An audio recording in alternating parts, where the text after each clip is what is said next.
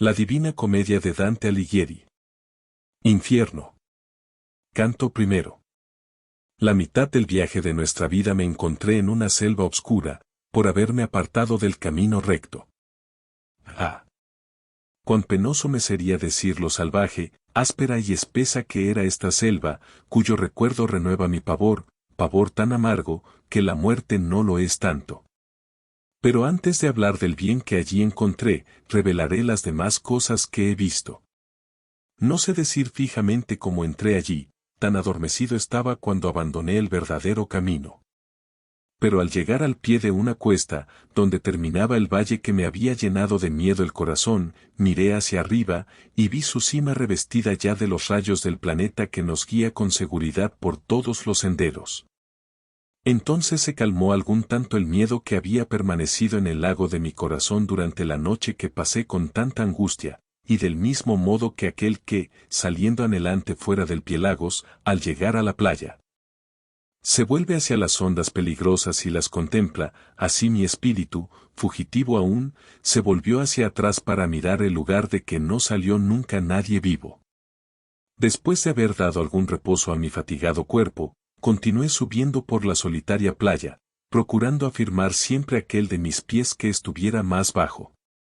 Al principio de la cuesta, aparecióseme una pantera ágil, de rápidos movimientos y cubierta de manchada piel. No se separaba de mi vista, sino que interceptaba de tal modo mi camino, que me volví muchas veces para retroceder. Era a tiempo que apuntaba el día, y el sol subía rodeado de aquellas estrellas que estaban con él cuando el amor divino imprimió el primer movimiento a todas las cosas bellas. Hora y estación tan dulces me daban motivo para augurar bien de aquella fiera de pintada piel. Pero no tanto que no me infundiera terror el aspecto de un león que a su vez se me apareció, figuróseme que venía contra mí, con la cabeza alta y con un hambre tan rabiosa, que hasta el aire parecía temerle. Siguió a este una loba que, en medio de su demacración, parecía cargada de deseos, loba que ha obligado a vivir miserable a mucha gente. El fuego que despedían sus ojos me causó tal turbación, que perdí la esperanza de llegar a la cima. Y así como el que gustoso atesora y se entristece y llora con todos sus pensamientos cuando llega el momento en que sufre una pérdida, así me hizo padecer aquella inquieta fiera, que, viniendo a mi encuentro, poco a poco me repelía hacia donde el sol se calla.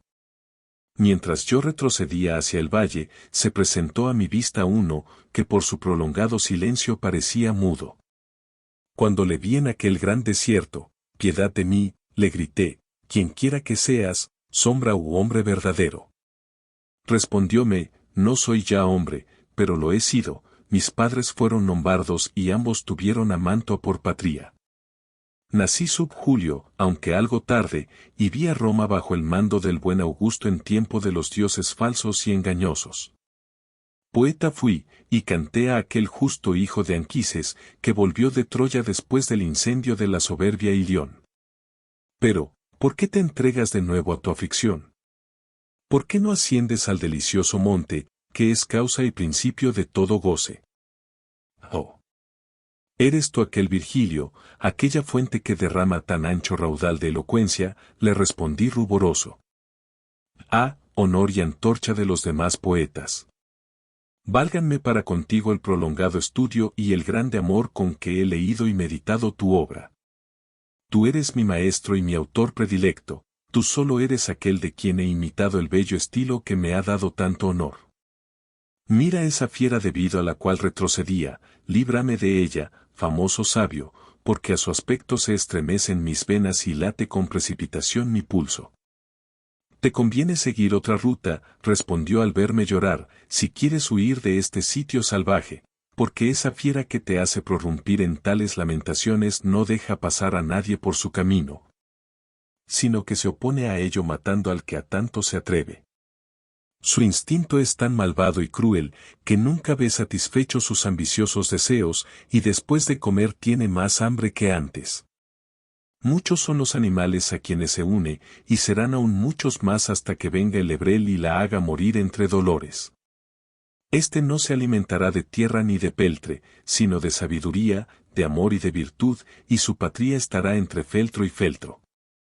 Será la salvación de esta humilde Italia, por quien murieron de sus heridas la Virgen Camila, Euríalo y Turno y Niso.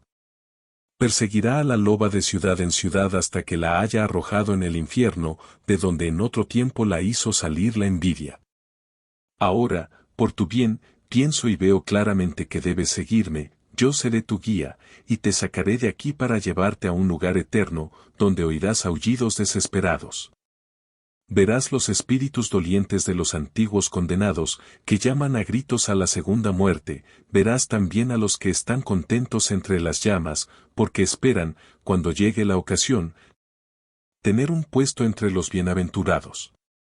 Si quieres, enseguida, subir hasta ellos, te acompañará en este viaje un alma más digna que yo, te dejaré con ella cuando yo parta, pues el emperador que reina en las alturas no quiere que por mediación mía se entre en su ciudad. Porque fui rebelde a su ley. Él impera en todas partes y reina arriba, arriba está su ciudad y su alto solio, oh. Feliz el elegido para su reino. Y yo le contesté, poeta, te requiero por ese Dios a quien no has conocido, que me hagas huir de este mal y de otro peor, condúceme a donde has dicho, para que yo vea la puerta de San Pedro y a los que, según dices, están tan desolados. Entonces se puso en marcha, y yo seguí tras él.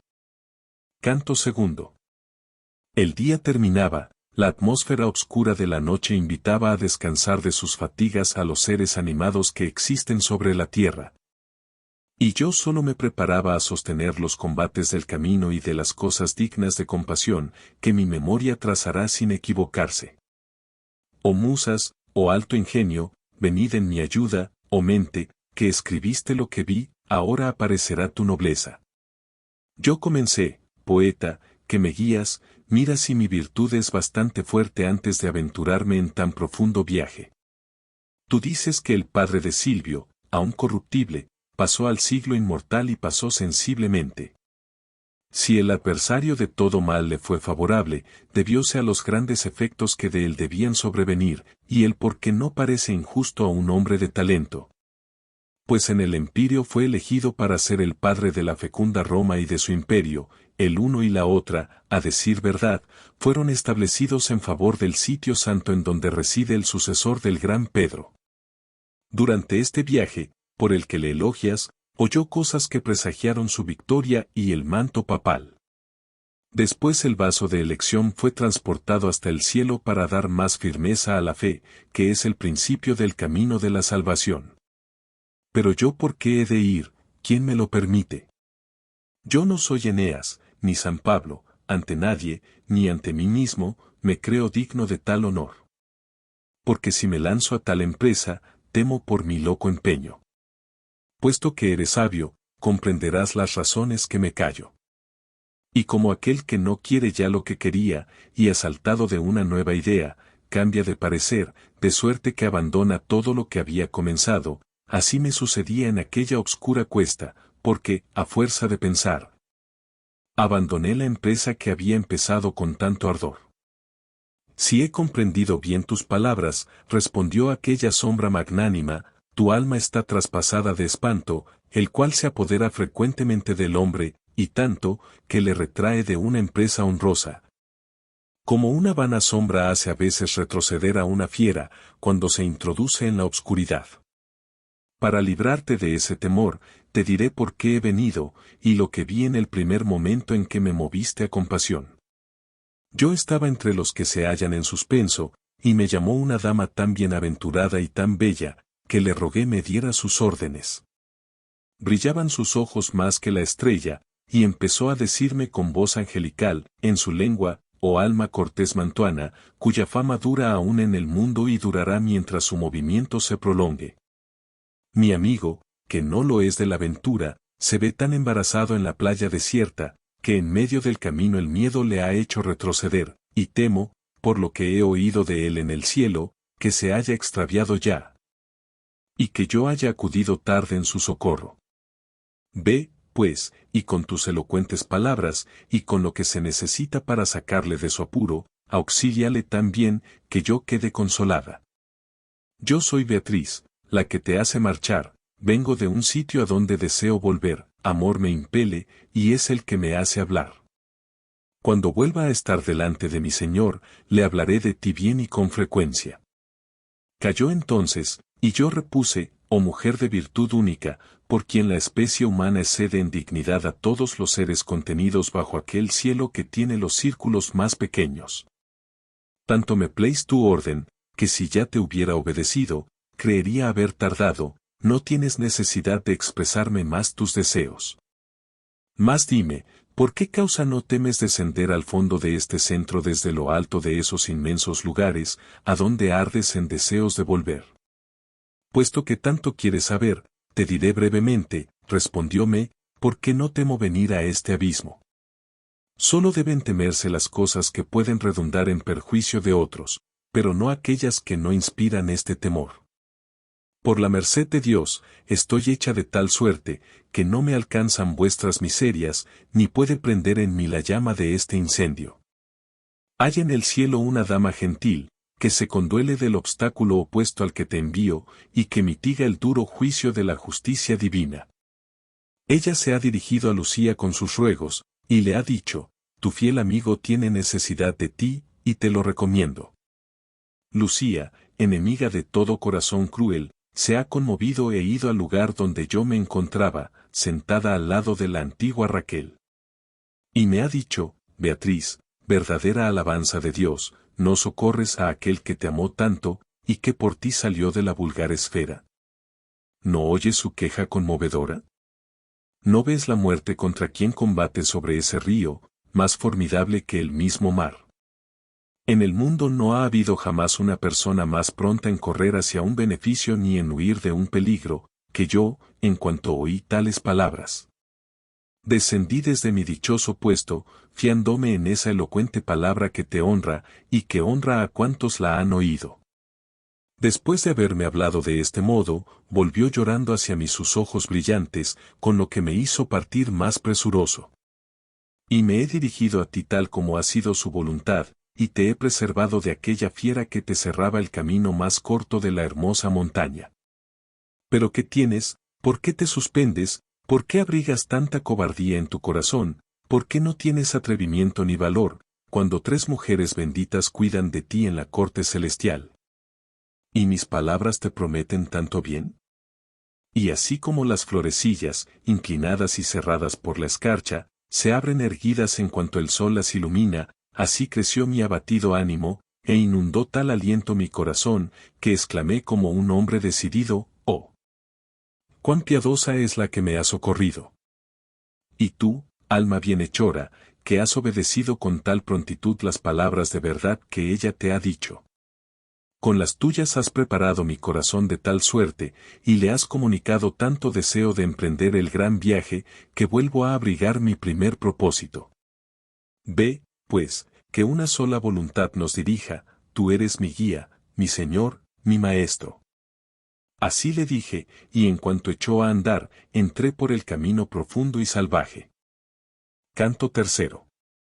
Por mí se va a la ciudad del llanto, por mí se va al eterno dolor, por mí se va hacia la raza condenada, la justicia animó a mi sublime arquitecto, me hizo la divina potestad, la suprema sabiduría y el primer amor. Antes que yo no hubo nada creado, a excepción de lo eterno, y yo duro eternamente. Oh vosotros los que entráis, abandonad toda esperanza. Vi escritas estas palabras con caracteres negros en el dintel de una puerta, por lo cual exclamé, Maestro, el sentido de estas palabras me causa pena. Y él, como hombre lleno de prudencia, me contestó, conviene abandonar aquí todo temor, conviene que aquí termine toda cobardía. Hemos llegado al lugar donde te he dicho que verías a la dolorida gente que ha perdido el bien de la inteligencia. Y después de haber puesto su mano en la mía con rostro alegre, que me reanimó, me introdujo en medio de las cosas secretas. Allí, bajo un cielo sin estrellas, resonaban suspiros, quejas y profundos gemidos, de suerte que al escucharlos comencé a llorar. Diversas lenguas, horribles blasfemias, palabras de dolor, acentos de ira, voces altas y roncas, acompañadas de palmadas, producían un tumulto que va rodando siempre por aquel espacio eternamente oscuro. Como la arena impelida por un torbellino. Yo, que estaba horrorizado, dije, Maestro, ¿qué es lo que oigo, y qué gente es esa, que parece doblegada por el dolor? Me respondió, esta miserable suerte está reservada a las tristes almas de aquellos que vivieron sin merecer alabanzas ni vituperio.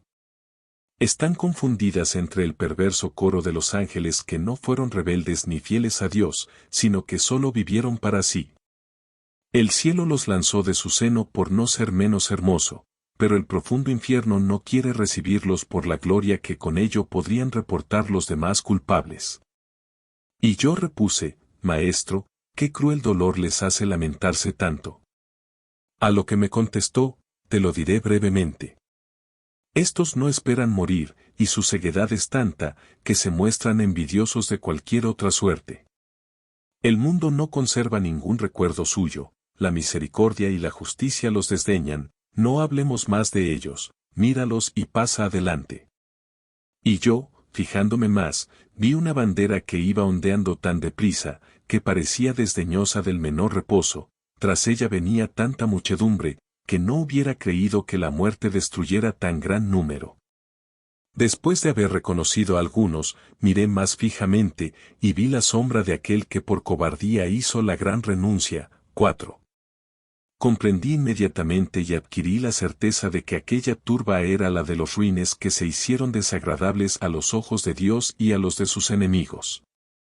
Aquellos desgraciados, que no vivieron nunca, estaban desnudos, y eran molestados sin tregua por las picaduras de las moscas y de las avispas que allí había, las cuales hacían correr por su rostro la sangre, que mezclada con sus lágrimas, era recogida a sus pies por asquerosos gusanos. Habiendo dirigido mis miradas a otra parte, vi nuevas almas a la orilla de un gran río, por lo cual, dije, Maestro, dígnate manifestarme quiénes son y por qué ley parecen esos tan prontos a atravesar el río. Según puedo ver a favor de esta débil claridad. Y él me respondió, te lo diré cuando pongamos nuestros pies sobre la triste orilla del Aqueronte. Entonces, avergonzado y con los ojos bajos, temiendo que le disgustasen mis preguntas, me abstuve de hablar hasta que llegamos al río. En aquel momento vimos un anciano cubierto de canas, que se dirigía hacia nosotros en una barquichuela, gritando, ¡ay de vosotras, almas perversas! No esperéis ver nunca el cielo. Vengo para conduciros a la otra orilla, donde reinan eternas tinieblas, en medio del calor y del frío. Y tú, alma viva, que estás aquí, aléjate de entre esas que están muertas. Pero cuando vio que yo no me movía, dijo, llegarás a la playa por otra orilla, por otro puerto, mas no por aquí, para llevarte se necesita una barca más ligera.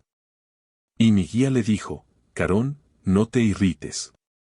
Así se ha dispuesto allí donde se puede todo lo que se quiere, y no preguntes más. Entonces se aquietaron las velludas mejillas del barquero de las lívidas lagunas, que tenía círculos de llamas alrededor de sus ojos.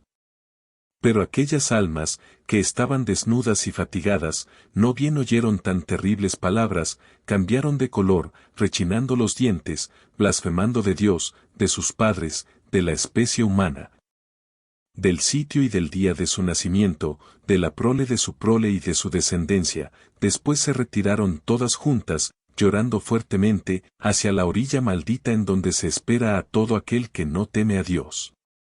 El demonio Carón, con ojos de ascuas, haciendo una señal, las fue reuniendo, golpeando con su remo a las que se rezagaban, y así como en otoño van cayendo las hojas una tras otra, hasta que las ramas han devuelto a la tierra todos sus despojos, del mismo modo los malvados hijos de Adán se lanzaban uno a uno desde la orilla, a aquella señal, como pájaros que acuden al reclamo. De esta suerte se fueron alejando por las negras ondas, pero antes de que hubieran saltado en la orilla opuesta, se reunió otra nueva muchedumbre en la que aquellas habían dejado. Hijo mío, me dijo el cortés maestro, los que mueren en la cólera de Dios acuden aquí de todos los países y se apresuran a atravesar el río, espoleados de tal suerte por la justicia divina, que su temor se convierte en deseo. Por aquí no pasa nunca un alma pura, por lo cual, si Carón se irrita contra ti, ya conoces ahora el motivo de sus desdeñosas palabras. Apenas hubo terminado, tembló tan fuertemente la sombría campiña, que el recuerdo del espanto que sentí aún me inunda la frente de sudor. De aquella tierra de lágrimas salió un viento que produjo rojizos relámpagos, haciéndome perder el sentido y caer como un hombre sorprendido por el sueño. Canto cuarto. Interrumpió mi profundo sueño un trueno tan fuerte, que me estremecí como hombre a quien se despierta a la fuerza. Me levanté, y dirigiendo una mirada en derredor mío, fijé la vista para reconocer el lugar donde me hallaba. Vime junto al borde del triste valle, abismo de dolor, en que resuenan infinitos ayes, semejantes a truenos. El abismo era tan profundo, obscuro y nebuloso, que en vano fijaba mis ojos en su fondo, pues no distinguía cosa alguna. Ahora descendamos allá abajo, al tenebroso mundo, me dijo el poeta muy pálido, yo iré el primero, tú el segundo. Yo, que había advertido su palidez, le respondí, ¿cómo he de ir yo, si tú, que sueles desvanecer mis incertidumbres, te atemorizas? Y él repuso, la angustia de los desgraciados que están ahí bajo, refleja en mi rostro una piedad que tú tomas por terror. Vamos, pues, que la longitud del camino exige que nos apresuremos. Y sin decir más, penetró y me hizo entrar en el primer círculo que rodea el abismo. Allí, según pude advertir, no se oían quejas, sino solo suspiros, que hacían temblar la eterna bóveda, y que procedían de la pena sin tormento de una inmensa multitud de hombres, mujeres y niños. El buen maestro me dijo, ¿no me preguntas qué espíritus son los que estamos viendo?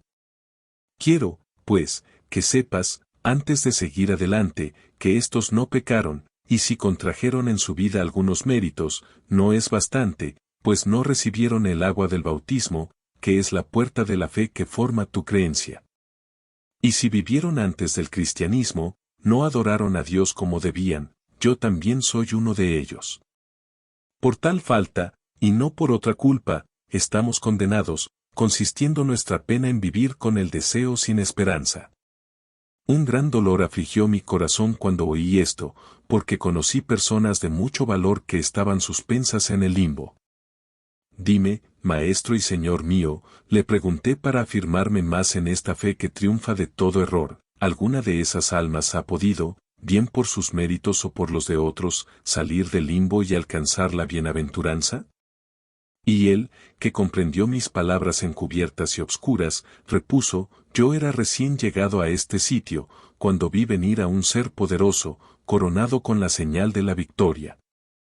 Hizo salir de aquí el alma del primer padre, y la de Abel su hijo, y la de Noé, la del legislador Moisés, tan obediente, la del patriarca Abraham, y la del rey David, a Israel, con su padre y con sus hijos. Y a Raquel por quien aquel hizo tanto, 5, y a otros muchos, a quienes otorgó la bienaventuranza, pues debes saber que, antes de ellos, no se salvaban las almas humanas. Mientras así hablaba, no dejábamos de andar, pero seguíamos atravesando siempre la selva, esto es, la selva que formaban los espíritus apiñados. Aún no estábamos muy lejos de la entrada del abismo, cuando vi un resplandor que triunfaba del hemisferio de las tinieblas, nos encontrábamos todavía a bastante distancia. Pero no a tanta que no pudiera yo distinguir que aquel sitio estaba ocupado por personas dignas. Oh tú, que honras toda ciencia y todo arte, ¿quiénes son esos, cuyo valimiento debe ser tanto, que así están separados de los demás? Y él a mí, la hermosa fama que aún se conserva de ellos en el mundo que habitas, les hace acreedores a esta gracia del cielo, que de tal suerte los distingue. Entonces oí una voz que decía, honrad al sublime poeta, regresa su sombra, que se había separado de nosotros. Cuando cayó la voz, vi venir a nuestro encuentro 4 grandes sombras, cuyo rostro no manifestaba tristeza ni alegría. El buen maestro empezó a decirme, mira aquel que tiene una espada en la mano, y viene a la cabeza de los tres como su señor. Ese es Homero, poeta soberano, el otro es el satírico Horacio, Ovidio es el tercero y el último Lucano. Cada cual merece, como yo, el nombre que antes pronunciaron unánimes, me honran y hacen bien. De este modo vi reunida la hermosa escuela de aquel príncipe del sublime cántico, que vuela como el águila sobre todos los demás.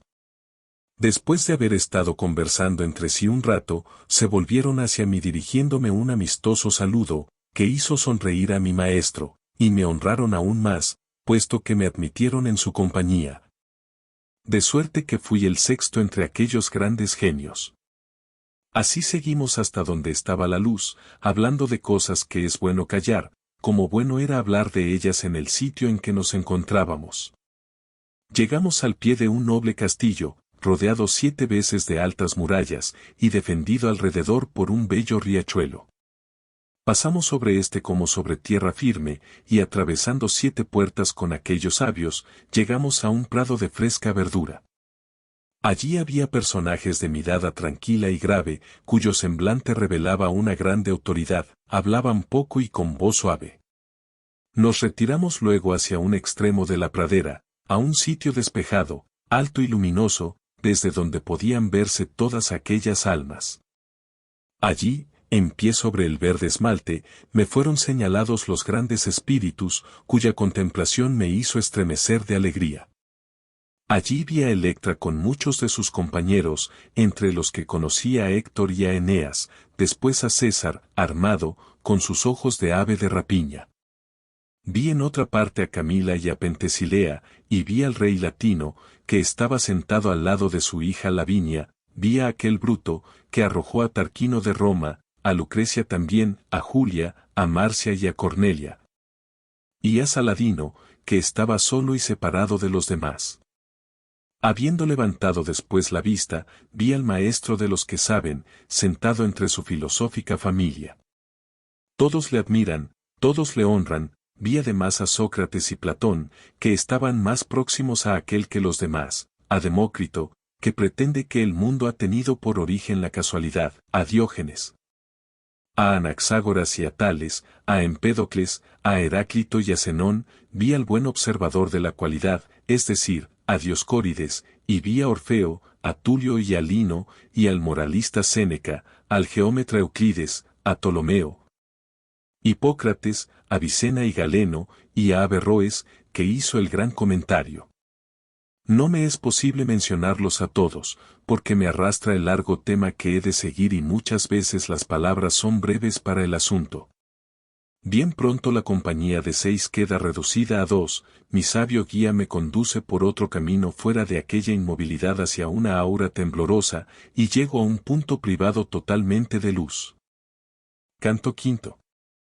Así descendí del primer círculo al segundo, que contiene menos espacio, pero mucho más dolor, y dolor punzante, que origina desgarradores gritos.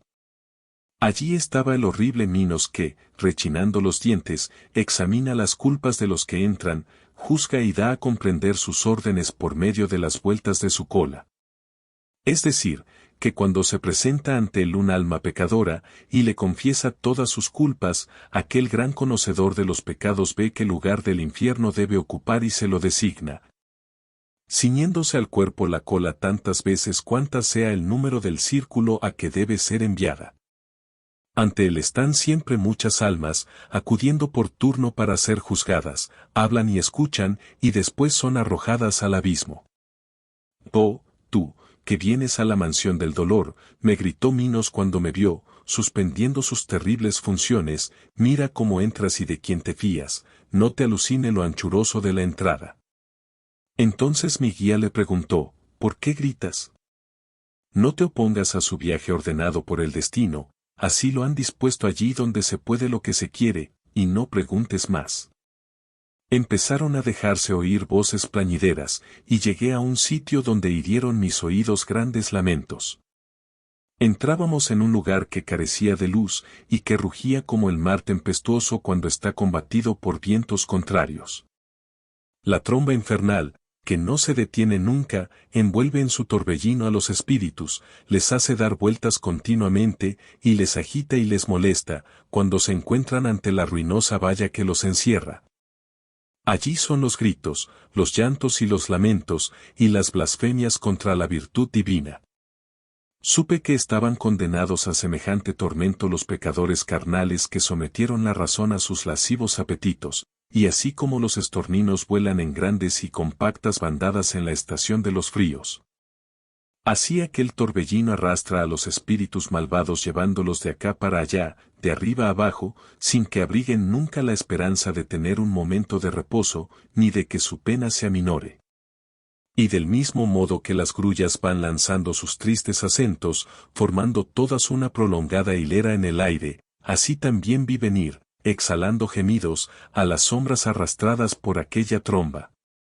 Por lo cual pregunté, maestro, ¿qué almas son esas a quienes de tal suerte castiga ese aire negro? La primera de esas, de quienes deseas noticias, me dijo entonces, fue emperatriz de una multitud de pueblos donde se hablaban diferentes lenguas, y tan dada al vicio de la lujuria, que permitió en sus leyes todo lo que excitaba el placer, para ocultar de este modo la abyección en que vivía. Es Semíramis, de quien se lee que sucedió a Nino y fue su esposa y reinó en la tierra en donde impera el sultán. La otra es la que se mató por amor y quebrantó la fe prometida a las cenizas de Siqueo. Después sigue la lasciva Cleopatra. Ve también a Helena, que dio lugar a tan funestos tiempos, y ve al gran Aquiles, que al fin tuvo que combatir por el amor. Ve a París y a Tristán. Y a más de 1000 sombras me fue enseñando y designando con el dedo, a quienes amor había hecho salir de esta vida. Cuando oí a mi sabio nombrar las antiguas damas y los caballeros, me sentí dominado por la piedad y quedé como aturdido. Empecé a decir, poeta, quisiera hablar a aquellas dos almas que van juntas y parecen más ligeras que las otras impelidas por el viento. Y él me contestó, espera que estén más cerca de nosotros, y entonces ruégales, por el amor que las conduce, que se dirijan hacia ti. Tan pronto como el viento las impulsó hacia nosotros, alcé la voz diciendo, oh almas atormentadas, venid a hablarnos, si otro no se opone a ello. Así como dos palomas, excitadas por sus deseos, se dirigen con las alas abiertas y firmes hacia el dulce nido, llevadas en el aire por una misma voluntad. Así salieron aquellas dos almas de entre la multitud donde estaba Dido, dirigiéndose hacia nosotros a través del aire malsano, atraídas por mi eficaz y afectuoso llamamiento. Oh ser gracioso y benigno, que vienes a visitar en medio de este aire negruzco a los que hemos teñido el mundo de sangre. Si fuéramos amados por el Rey del Universo, le rogaríamos por tu tranquilidad, ya que te compadeces de nuestro acerbo dolor. Todo lo que te agrade oír y decir, te lo diremos y escucharemos con gusto mientras que siga el viento tan tranquilo como ahora. La tierra donde nací está situada en la costa donde desemboca el Po con todos sus afluentes para descansar en el mar. Amor, que se apodera pronto de un corazón gentil, hizo que éste se prendara de aquel hermoso cuerpo que me fue arrebatado de un modo que aún me atormenta.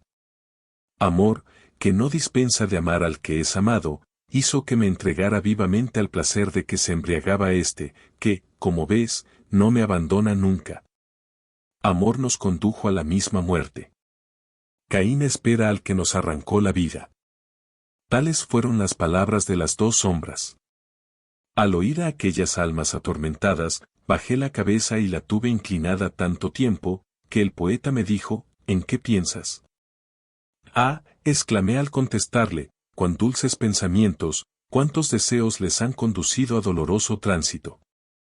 Después me dirigí hacia ellos, diciéndoles, Francisca, tus desgracias me hacen derramar tristes y compasivas lágrimas. Pero dime, en tiempo de los dulces suspiros ¿cómo os permitió amor conocer vuestros secretos deseos? Ella me contestó, no hay mayor dolor que acordarse del tiempo feliz en la miseria, y eso lo sabe bien tu maestro.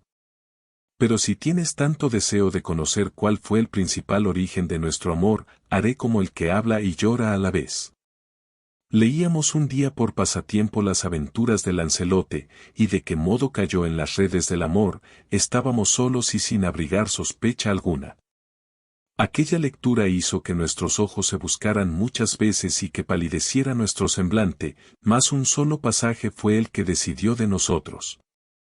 Cuando leímos que la deseada sonrisa de la amada fue interrumpida por el beso del amante, que jamás se ha de separar de mí, me besó tembloroso en la boca. El libro y quien lo escribió fue para nosotros otro galeoto. Aquel día ya no leímos más. Mientras que un alma decía esto, la otra lloraba de tal modo, que, movido de compasión, desfallecí como si me muriera, y caí como cae un cuerpo inanimado. Canto sexto. Al recobrar los sentidos, que perdí por la tristeza y la compasión que me causó la suerte de los dos cuñados, vi en derredor mío nuevos tormentos y nuevas almas atormentadas doquier iba y doquier me volvía o miraba. Me encuentro en el tercer círculo, en el de la lluvia eterna, maldita, fría y densa, que cae siempre igualmente copiosa y con la misma fuerza. Espesos granizos, agua negruzca y nieve descienden en turbión a través de las tinieblas. La tierra, al recibirlos, exhala un olor pestífero. Cerbero, fiera cruel y monstruosa, ladra con sus tres fauces de perro contra los condenados que están allí sumergidos. Tiene los ojos rojos, los pelos negros y cerdosos, el vientre ancho y las patas guarnecidas de uñas que clava en los espíritus, les desgarra la piel y les descuartiza. La lluvia les hace aullar como perros, los miserables condenados forman entre sí una muralla con sus costados y se revuelven sin cesar. Cuando nos descubrió Cerbero, el gran gusano abrió las bocas enseñándonos sus colmillos, todos sus miembros estaban agitados. Entonces mi guía extendió las manos, cogió tierra, y la arrojó a puñados en las fauces ávidas de la fiera.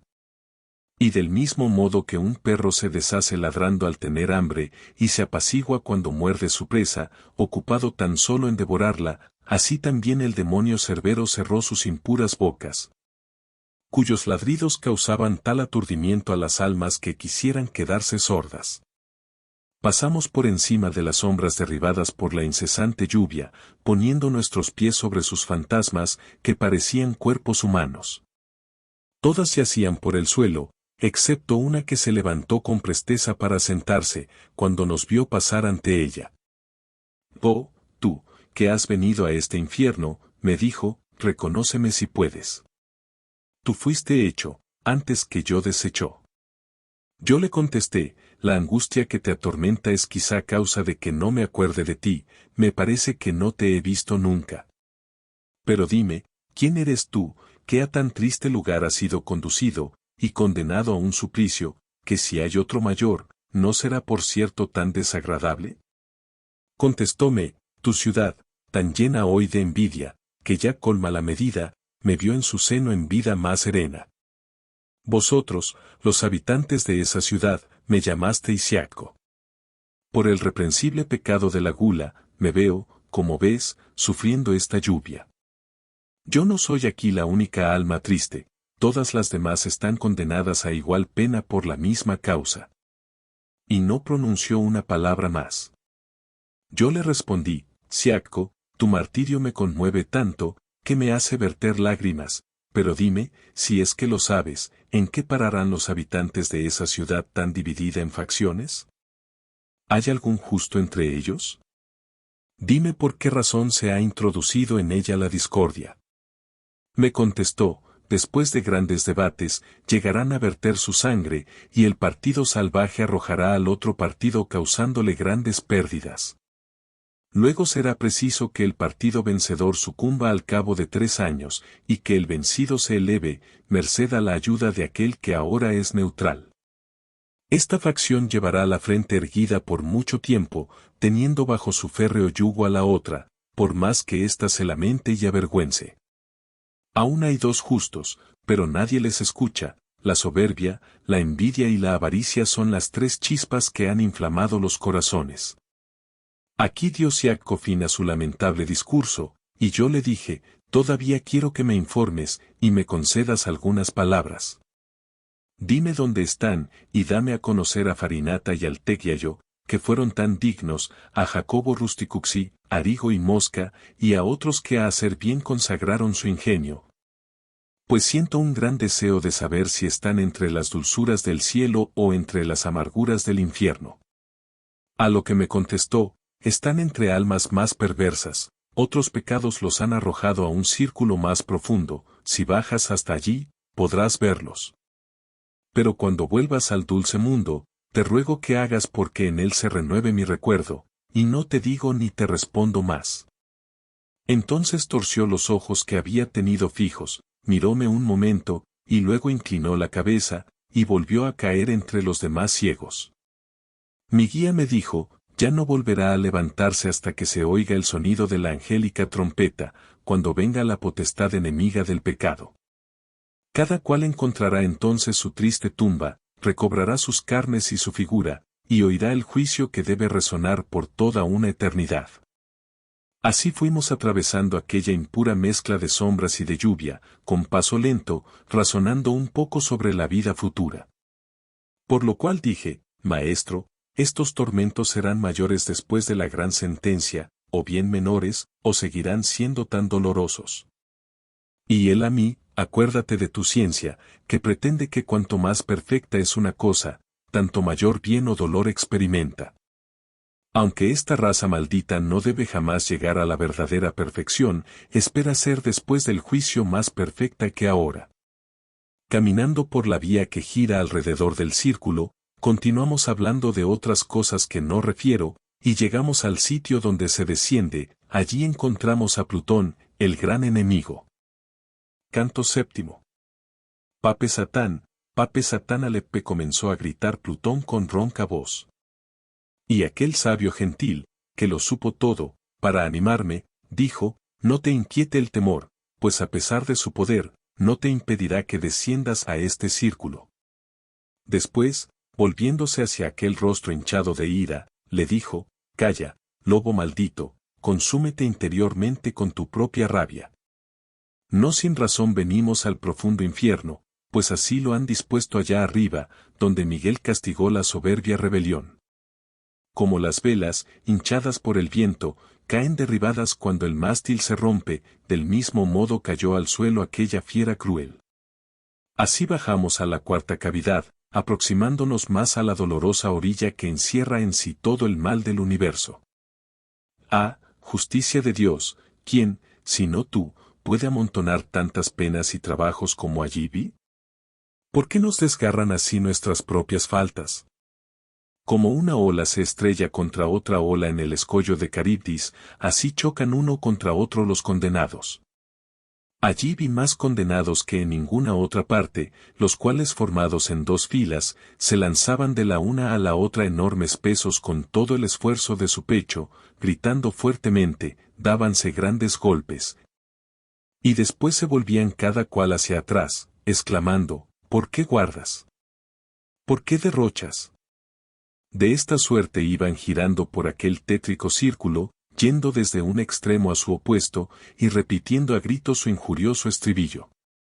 Después, cuando cada cual había llegado al centro de su círculo, se volvían todos a la vez para empezar de nuevo otra pelea. Yo, que tenía el corazón conmovido de lástima, dije, Maestro mío, indícame qué gente es esta. ¿Todos esos tonsurados que vemos a nuestra izquierda han sido clérigos? Y él me respondió, erró la mente de todos en la primera vida, y no supieron gastar razonablemente. Así lo manifiestan claramente sus aullidos cuando llegan a los dos puntos del círculo que los separa de los que siguieron camino opuesto. Esos que no tienen cabellos que cubran su cabeza, fueron clérigos, papas y cardenales, a quienes subyugó la avaricia. Y yo, Maestro, entre todos esos, bien deberá haber algunos a quienes yo conozca y a quienes tan inmundos hizo este vicio.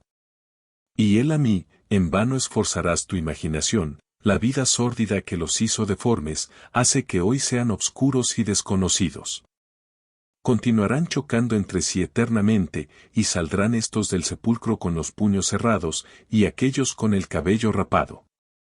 Por haber gastado mal y guardado mal, han perdido el paraíso, y se ven condenados a ese eterno combate, que no necesito pintarte con palabras escogidas.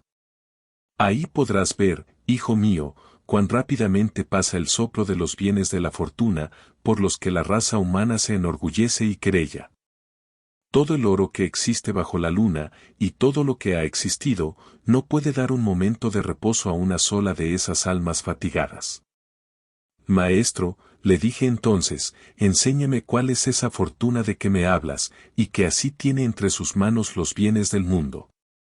Y él a mí, oh necias criaturas. Cuán grande es la ignorancia que os extravía. Quiero que te alimentes con mis lecciones. Aquel, cuya sabiduría es superior a todo, hizo los cielos y les dio un guía, de modo que toda parte brilla para toda parte, distribuyendo la luz por igual, con el esplendor del mundo hizo lo mismo, y le dio una guía. Que administrándolo todo, hiciera pasar de tiempo en tiempo las vanas riquezas de una a otra familia, de una a otra nación, a pesar de los obstáculos que crean la prudencia y previsión humanas. He aquí por qué, mientras una nación impera, otra languidece, según el juicio de aquel que está oculto, como la serpiente en la hierba. Vuestro saber no puedo contrastarla, porque provee, juzga y prosigue su reinado, como el suyo cada una de las otras deidades. Sus transformaciones no tienen tregua, la necesidad la obliga a ser rápida, por eso se cambia todo en el mundo con tanta frecuencia. Tal es esa a quien tan a menudo vituperan los mismos que deberían ensalzarla, y de quien blasfeman y maldicen sin razón. Pero ella es feliz, y no oye esas maldiciones, contenta entre las primeras criaturas, prosigue su obra y goza en su beatitud. Bajemos ahora donde existen mayores y más lamentables males, ya descienden todas las estrellas que salían cuando me puse en marcha, y nos está prohibido retrasarnos mucho. Atravesamos el círculo hasta la otra orilla, sobre un hirviente manantial, que vierte sus aguas en un arroyo que le debe su origen y cuyas aguas son más bien obscuras que azuladas, y bajamos por un camino distinto, siguiendo el curso de tan tenebrosas ondas. Cuando aquel arroyo ha llegado al pie de la playa gris e infecta, forma una laguna llamada Estigia, y yo, que miraba atentamente, vi algunas almas encenagadas en aquel pantano, completamente desnudas y de irritado semblante. Se golpeaban no solo con las manos, sino con la cabeza, con el pecho, con los pies, arrancándose la carne a pedazos con los dientes. Díjome el buen maestro, hijo, contempla las almas de los que han sido dominados por la ira, quiero además que sepas que bajo esta agua hay una raza condenada que suspira, y la hace hervir en la superficie. Como te lo indican tus miradas en cuántos sitios se fijan. Metidos en el lodo, dicen, estuvimos siempre tristes bajo aquel aire dulce que alegra el sol, llevando en nuestro interior una tétrica humareda, ahora nos entristecemos también en medio de este negro cieno. Estas palabras salen del fondo de su garganta, como si formaran gárgaras, no pudiendo pronunciar una sola íntegra. Así fuimos describiendo un gran arco alrededor del fétido pantano, entre la playa seca y el agua, vueltos los ojos hacia los que se atragantaban con el fango, hasta que al fin llegamos al pie de una torre. Canto octavo. Digo, continuando, que mucho antes de llegar al pie de la elevada torre, nuestros ojos se fijaron en su parte más alta, a causa de dos lucecitas que allí vimos, y otra que correspondía a estas dos, pero desde tan lejos, que apenas podía distinguirse. Entonces, dirigiéndome hacia el mar de toda ciencia, dije, ¿qué significan esas llamas? ¿Qué responde aquella otra, y quiénes son los que hacen esas señales? Respondióme, sobre esas aguas fangosas puedes ver lo que ha de venir, si es que no te lo ocultan los vapores del pantano. Jamás cuerda alguna despidió una flecha que corriese por el aire con tanta velocidad, como una navecilla que vi surcando las aguas en nuestra dirección, gobernada por un solo remero que gritaba, ¿has llegado ya, Almabil? Flegias, Flegias, gritas en vano esta vez, dijo mi señor, no nos tendrás en tu poder más tiempo que el necesario para pasar la laguna. Flegias, conteniendo su cólera, hizo lo que un hombre a quien descubren que ha sido víctima de un engaño, ocasionándole esto un dolor profundo. Mi guía saltó a la barca y me hizo entrar en ella tras él, pero aquella no pareció ir cargada hasta que recibió mi peso. En cuanto ambos estuvimos dentro, la antigua proa partió trazando en el agua una estela más profunda de lo que solía cuando llevaba a otros pasajeros. Mientras recorríamos aquel canal de agua estancada, se me presentó una sombra llena de lodo, y me preguntó, ¿quién eres tú, que vienes antes de tiempo? A lo que contesté, si he venido, no es para permanecer aquí, mas dime quién eres tú, que tan sucio estás. Respondióme, ya ves que soy uno de los que lloran. Y yo a él, permanece, pues, entre el llanto y la desolación, espíritu maldito. Te conozco aunque estés tan enlodado. Entonces extendió sus manos hacia la barca, pero mi prudente maestro le rechazó diciendo, vete de aquí con los otros perros. Enseguida rodeó mi cuello con sus brazos, me besó en el rostro y me dijo, alma desdeñosa, bendita aquella que te llevó en su seno. Ese que ves fue en el mundo una persona soberbia, ninguna virtud ha honrado su memoria, por lo que su sombra está siempre furiosa. ¿Cuántos se tienen allá arriba por grandes reyes, que se verán sumidos como cerdos en este pantano, sin dejar en pos de sí más que horribles desprecios? Y yo, maestro, antes de salir de este lago, desearía en gran manera ver a ese pecador sumergido en el fango. Y él a mí, antes de que veas la orilla, quedará satisfecho, convendrá que goces de ese deseo. Poco después, le vi acometido de tal modo por las demás sombras cenagosas, que aún alabo a Dios y le doy gracias por ello. Todas gritaban, a Felipe Argenti. Este florentino, espíritu orgulloso, se revolvía contra sí mismo, destrozándose con sus dientes. Dejémosle allí, pues no pienso ocuparme más de él. Después vino a herir mis oídos un lamento doloroso, por lo cual miré con más atención en torno mío. El buen maestro me dijo, hijo mío, ya estamos cerca de la ciudad que se llama Dite, sus habitantes pecaron gravemente y son muy numerosos. Y yo le respondí, ya distingo en el fondo del valle sus torres bermejas, como si salieran de entre llamas. A lo cual me contestó, el fuego eterno que interiormente las abraza, les comunica el rojo color que ves en ese bajo infierno. Al fin entramos en los profundos fosos que ciñen aquella desolada tierra, las murallas me parecían de hierro. Llegamos, no sin haber dado antes un gran rodeo, a un sitio en que el barquero nos dijo en alta voz, salid, he aquí la entrada. Vi sobre las puertas más de 1000 espíritus, caídos del cielo como una lluvia, que decían con ira, ¿quién es ese que sin haber muerto anda por el reino de los muertos? Mi sabio maestro hizo un ademán expresando que quería hablarles en secreto. Entonces contuvieron un poco su cólera y respondieron, ven tú solo, y que se vaya aquel que tan audazmente entró en este reino. Que se vuelva solo por el camino que ha emprendido locamente, que lo intente, si sabe, porque tú, que le has guiado por esta obscura comarca, te has de quedar aquí. Juzga, lector, si estaría yo tranquilo al oír aquellas palabras malditas, no creí volver nunca a la tierra. Oh, mi guía querido, tú que más de 7 veces me has devuelto la tranquilidad y librado de los grandes peligros con que he tropezado, no me dejes, le dije, tan abatido, si nos está prohibido avanzar más. Volvamos inmediatamente sobre nuestros pasos. Y aquel señor que allí me había llevado me dijo, no temas, pues nadie puede cerrarnos el paso que Dios nos ha abierto. Aguárdame aquí, reanima tu abatido espíritu y alimenta una grata esperanza, que yo no te dejaré en este bajo mundo. Enseguida se fue el dulce padre, y me dejó solo. Permanecí en una gran incertidumbre, agitándose el sí y el no en mi cabeza. No pude oír lo que les propuso, pero habló poco tiempo con ellos, y todos a una corrieron hacia la ciudad. Nuestros enemigos dieron con las puertas en el rostro a mi señor, que se quedó fuera, y se dirigió lentamente hacia donde yo estaba. Tenía los ojos inclinados, sin dar señales de atrevimiento, y decía entre suspiros, ¿quién me ha impedido la entrada en la mansión de los dolores? Y dirigiéndose a mí, si estoy irritado, me dijo, no te inquietes, yo saldré victorioso de esta prueba, cualesquiera que sean los que se opongan a nuestra entrada.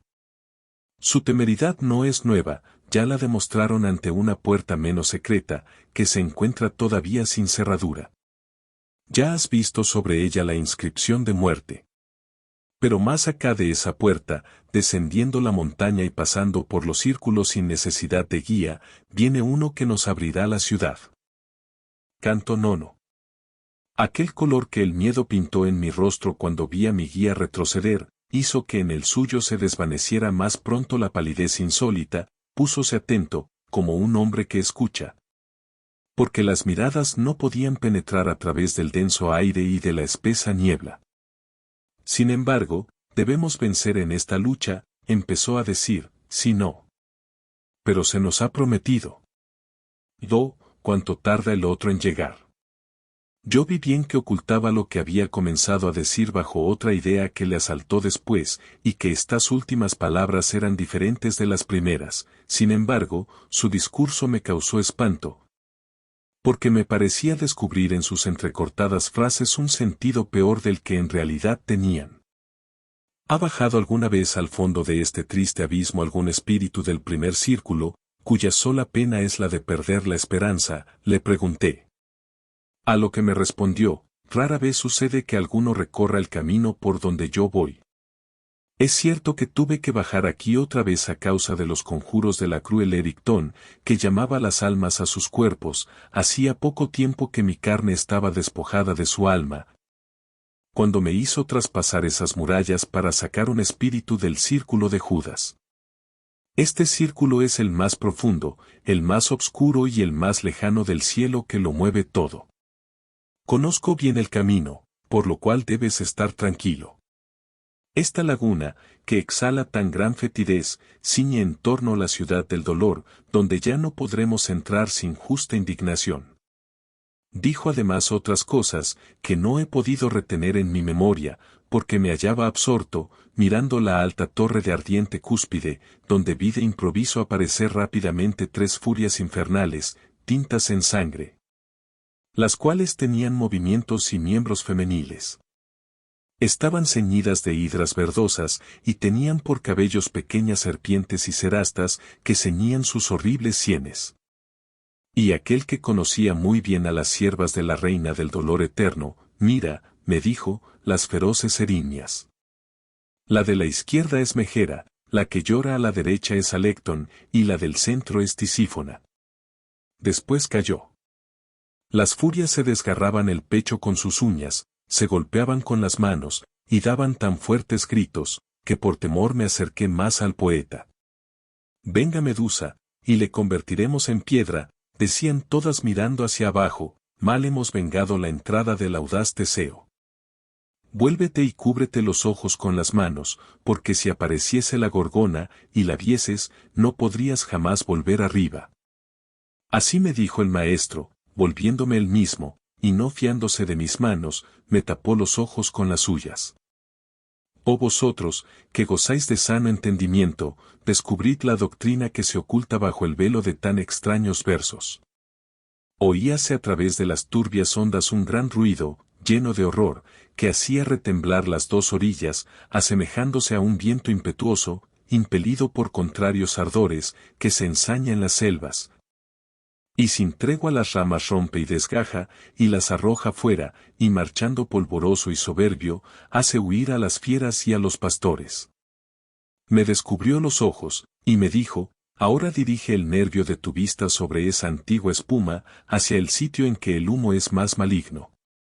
Como las ranas, que, al ver la culebra enemiga, desaparecen a través del agua, hasta que se han reunido todas en el cieno, del mismo modo vi más de 1000 almas condenadas, huyendo de uno que atravesaba la Estigia a pie enjuto. Alejaba de su rostro el aire denso, extendiendo con frecuencia la siniestra mano hacia adelante, y sólo este trabajo parecía cansarle. Bien comprendí que era un mensajero del cielo, y volvíme hacia el maestro, pero éste me indicó que permaneciese quieto y me inclinara. cuán desdeñoso me pareció aquel enviado celeste. Llegó a la puerta, y la abrió con una varita sin encontrar obstáculo. Demonios arrojados del cielo, raza despreciable, empezó a decir en el horrible umbral, ¿cómo habéis podido conservar vuestra arrogancia? ¿Por qué os resistís contra esa voluntad, que no deja nunca de conseguir su intento, y que ha aumentado tantas veces vuestros dolores? ¿De qué os sirve luchar contra el destino? Vuestro Cerbero, si bien lo recordáis, tiene aún el cuello y el hocico pelados. Entonces se volvió hacia el cenagoso camino sin dirigirnos la palabra, semejante a un hombre a quien preocupan y apremian otros cuidados, que no se relacionan con la gente que tiene delante. Y nosotros, confiados en las palabras santas, dirigimos nuestros pasos hacia la ciudad de Dite. Entramos en ella sin ninguna resistencia, y como yo deseaba conocer la suerte de los que estaban encerrados en aquella fortaleza, luego que estuve dentro, empecé a dirigir escudriñadoras miradas en torno mío. Y vi por todos lados un gran campo lleno de dolor y de crueles tormentos. Como en los alrededores de Arles, donde se estanca el Ródano, o como en Pola, cerca del Cuarnero, que encierra a Italia y baña sus fronteras, vence antiguos sepulcros, que hacen montuoso el terreno. Así también aquí se elevaban sepulcros por todas partes, con la diferencia de que su aspecto era más terrible, por estar envueltos entre un mar de llamas, que los encendían enteramente. Más que lo fue nunca el hierro en ningún arte. Todas sus losas estaban levantadas, y del interior de aquellos salían tristes lamentos, parecidos a los de los míseros ajusticiados. Entonces le pregunté a mi maestro, ¿qué clase de gente es esa, que sepultada en aquellas arcas, se da a conocer por sus dolientes suspiros? A lo que me respondió, son los heresiarcas, con sus secuaces de todas sectas, esas tumbas están mucho más llenas de lo que puedes figurarte. Ahí está sepultado cada cual con su semejante, y las tumbas arden más o menos. Después, dirigiéndose hacia la derecha, pasamos por entre los sepulcros y las altas murallas. Canto 10. El maestro avanzó por un estrecho sendero, entre los muros de la ciudad y las tumbas de los condenados, y yo seguí tras él. Oh suma virtud, exclamé, que me conduces a tu placer por los círculos impíos. Háblame y satisface mis deseos. ¿Podré ver la gente que yace en esos sepulcros? Todas las losas están levantadas, y no hay nadie que vigile. Respondióme, todos quedarán cerrados, cuando hayan vuelto de Josafat las almas con los cuerpos que han dejado allá arriba. Epicuro y todos sus sectarios, que pretenden que el alma muere con el cuerpo, tienen su cementerio hacia esta parte. Así, que pronto contestarán aquí dentro a la pregunta que me haces, y al deseo que me ocultas. Yo le repliqué, buen guía, si acaso te oculto mi corazón, es por hablar poco, a lo cual no es la primera vez que me has predispuesto con tus advertencias. Toscano, que vas por la ciudad del fuego hablando modestamente, dígnate detenerte en este sitio. Tu modo de hablar revela claramente el noble país al que quizá fui yo funesto. Tales palabras salieron súbitamente de una de aquellas arcas, haciendo que me aproximara con temor a mi guía. Este me dijo, vuélvete, ¿qué haces? Mira a Farinata, que se ha levantado en su tumba, y a quien puedes contemplar desde la cintura a la cabeza. Yo tenía ya mis miradas fijas en las suyas, él erguía su pecho y su cabeza en ademán de despreciar al infierno.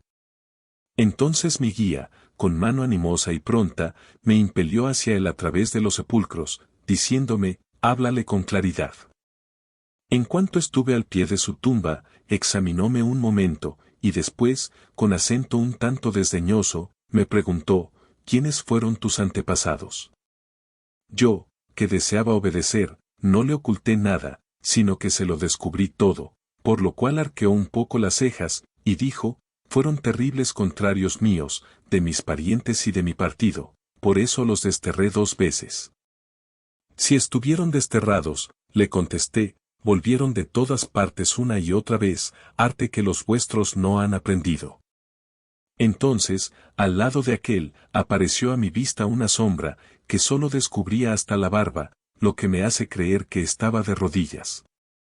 Miró en torno mío, como deseando ver si estaba alguien conmigo, y apenas se desvanecieron sus sospechas, me dijo llorando, si la fuerza de tu genio es la que te ha abierto esta obscura prisión. ¿Dónde está mi hijo y por qué no se encuentra a tu lado? Respondíle, no he venido por mí mismo, el que me espera allí me guía por estos lugares, quizá vuestro guido tuvo hacia él demasiado desdén. Sus palabras y la clase de su suplicio me habían revelado ya el nombre de aquella sombra, así es que mi respuesta fue precisa. Irguiéndose repentinamente exclamó, ¿cómo dijiste tuvo? Pues qué, ¿no vive aún? ¿No hiere ya sus ojos la dulce luz del día? Cuando observó que yo tardaba en responderle, cayó de espaldas en su tumba, y no volvió a aparecer fuera de ella. Pero aquel otro magnánimo, por quien yo estaba allí, no cambió de color, ni movió el cuello, ni inclinó el cuerpo. El que no hayan aprendido bien ese arte, me dijo continuando la conversación empezada, me atormenta más que este lecho. Mas la deidad que reina aquí no mostrará 50 veces su faz iluminada, sin que tú conozcas lo difícil que es ese arte. Pero dime, así puedas volver al dulce mundo, ¿por qué causa es ese pueblo tan desapiadado con los míos en todas sus leyes? A lo cual le contesté, el destrozo y la gran matanza que enrojeció el Arbia excita tales discursos en nuestro templo. Entonces movió la cabeza suspirando, y después dijo, no estaba yo allí solo, y en verdad, no sin razón me encontré en aquel sitio con los demás, pero si fui el único que, cuando se trató de destruir a Florencia, la defendí resueltamente. Ah, le contesté, ojalá vuestra descendencia tenga paz y reposo. Pero os ruego que deshagáis el nudo que ha enmarañado mi pensamiento. Me parece, por lo que he oído, que prevéis lo que el tiempo ha de traer, a pesar de que os suceda lo contrario con respecto a lo presente. Nosotros, dijo, somos como los que tienen la vista cansada, que vemos las cosas distantes, gracias a una luz con que nos ilumina el guía soberano. Cuando las cosas están próximas o existen, nuestra inteligencia es vana, y si otro no nos lo cuenta, nada sabemos de los sucesos humanos. Por lo cual puedes comprender que toda nuestra inteligencia morirá el día en que se cierre la puerta del porvenir. Decida ese que acaba de caer, que su hijo está aún entre los vivos.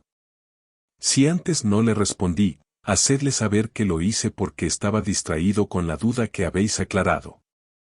Mi maestro me llamaba ya, por cuya razón rogué más solícitamente al espíritu que me dijera quién estaba con él. Estoy tendido entre más de 1000, me respondió, ahí dentro están el segundo Federico y el cardenal. En cuanto a los demás, me callo. Se ocultó después de decir esto, y yo dirigí mis pasos hacia el antiguo poeta, pensando en aquellas palabras que me parecían amenazadoras. Se puso en marcha, y mientras caminábamos, me dijo, ¿por qué estás tan turbado? Y cuando satisfice su pregunta, conserva en tu memoria lo que has oído contra ti, me ordenó aquel sabio, y ahora estáme atento. Y levantando el dedo, prosiguió, cuando estés ante la dulce mirada de aquella cuyos bellos ojos lo ven todo, conocerás el porvenir que te espera. Enseguida se dirigió hacia la izquierda. Dejamos las murallas y fuimos hacia el centro de la ciudad, por un sendero que conduce a un valle, el cual exhalaba un hedor insoportable. Canto 11. A la extremidad de un alto promontorio, formado por grandes piedras rotas y acumuladas en círculo, llegamos hasta un montón de espíritus más cruelmente atormentados. Allí, para preservarnos de las horribles emanaciones y de la fetidez que despedía el profundo abismo, nos pusimos al abrigo de la losa de un gran sepulcro, donde vi una inscripción que decía, encierro al Papa Anastasio, a quien Fotino arrastró lejos del camino recto. Es preciso que descendamos por aquí lentamente, a fin de acostumbrar de antemano nuestros sentidos a este triste hedor, y después no tendremos necesidad de precavernos de él. Así habló mi maestro, y yo le dije, busca algún recurso para que no perdamos el tiempo inútilmente. A lo que me respondió, ya ves que en ello pienso. Hijo mío, continuó, en medio de estas rocas hay 3 círculos, que se estrechan gradualmente como los que has dejado, todos están llenos de espíritus malditos, más para que después te baste con solo verlos. Oye cómo y por qué están aquí encerrados. La injuria es el fin de toda maldad que se atrae el odio del cielo, y se llega a este fin, que redunda en perjuicio de otros, bien por medio de la violencia, o bien por medio del fraude. Pero como el fraude es una maldad propia del hombre, por eso es más desagradable a los ojos de Dios, y por esta razón los fraudulentos están debajo, entregados a un dolor más vivo. Todo el primer círculo lo ocupan los violentos, círculo que está además construido y dividido en 3 recintos, porque puede cometerse violencia contra 3 clases de seres, contra Dios, contra sí mismo y contra el prójimo. Y no solo contra sus personas, sino también contra sus bienes, como lo comprenderás por estas claras razones. Se comete violencia contra el prójimo dándole la muerte o causándole heridas dolorosas, y contra sus bienes, por medio de la ruina, del incendio o de los latrocinios. De aquí resulta que los homicidas, los que causan heridas, los incendiarios y los ladrones están atormentados sucesivamente en el primer recinto. Un hombre puede haber dirigido su mano violenta contra sí mismo o contra sus bienes, justo es, pues, que purgue su culpa en el segundo recinto. Sin esperar tampoco mejor suerte aquel que por su propia voluntad se priva de vuestro mundo, juega, disipa sus bienes o llora donde debía haber estado alegre y gozoso. Puede cometer violencia contra la divinidad el que reniega de ella y blasfema con el corazón, y el que desprecia la naturaleza y sus bondades. He aquí por qué el recinto más pequeño marca con su fuego a Sodoma y a Caors, y a todo el que, despreciando a Dios, le injuria sin hablar, desde el fondo de su corazón. El hombre puede emplear el fraude que produce remordimientos en todas las conciencias, ya con el que de él se fía, ya también con el que desconfía de él. Este último modo de usar del fraude parece que sólo quebranta los vínculos de amor, que forma la naturaleza. Por esta causa están encadenados en el segundo recinto los hipócritas, los aduladores, los hechiceros, los falsarios, los ladrones, los simoníacos, los rufianes, los barateros y todos los que se han manchado con semejantes e inmundos vicios.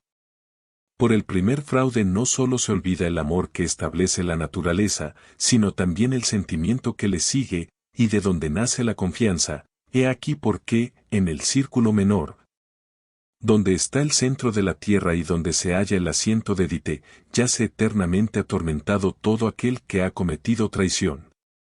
Le dije entonces, Maestro, tus razones son muy claras, y bien me dan a conocer, por medio de tales divisiones, ese abismo y la muchedumbre que le habita, pero dime, los que están arrojados en aquella laguna cenagosa, los que agita el viento sin cesar, los que azota la lluvia, y los que chocan entre sí lanzando tan estridentes gritos, ¿por qué no son castigados en la ciudad del fuego, si se han atraído la cólera de Dios? Y si no se la han atraído, ¿por qué se ven atormentados de tal suerte? Me contestó, ¿por qué tu ingenio, contra su costumbre, delira tanto ahora, o es que tienes el pensamiento en otra parte? ¿No te acuerdas de aquellas palabras de la ética, que has estudiado, en las que se trata de las 3 inclinaciones que el cielo reprueba, la incontinencia, la malicia y la loca bestialidad? ¿Y de qué modo la incontinencia ofende menos a Dios y produce menor censura? Si examinas bien esta sentencia, acordándote de los que sufren su castigo fuera de aquí, conocerás por qué están separados de esos felones, y por qué los atormenta la justicia divina, a pesar de demostrarse con ellos menos ofendida. Oh Sol, que sanas toda vista conturbada, exclamé, tal contento me das cuando desarrollas tus ideas, que solo por eso me es tan grato dudar como saber. Vuelve atrás un momento, y explícame de qué modo ofende la usura a la bondad divina, desvanece esta duda.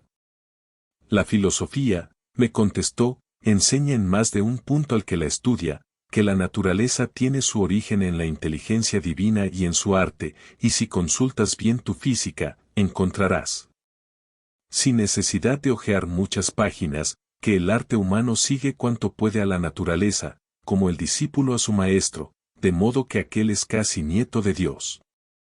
Partiendo, pues, de estos principios, sabrás si recuerdas bien el Génesis, que es conveniente sacar de la vida la mayor utilidad y multiplicar el género humano.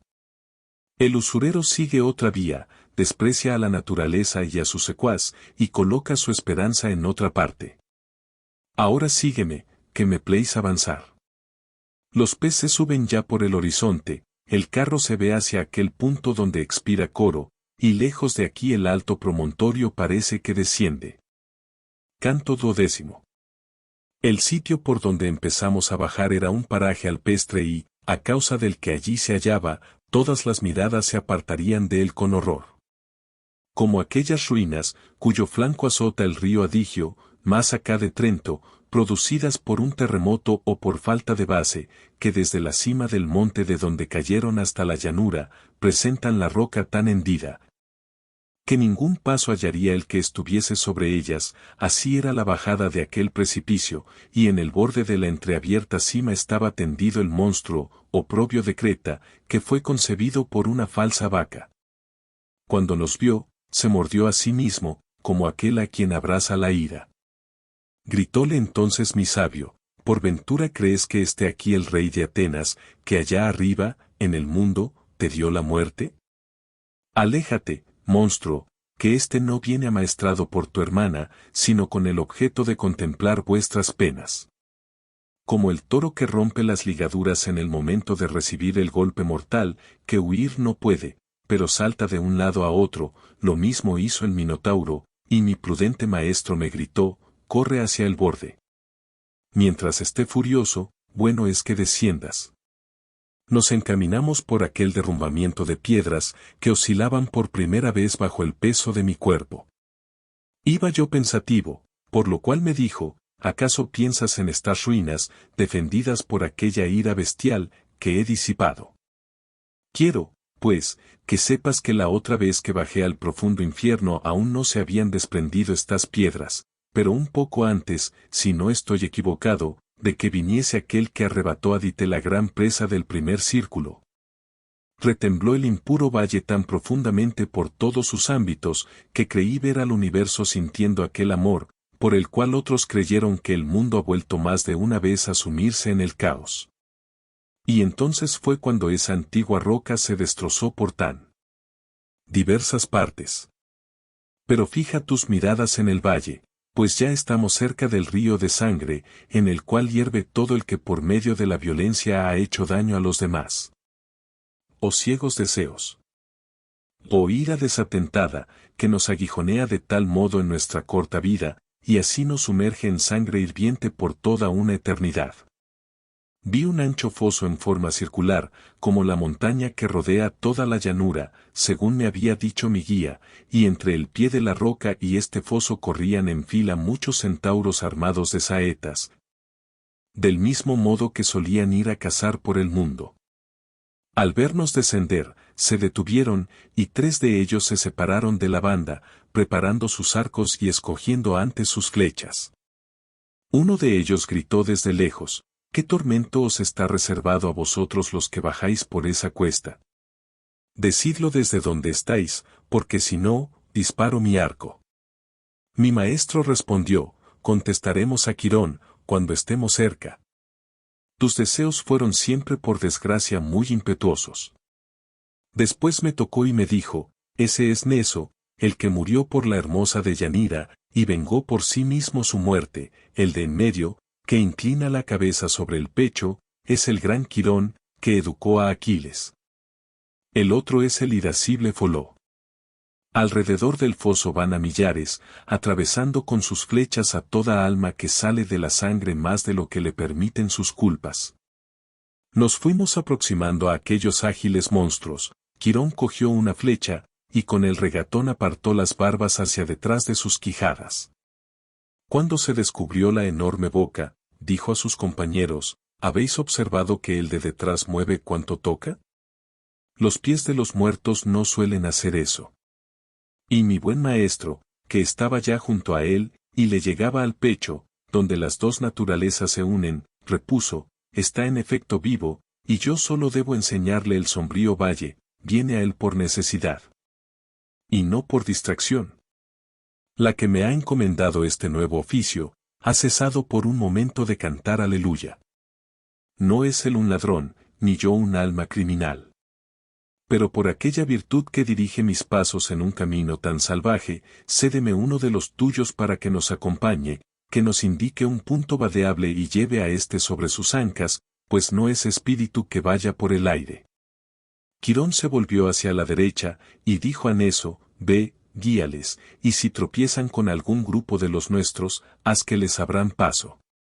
Nos pusimos en marcha, tan fielmente escoltados, hacia lo largo de las orillas de aquella roja espuma, donde lanzaban horribles gritos los ahogados. Los vi sumergidos hasta las cejas, por lo que el gran centauro dijo, esos son los tiranos, que vivieron de sangre y de rapiña. Aquí se lloran las desapiadadas culpas, aquí está Alejandro, y el feroz Dionisio, que tantos años de dolor hizo sufrir a la Sicilia. Aquella frente que tiene el cabello tan negro es la de Asolino, y la otra que lo tiene rubio es la de Obetso de este, que verdaderamente fue asesinado en el mundo por su hijastro. Entonces me volví hacia el poeta, el cual me dijo, sea este ahora tu primer guía, yo seré el segundo. Algo más lejos se detuvo el centauro sobre unos condenados, que parecían sacar fuera de aquel hervidero su cabeza hasta la garganta, y nos mostró una sombra que estaba separada de las demás, diciendo, aquel hirió. En recinto sagrado, a un corazón, que aún se ve honrado en las orillas del Támesis. Después vi otras sombras que sacaban la cabeza fuera del río, y algunas todo el pecho, y reconocí a muchos de ellos. Como la sangre iba disminuyendo poco a poco, hasta no cubrir más que el pie, vadeamos el foso. Quiero que creas, me dijo el centauro, que así como ves disminuir la corriente por esta parte, por la otra es su fondo cada vez mayor, hasta que llega a reunirse en aquel punto donde la tiranía está condenada a gemir. Allí es donde la justicia divina ha arrojado a Atila, que fue su azote en la tierra, a Pirro, a Sexto, y eternamente arranca lágrimas, con el hervor de esa sangre, a Renato de Corneto y a Renato Paso. ¿Qué tanto daño causaron en los caminos? Dicho esto, se volvió y repasó el vado. Canto 13. No había llegado aún eso a la otra parte, cuando penetramos en un bosque, que no estaba surcado por ningún sendero. El follaje no era verde, sino de un color oscuro. Las ramas no eran rectas, sino nudosas y entrelazadas, no había frutas, sino espinas venenosas. No son tan ásperas y espesas las selvas donde moran las fieras, que aborrecen los sitios cultivados entre el Cecina y Corneto. Allí anidan las brutales arpías, que arrojaron a los troyanos de las estrofades con el triste presagio de un mal futuro. Tienen alas anchas, cuellos y rostros humanos, pies con garras, y el vientre cubierto de plumas, subidas en los árboles, lanzan extraños lamentos. Mi buen maestro empezó a decirme, antes de avanzar más, debes saber que te encuentras en el segundo recinto, por el cual continuarás hasta que llegues a los terribles arenales. Por tanto, mira con atención, y de este modo verás cosas que darán testimonio de mis palabras. Por todas partes oía yo gemidos, sin ver a nadie que los exhalara, por eso me detuve todo atemorizado. Creo que él creyó que yo creía que aquellas voces eran de gente que se ocultaba de nosotros entre la espesura, y así me dijo mi maestro, si rompes cualquier ramita de una de esas plantas, verás trocarse tus pensamientos. Entonces extendí la mano hacia adelante, cogí una ramita de un gran endrino, y su tronco exclamó, ¿por qué me tronchas? Inmediatamente se tiñó de sangre, y volvió a exclamar, ¿por qué me desgarras? ¿No tienes ningún sentimiento de piedad?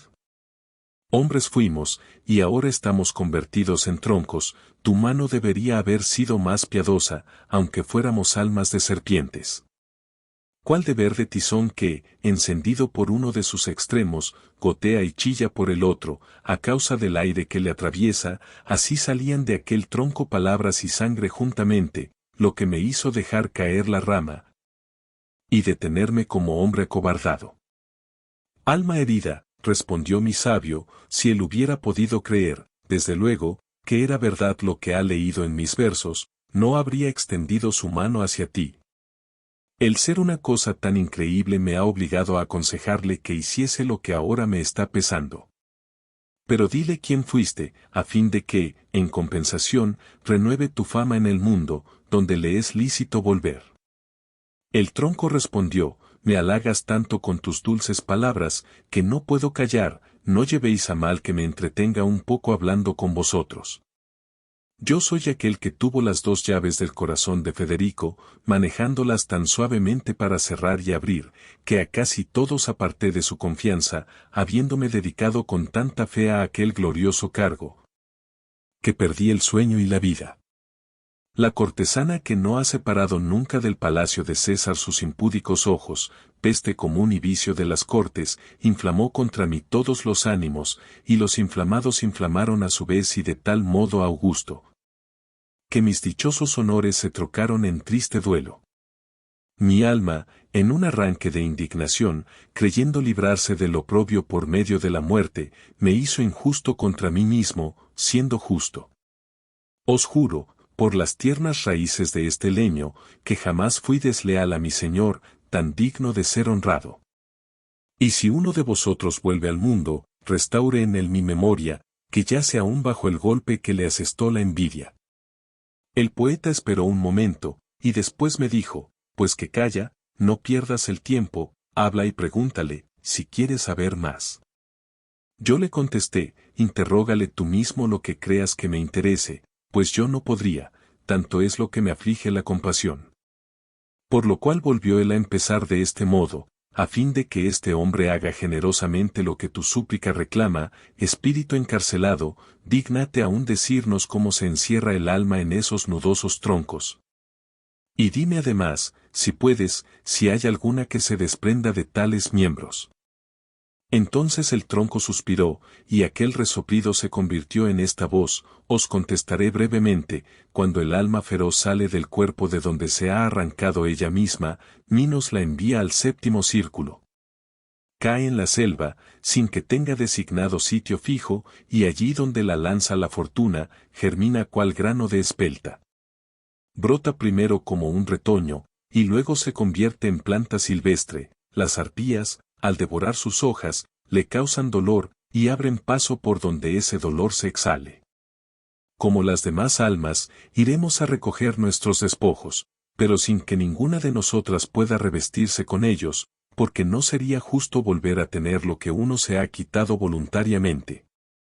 Los arrastraremos hasta aquí, y en este lúgubre bosque estará cada uno de nuestros cuerpos suspendido en el mismo endrino donde sufre tal tormento su alma.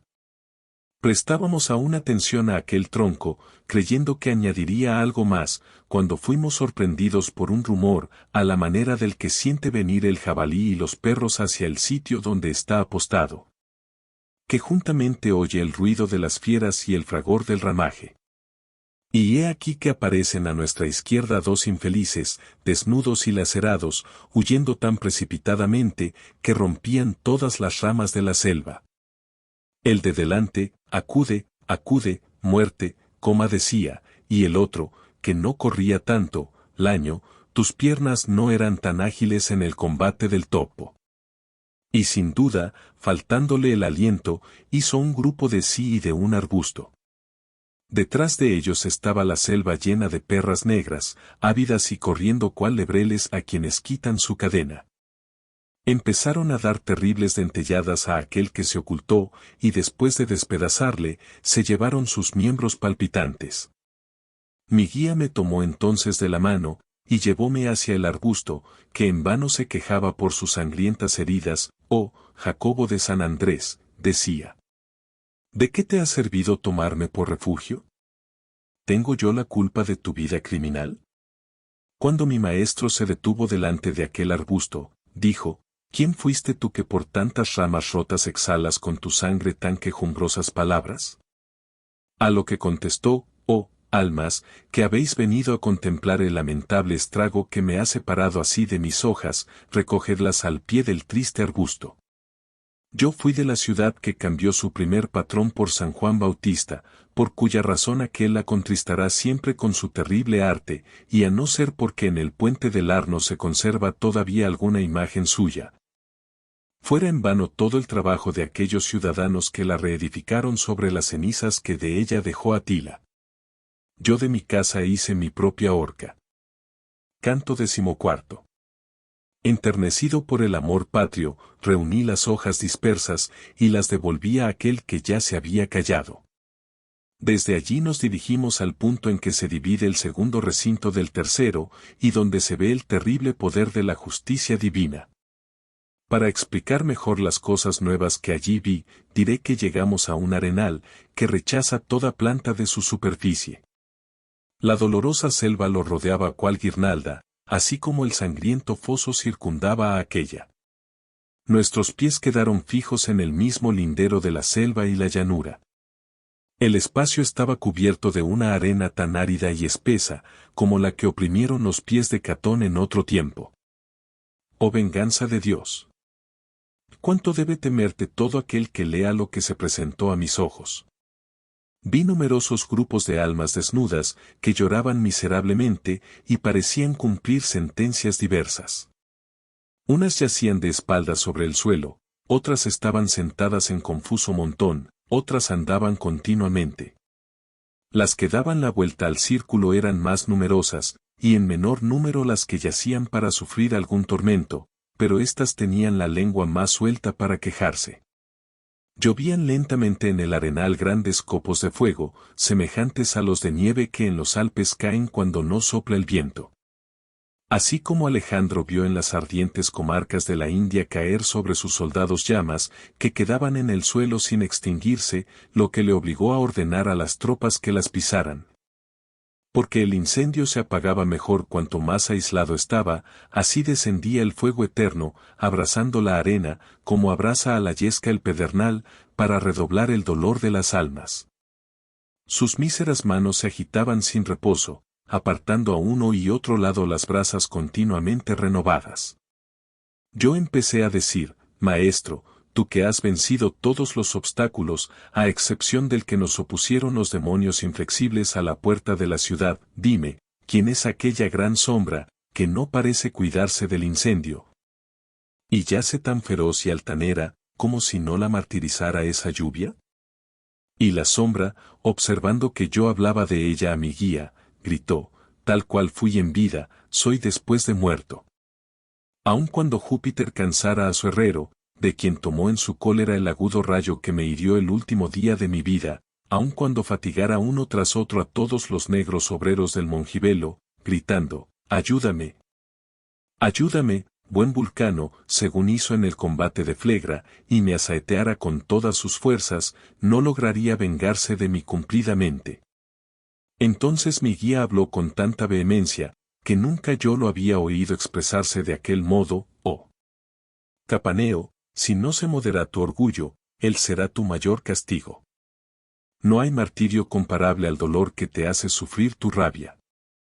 Después se dirigió a mí, diciendo con acento más apacible, ese fue uno de los 7 reyes que sitiaron a Tebas, despreció a Dios, y aún parece seguir despreciándole, sin que Senaut le ruegue, pero, como le he dicho, su mismo despecho es el más digno premio debido a su corazón. Ahora, sígueme, y cuida de no poner tus pies sobre la abrasada arena, camina siempre arrimado al bosque. Llegamos en silencio al sitio donde desemboca fuera de la selva un riachuelo, cuyo rojo color aún me horripila. ¿Cuál sale del Bulicame? 14, el arroyo, cuyas aguas se reparten las pecadoras, así corría aquel riachuelo por la arena. Las orillas y el fondo estaban petrificados, por lo que pensé que por ellas debía andar. Entre todas las cosas que te he enseñado, desde que entramos por la puerta en cuyo umbral puede detenerse cualquiera, tus ojos no han visto otra tan notable como esa corriente, que amortigua todas las llamas. Tales fueron las palabras de mi guía, por lo que le supliqué se explicase más claramente, ya que había excitado mi curiosidad. En medio del mar existe un país arruinado, me dijo entonces, que se llama Creta, y tuvo un rey, bajo cuyo imperio el mundo fue virtuoso, en él hay un monte, llamado Ida, que en otro tiempo fue delicioso por sus aguas y su frondosidad, y hoy está desierto, como todas las cosas antiguas. Rea lo escogió por cuna segura de su hijo, y para ocultarlo mejor, cuando lloraba, hacía que se produjesen grandes ruidos. En el interior del monte se mantiene en pie un gran anciano, que está de espaldas hacia Damieta, con la mirada fija en Roma como en un espejo. Su cabeza es formada de oro fino, y de plata pura son los brazos y el pecho, después es de bronce hasta la entrepierna, y de allí para abajo, es todo de hierro escogido, excepto el pie derecho, que es de barro cocido. Y se afirma sobre este más que sobre el otro. Cada parte, menos la formada de oro, está surcada por una hendedura que emana lágrimas, las cuales, reunidas, agujeran aquel monte. Su curso se dirige hacia este valle, de roca en roca, formando el Aqueronte, la Estigia y el Flegetón, después descienden por este estrecho conducto, hasta el punto donde no se puede bajar más, y allí forman el Cosito. Ya verás lo que es este lago, por eso no te lo describo ahora. Yo le contesté, si ese riachuelo se deriva así de nuestro mundo, ¿por qué se deja ver únicamente al margen de este bosque? Y él a mí, tú sabes que este lugar es redondo, y aunque hayas andado mucho, descendiendo siempre al fondo por la izquierda, no has dado aún la vuelta a todo el círculo, por lo cual, si se te aparece alguna cosa nueva, no debe pintarse la admiración en tu rostro. Le repliqué, maestro, ¿dónde están el Flegetón y el Eteo? Del uno no dices nada, y del otro solo me dices que lo origina esa lluvia de lágrimas. Me agradan todas tus preguntas, contestó, pero el hervor de esa agua roja debiera haberte servido de contestación a una de ellas. Verás el Eteo, pero fuera de este abismo, allá donde van las almas a lavarse, cuando, arrepentidas de sus culpas, les son perdonadas.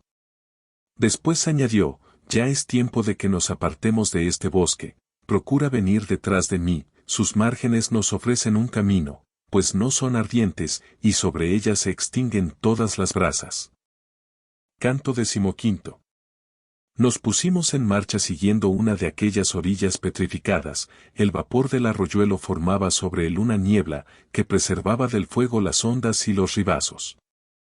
Así como los flamencos que habitan entre Gante y Brujas, temiendo al mar que avanza hacia ellos, levantan diques para contenerle, o como los paduanos lo hacen a lo largo del Brenta para defender sus ciudades y castillos. Antes que el Charentana sienta el calor, de un modo semejante eran formados aquellos ribazos, pero su constructor, quienquiera que fuese, no los había hecho tan altos ni tan gruesos. Nos hallábamos ya tan lejos de la selva, que no me habría sido posible descubrirla, por más que volviese atrás la vista, cuando encontramos una legión de almas, que venía a lo largo del ribazo, cada cual de ellas me miraba. Como de noche suelen mirarse unos a otros los humanos a la escasa luz de la luna nueva, y aguzaban hacia nosotros las pestañas, como hace un sastre viejo para enfilar la aguja. Examinado de este modo por aquellas almas, fui conocido por una de ellas, que me cogió el vestido, exclamando, ¡qué maravilla! Y yo, mientras me tendía los brazos, miré atentamente su abrasado rostro, de tal modo que, a pesar de estar desfigurado, no me fue imposible conocerle a mi vez, e inclinando hacia su faz la mía contesté, ¿vos aquí? ¿Ser Brunetto? Y él repuso, oh hijo mío, no te enojes si Brunetto Latini vuelve un poco atrás contigo, y deja que se adelanten las demás almas. Yo le dije, os lo ruego cuanto me es posible, y si queréis que nos sentemos, lo haré, si así le pléis a este con quien voy. Oh hijo mío, replicó, cualquiera de nosotros que se detenga un momento, queda después 100 años sufriendo esta lluvia, sin poder esquivar el fuego que le abrasa. Así, pues, sigue adelante, yo caminaré a tu lado, y luego me reuniré a mi mesnada, que va llorando sus eternos tormentos. No me atreví a bajar del ribazo por donde iba para nivelarme con él, pero tenía la cabeza inclinada, en actitud respetuosa. Empezó de este modo, ¿cuál es la suerte o el destino que te trae aquí abajo antes de tu última hora? ¿Y quién es ese que te enseña el camino? Allá arriba, en la vida serena, le respondí, me extravié en un valle antes de haberse llenado mi edad. Pero ayer de mañana le volví la espalda, y cuando retrocedía otra vez hacia él, se me apareció ese, y me volvió al verdadero camino por esta vía. A lo que me contestó, si sigues tu estrella, no puedes menos de llegar a glorioso puerto, dado que yo en el mundo predijera bien tu destino. Y a no haber muerto tan pronto, viendo que el cielo te era tan favorable, te habría dado alientos para proseguir tu obra. Pero aquel pueblo ingrato y malo, que en otro tiempo descendió de Fiesole, y que aún conserva algo de la aspereza de sus montañas y de sus rocas, será tu enemigo, por lo mismo que prodigarás el bien, lo cual es natural. Pues no conviene que madure el dulce higo entre ásperos cervales. Una antigua fama les da en el mundo el nombre de ciegos, raza avara, envidiosa y soberbia, que sus malas costumbres no te manchen nunca. La fortuna te reserva tanto honor, que los dos partidos anhelarán poseerte, pero la hierba estará lejos del pico.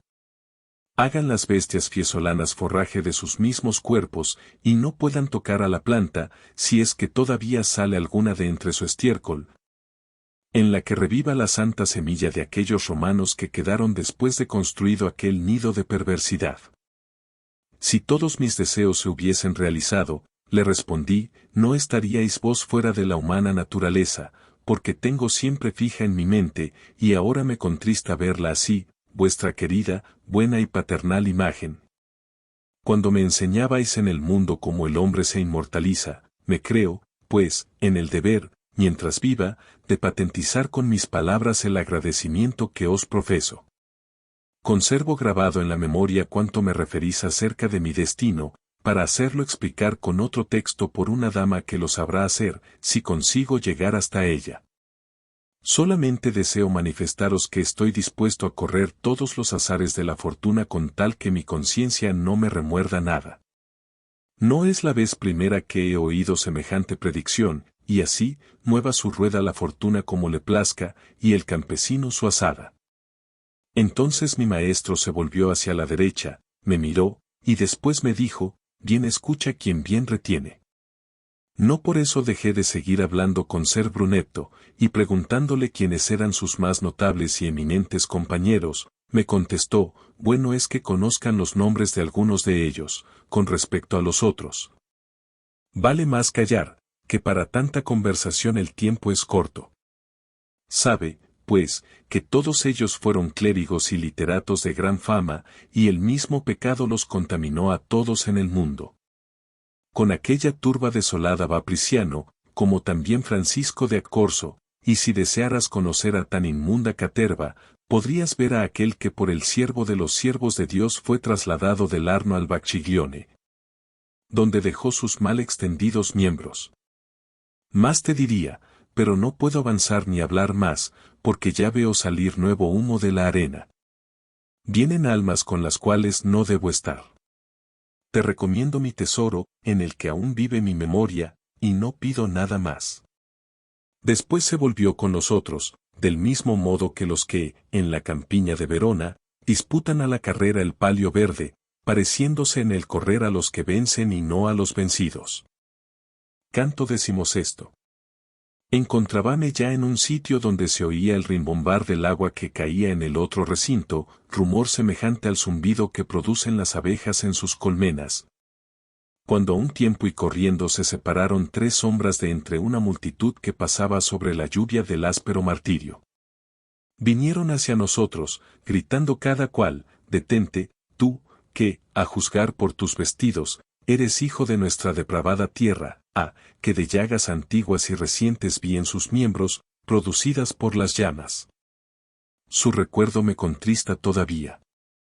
A sus gritos se detuvo mi maestro, volvió el rostro hacia mí, y me dijo, espera aquí si quieres ser cortés con esos, aunque si no fuese por el fuego que lanza sus rayos sobre este lugar, te diría que, mejor que a ellos la prisa de venir, te estaría a ti la de correr a su encuentro. Las sombras volvieron de nuevo a sus exclamaciones luego que nos detuvimos, y cuando llegaron a donde estábamos, empezaron las tres a dar vueltas formando un círculo. Y como solían hacer los gladiadores desnudos y untados de aceite, que antes de venir a las manos buscaba cada cual la oportunidad de lanzarse con ventaja sobre su contrario. Del mismo modo cada una de aquellas sombras dirigía su rostro hacia mí, girando sin cesar, de suerte que tenían vuelto el cuello en distinta dirección de la que seguían sus pies. Aunque la miseria de este suelo movedizo y nuestro llagado y sucio aspecto haga que nosotros y nuestros ruegos seamos despreciables, comenzó a decir una de ellas. Nuestra fama debe incitar a tu corazón a decirnos quién eres tú, que sientas con tal seguridad los pies vivos en el infierno. Este que ves tan desnudo y destrozado, y cuyas huellas voy siguiendo, fue de un rango mucho más elevado de lo que te figuras. Nieto fue de la púdica Gualdrata, se llamó Guido Guerra, y durante su vida hizo tanto con su talento, como con su espada. El otro, que tras de mí oprime la arena, es Tegiayo Aldobrandí, cuya voz debería ser agradecida en el mundo, y yo, que sufro el mismo tormento que ellos, fui Jacobo Rusticuxi, y por cierto que nadie me causó más daño que mi fiera mujer. Si hubiese podido estar al abrigo del fuego, me habría lanzado hacia los de abajo, y creo que mi maestro lo hubiera tolerado, pero como estaba expuesto a abrazarme y coserme, el miedo venció la buena intención que me impelía a abrazarlos. Así les dije, vuestra situación no me ha inspirado desprecio, sino un dolor que tardará en desaparecer. Esto es lo que he sentido desde el momento que mi señor me dijo algunas palabras, por las cuales comprendí que era gente de vuestra calidad la que hacia nosotros venía. De vuestra tierra soy, y siempre he retenido y escuchado con gusto vuestros actos y vuestros honrados nombres. Dejo las amarguras, y voy en busca de los sabrosos frutos que me ha prometido mi sincero guía, pero antes me es preciso bajar hasta el centro. Así tu alma permanezca unida a tus miembros por mucho tiempo, repuso aquel, y así también resplandezca tu fama después de la muerte, ruego te nos digas si la gentileza y el valor habitan aún en nuestra ciudad, como solían. O si se han desterrado por completo, porque Guillermo Borsiere, que gime hace poco tiempo entre nosotros, y va allí con los demás compañeros, nos atormenta con sus relatos. Los advenedizos y las rápidas fortunas han engendrado en ti, Florencia, tanto orgullo e inmoderación, que tú misma te lamentas ya por esa causa. Así exclamé con el rostro levantado, y las tres sombras, oyendo esta respuesta, se miraron mutuamente, como cuando se oyen cosas que se tienen por verdaderas. Si tan poco te cuesta en otras ocasiones satisfacer las preguntas de cualquiera, respondieron todos, dichoso tú que dices lo que sientes. Mas, si sales de estos lugares, obscuros, y vuelves a ver las hermosas estrellas, cuando te plazca decir, estuve allí, haz que los hombres hablen de nosotros. Enseguida rompieron el círculo, y huyeron tan deprisa, que sus piernas parecían alas. No podría decirse amén tan pronto como ellos desaparecieron, por lo cual mi maestro determinó que nos fuésemos. Yo le seguía, y a los pocos pasos advertí que el ruido del agua estaba tan próximo, que aun hablando alto apenas nos hubieran oído.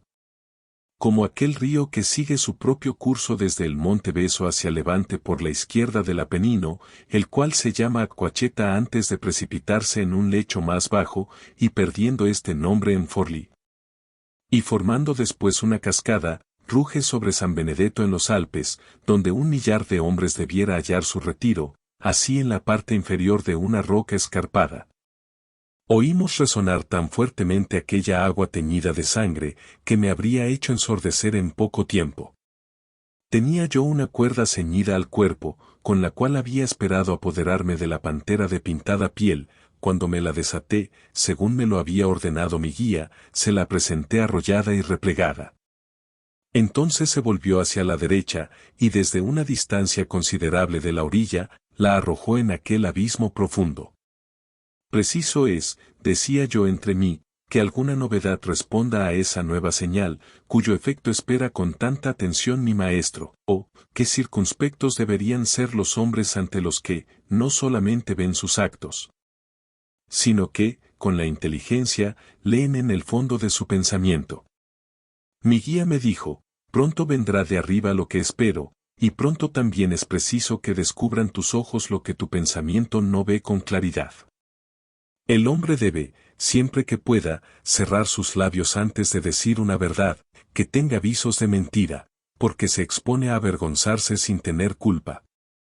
Pero ahora no puedo callarme, y te juro, oh lector, por los versos de esta comedia, a la que deseo la mayor aceptación, que vi venir nadando por el aire denso y obscuro una figura que causaría espanto al corazón más entero, la cual se asemejaba al buzo que vuelve del fondo a donde bajó acaso a desprender el ancla que está afianzada a un escollo, u otro cualquier objeto escondido en el mar, y que extiende hacia arriba los brazos, al mismo tiempo que encoge sus piernas. Canto XVII. He ahí la fiera de aguzada cola, que traspasa las montañas, y rompe los muros y las armas, he ahí la que corrompe al mundo entero.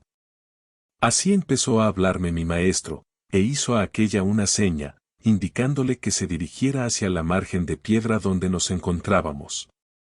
Y aquella inmunda imagen del fraude llegó a nosotros, y adelantó la cabeza y el cuerpo, pero no puso la cola sobre la orilla. Su rostro era el de un varón justo, tan bondadosa era su apariencia exterior, y el resto del cuerpo el de una serpiente.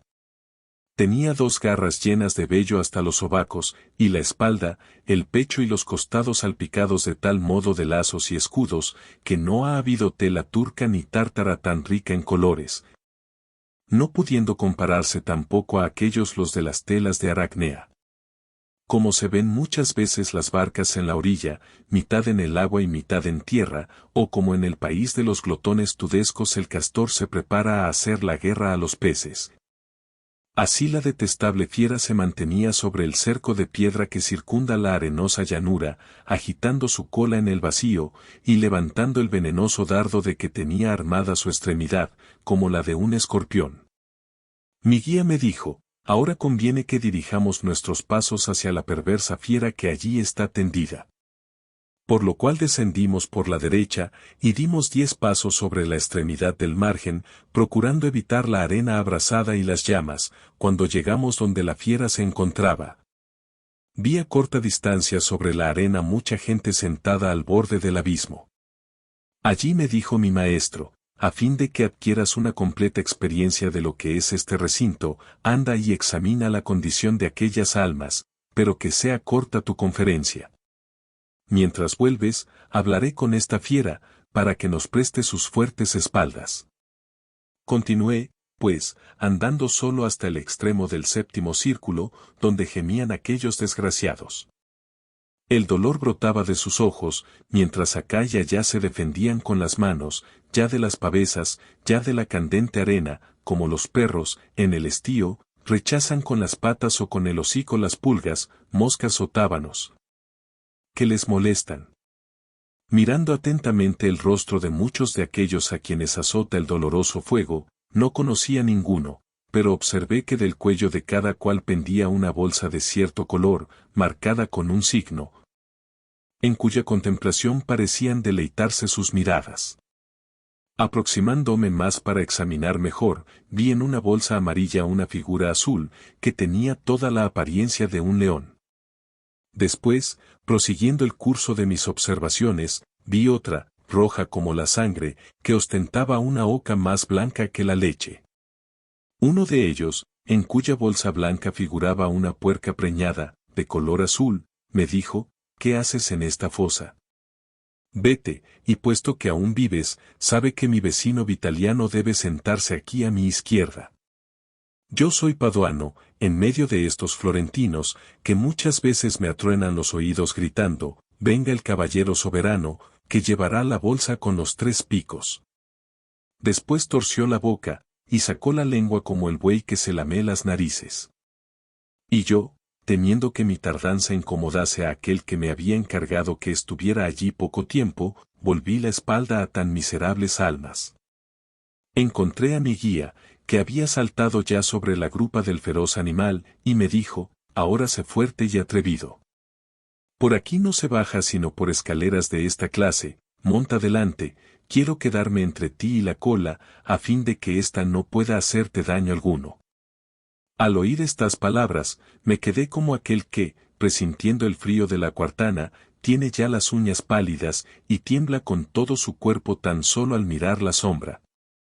Pero su sentido amenazador me produjo la vergüenza que da ánimo a un servidor delante de un buen amo. Me coloqué sobre las anchas espaldas de la fiera, y quise decir, ten cuidado de sostenerme, pero, contra lo que esperaba, me faltó la voz, si bien él, que ya anteriormente me había socorrido en todos los peligros. Apenas monté, me estrechó y me sostuvo entre sus brazos. Después dijo, Gerión, ponte ya en marcha, trazando anchos círculos y descendiendo lentamente, piensa en la nueva carga que llevas. Aquel animal fue retrocediendo como la barca que se aleja de la orilla, y cuando sintió todos sus movimientos en libertad, revolvió la cola hacia donde antes tenía el pecho, y extendiéndola, la agitó como una anguila, atrayéndose el aire con las garras. No creo que Faetón tuviera tanto miedo, cuando abandonó las riendas, por lo cual se abrazó el cielo, como se puede ver todavía, ni el desgraciado Icaro, cuando, derritiéndose la cera, sintió que las alas se desprendían de su cintura, al mismo tiempo que su padre le gritaba, mal camino llevas, como el que yo sentí, al verme en el aire por todas partes, y alejado de mi vista todo, excepto la fiera. Ésta empezó a marchar, nadando lentamente, girando y descendiendo, pero yo no podía percibirme más que del viento que sentía en mi rostro y en la parte inferior de mi cuerpo. Empecé a oír hacia la derecha el horrible estrépito que producían las aguas en el abismo, por lo cual incliné la cabeza y dirigí mis miradas hacia abajo, causándome un gran miedo aquel precipicio. Porque vi llamas y percibí lamentos, que me obligaron a encogerme tembloroso. Entonces observé, pues no lo había reparado antes, que descendíamos dando vueltas, como me lo hizo notar la proximidad de los grandes dolores, amontonados por doquier en torno nuestro.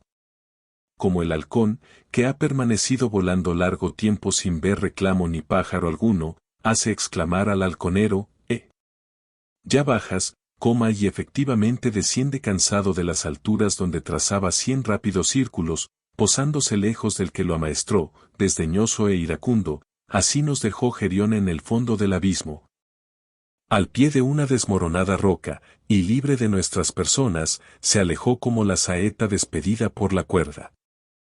Canto 18.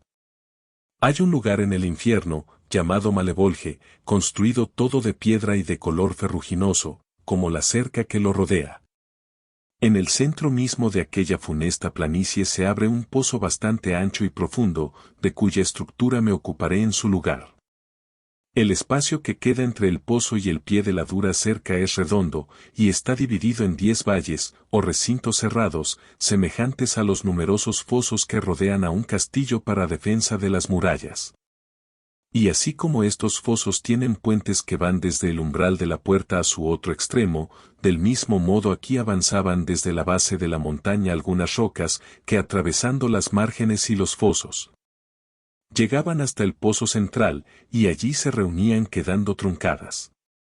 Tal era el sitio donde nos encontramos cuando descendimos de la grupa de Gerión, el poeta echó a andar hacia la izquierda, y yo seguí tras él. A mi derecha vi nuevas causas de conmiseración, nuevos tormentos y nuevos burladores, que llenaban la primera fosa. En el fondo estaban desnudos los pecadores, los del centro acá venían de frente a nosotros, y los de esta parte afuera seguían nuestra misma dirección, pero con paso más veloz. Como en el año del jubileo, a causa de la afluencia de gente que atraviesa el puente de San Ángelo, los romanos han determinado que todos los que se dirijan al castillo y vayan hacia San Pedro pasen por un lado, y por el otro los que van hacia el monte, así vi, por uno y otro lado de la negra roca, cornudos demonios con grandes látigos, que azotaban cruelmente las espaldas de los condenados. Oh, ¿cómo les hacían mover las piernas al primer golpe? Ninguno aguardaba el segundo ni el tercero. Mientras yo andaba, mis ojos se encontraron con los de un pecador, y dije enseguida, no es la primera vez que veo a ese. Por lo que me detuve a observarlo mejor, mi dulce guía se detuvo al mismo tiempo, y aún me permitió retroceder un tanto. El azotado creyó ocultarse bajando la cabeza, mas le sirvió de poco, pues le dije, tú, que fijas los ojos en el suelo, si no son falsas las facciones que llevas, eres Benedico Caxianimico. ¿Pero qué es lo que te ha traído a tan picantes salsas? A lo que me contestó, lo digo con repugnancia, pero cedo a tu claro lenguaje, que me hace recordar el mundo de otro tiempo. Yo fui aquel que obligó a la bella Guisola a satisfacer los deseos del marqués, cuéntese como se quiera la tal historia. Y no soy el único boloñés que llora aquí, antes bien este sitio está tan lleno de ellos, que no hay en el día entre el Sabena y el Reno tantas lenguas que digan sipa como en esta fosa, y si quieres una prueba de lo que te digo. Recuerda nuestra codicia notoria. Mientras así hablaba, un demonio le pegó un latigazo, diciéndole, anda, rufián, que aquí no hay mujeres que se vendan. Me reuní a mi guía, y a los pocos pasos llegamos a un punto de donde salía una roca de la montaña. Subimos por ella ligeramente, y volviendo a la derecha sobre su áspero dorso, salimos de aquel eterno recinto. Luego que llegamos al sitio en que aquel peñasco se ahueca por debajo a modo de puente, para dar paso a los condenados, mi guía me dijo, detente, y haz que en ti se fijen las miradas de esos otros malnacidos, cuyos rostros no has visto aún, porque han caminado hasta ahora en nuestra misma dirección. Desde el vetusto puente contemplamos la larga fila que hacia nosotros venía por la otra parte, y que era igualmente castigada por el látigo. El buen maestro me dijo, sin que yo le preguntara nada, mira esa gran sombra que se acerca, y que, a pesar de su dolor, no parece derramar ninguna lágrima. ¿Qué aspecto tan majestuoso conserva aún? Ese es Jasón, que con su valor y su destreza robó en Cólquide el vellocino de oro. Pasó por la isla de Lemnos, después que las audaces y crueles mujeres de aquella isla dieron muerte a todos los habitantes varones, y allí, con sus artificios y sus halagüeñas palabras, engañó a la joven Isipila, que antes había engañado a todas sus compañeras, y la dejó encinta y abandonada. Por tal culpa está condenado a tal martirio, que es también la venganza de Medea.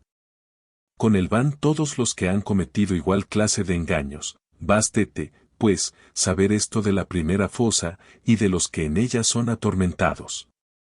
Nos encontrábamos ya en el punto donde el estrecho sendero se cruza con el segundo margen, que sirve de apoyo para otro arco.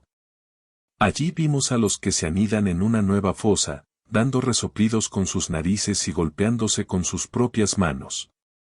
Las orillas estaban incrustadas de moho, producido por las emanaciones de abajo, que allí se condensan, ofendiendo a la vista y al olfato. La fosa es tan profunda, que no se puede ver el fondo, sino mirando desde la parte más alta del arco, que lo domina perpendicularmente. Allí nos pusimos, y desde aquel punto vimos en el foso unas gentes sumergidas en un estiércol, que parecía salir de las letrinas humanas, y mientras tenía la vista fija allí dentro, vi uno con la cabeza tan sucia de excremento, que no podía saber si era clérigo o seglar. Aquella cabeza me dijo, ¿por qué te muestras tan ávido de mirarme a mí, con preferencia a los otros que están tan sucios como yo? Le respondí, porque, si mal no recuerdo, te he visto otra vez con los cabellos enjutos, y tú eres Alejo Interminelli de Luca, por eso te miro más que a todos los otros. Entonces, él, golpeándose la calabaza, exclamó, aquí me han sumergido las lisonjas que no se cansó de prodigar mi lengua. Después de esto, mi guía me dijo, procura adelantar un poco la cabeza, a fin de que tus miradas alcancen las facciones de aquella sucia esclava desmelenada, que se desgarra las carnes con sus uñas llenas de inmundicia, y que tan pronto se encoge como se estira. Esa es Thais, la prostituta, que cuando su amante le preguntó, tengo grandes méritos a tus ojos, como a ella le contestó, sí, maravillosos. Y con esto queden saciadas nuestras miradas. Canto XIX. Oh Simón el mago. Oh miserables sectarios suyos, almas rapaces, que prostituís a cambio de oro y plata las cosas de Dios, que deben ser las esposas de la virtud. Ahora resonará la trompa para vosotros, puesto que os encontráis en la tercera fosa. Estábamos ya junto a esta, subidos en aquella parte del escollo que cae justamente sobre su centro.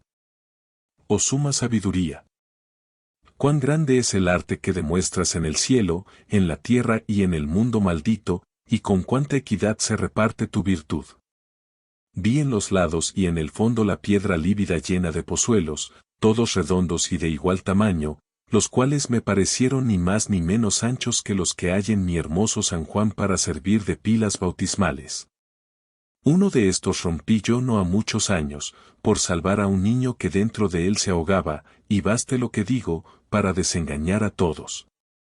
Fuera de la boca de cada uno de aquellos pozuelos salían los pies y las piernas de un pecador, hasta el muslo, quedando dentro el resto del cuerpo. Ambos pies estaban encendidos, por cuya razón se agitaban tan fuertemente sus coyunturas que hubieran roto sogas y cuerdas. Del mismo modo que la llama suele recorrer la superficie de los objetos untados de grasa, así el fuego flameaba desde el talón a la punta en los pies de los condenados. ¿Quién es aquel, maestro, que furioso agita los pies más que sus otros compañeros? Dije entonces, y a quien corroe y deseca una llama mucho más roja.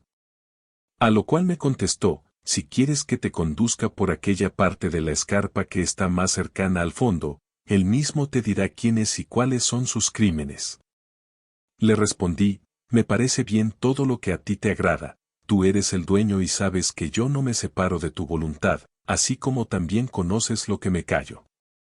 Subimos entonces al cuarto margen, después volvimos y bajamos por la izquierda hacia la estrecha y perforada fosa, sin que el buen maestro me hiciera separar de su lado. Hasta haberme conducido junto al hoyo de aquel que daba tantas señales de dolor con los movimientos de sus piernas. Oh. Quienquiera que seas, tú, que tienes enterrada la parte superior de tu cuerpo, alma triste, plantada como una estaca, empecé a decir, habla, si puedes. Yo estaba como el fraile que confiesa al pérfido asesino, que, metido en la tierra, le llama para que cese su muerte. Y él gritó, ¿estás ya aquí derecho, Bonifacio? Me ha engañado en algunos años lo que está escrito. Tan pronto te has saciado de aquellos bienes, por los cuales no temiste apoderarte con embustes de la hermosa dama y gobernarla después indignamente? Quedé, al oír esto, como aquellos que, casi avergonzados de no haber comprendido lo que se les ha dicho, no saben qué contestar. Entonces Virgilio dijo, respóndele pronto, yo no soy el que tú crees. Y yo contesté como se me ordenó. Por lo cual el espíritu retorció sus pies, y luego, suspirando y con llorosa voz, me dijo, ¿pues qué es lo que me preguntas?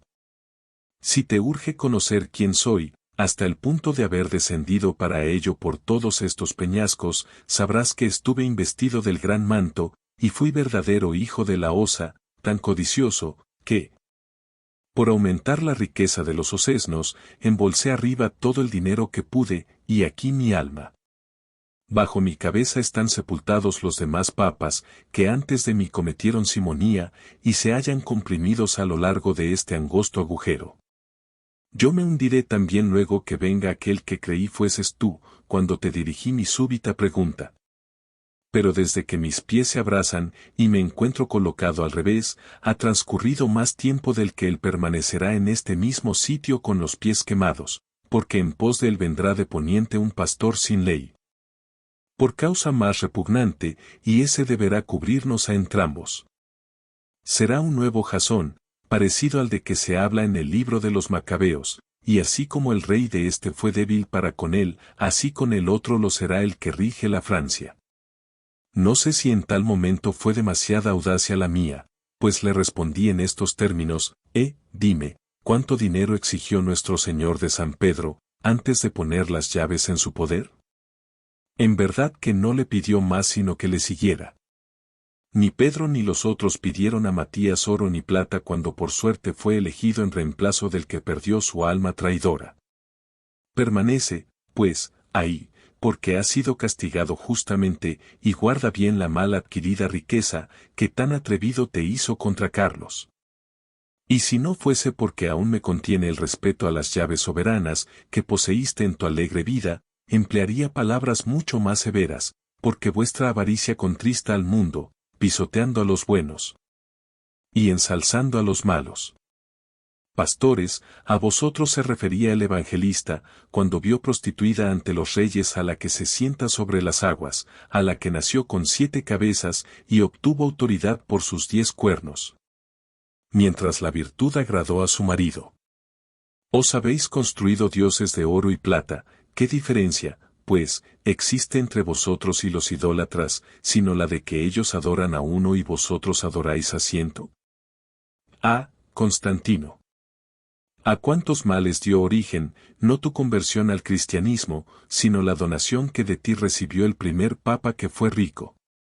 Mientras yo le hablaba con esta claridad, él, ya fuese a impulsos de la ira, o porque le remordiese la conciencia, respingaba fuertemente con ambas piernas. Creo que complacía mi guía, porque escuchó siempre con rostro satisfecho el sonido de mis palabras, expresadas con sinceridad. Entonces me cogió con los 2 brazos, y teniéndome en alto bien afianzado sobre su pecho, volvió a subir por el camino por donde habíamos descendido, sin dejar de estrecharme contra sí, hasta llegar a la parte superior del puente que va de la 4ª a la 5ª calzada. Allí, depositó suavemente su querido fardo sobre el áspero y pelado escollo, que hasta para las cabras sería un difícil sendero, desde donde descubrí una nueva fosa. Canto 20. Mis versos deben relatar un nuevo suplicio, el cual servirá de asunto al 20º canto del primer cántico, que trata de los sumergidos en el infierno.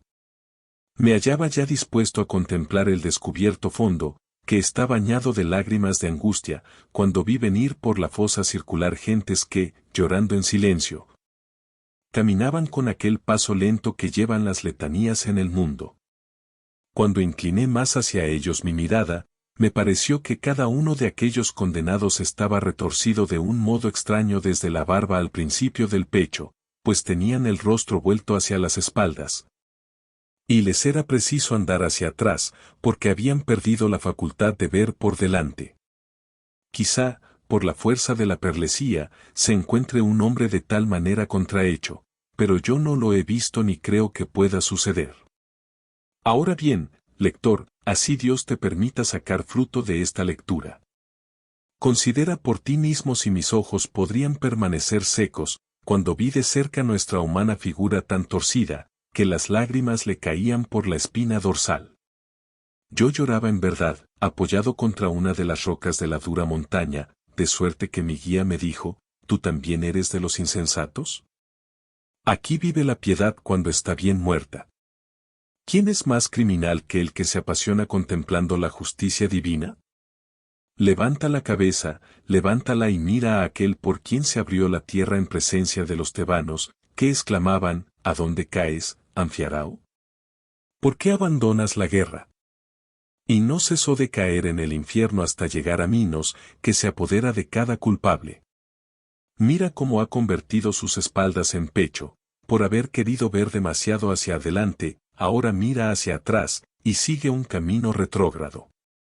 Mira a Tiresias, que mudó de aspecto cuando de varón se convirtió en hembra, cambiando también todos sus miembros, y hubo de abatir con su vara las 2 serpientes unidas, antes que recobrara su pelo viril. El que acerca sus espaldas al vientre de aquel Esaronte, que tuvo por morada una gruta de blancos mármoles en las montañas de Luni, cultivadas por el carrarés que habita en su falda.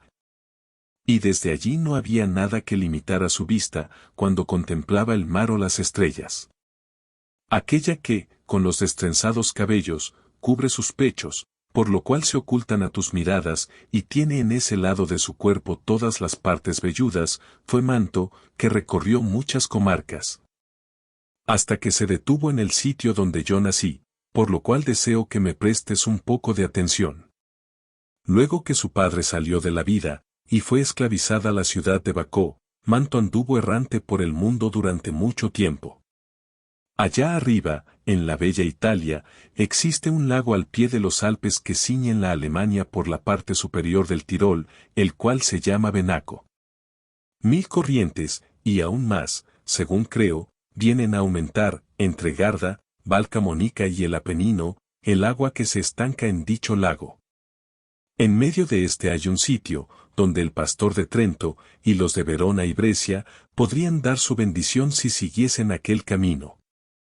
En el punto donde es más baja la orilla que le circunda, está situada Peschiera, bello y fuerte castillo, a propósito para hacer frente a los de Brescia y a los de Bérgamo. Allí afluye necesariamente toda el agua que no puede estar contenida en el lago de Venaco, formando un río que corre entre verdes praderas. En cuanto aquella agua sigue un curso propio, ya no se llama Venaco, sino Mincio, hasta que llega a Governolo, donde desemboca en el Po. No corre mucho sin que encuentre una hondonada, en la cual se extiende y se estanca, y suele ser malsana en el estío. Pasando, pues, por allí la feroz doncella, vio en medio del pantano una tierra inculta y deshabitada. Se detuvo en ella con sus esclavas, para huir de todo consorcio humano, y para ejercer su arte mágica, y allí vivió y dejó sus restos mortales. Entonces los hombres, que estaban dispersos por los alrededores, se reunieron en aquel sitio, que era fuerte a causa del pantano que le circundaba, edificaron una ciudad sobre los huesos de la difunta. Y del nombre de la primera que había elegido aquel sitio, la llamaron Mantua, sin consultar para ello al destino. En otro tiempo fueron sus habitantes más numerosos, antes de que Casalodi se dejara engañar neciamente por Pinamonte. Te lo advierto a fin de que, si oyes atribuir otro origen a mi patria, ninguna mentira pueda obscurecer la verdad. Le respondí, maestro, tus razonamientos son para mí tan verídicos, y me obligan a prestarles tanta fe, que cualesquiera otros me parecerían carbones apagados. Pero dime si entre la gente que va pasando hay alguno digno de notarse, pues eso solo ocupa mi alma. Entonces me dijo, aquel, cuya barba se extiende desde el rostro a sus morenas espaldas, fue augur cuando la Grecia se quedó tan exhausta de varones, que apenas los había en las cunas. Y junto con Calcas dio la señal en Aulide para cortar el primer cable. Se llamó Euripilo, y así lo nombra en algún punto mi alta tragedia. Aquel otro que ves tan demacrado fue Miguel Scott, que conoció perfectamente las imposturas del arte mágica. Mira a Guido Bonatti, y ve allí a Asdente, que ahora desearía no haber dejado su cuero y su bramante, pero se arrepiente demasiado tarde, contempla las tristes que abandonaron la aguja, la lanzadera y el uso para convertirse en adivinas, y para hacer maleficios con hierbas y con figuras. Pero ven ahora, porque ya el astro en que se ve a Caín con las espinas ocupa el confín de los 2 hemisferios, y toca el mar más abajo de Sevilla. La luna era ya redonda en la noche anterior, debes recordar bien que no te molestó a veces por la selva umbría. Así me hablaba y entre tanto íbamos caminando. Canto 21. Así, de un puente a otro, y hablando de cosas que mi comedia no se cuida de referir, fuimos avanzando y llegamos a lo alto del Quinto, donde nos detuvimos para ver la otra hondonada de Malevolge y otras vanas lágrimas. Y la vi maravillosamente obscura. Así como en el arsenal de los venecianos hierve en el invierno la pez tenaz, destinada a reparar los buques averiados que no pueden navegar, y al mismo tiempo que uno construye su embarcación, otro calafatea los costados de la que ha hecho ya muchos viajes, otro recorre la proa, otro la popa, quien hace remos, quien retuerce las cuerdas, quienes, por fin, reparan el palo de mesana y el mayor, de igual suerte. Y no por medio del fuego, sino por la voluntad divina, hervía allá abajo una resina espesa, que se pegaba a la orilla por todas partes. Yo la veía, pero sin percibir en ella más que las burbujas que producía el hervor, hinchándose toda y volviendo a caer desplomada. Mientras la contemplaba fijamente, mi guía me atrajo hacia sí desde el sitio en que me encontraba, diciéndome, ten cuidado, ten cuidado.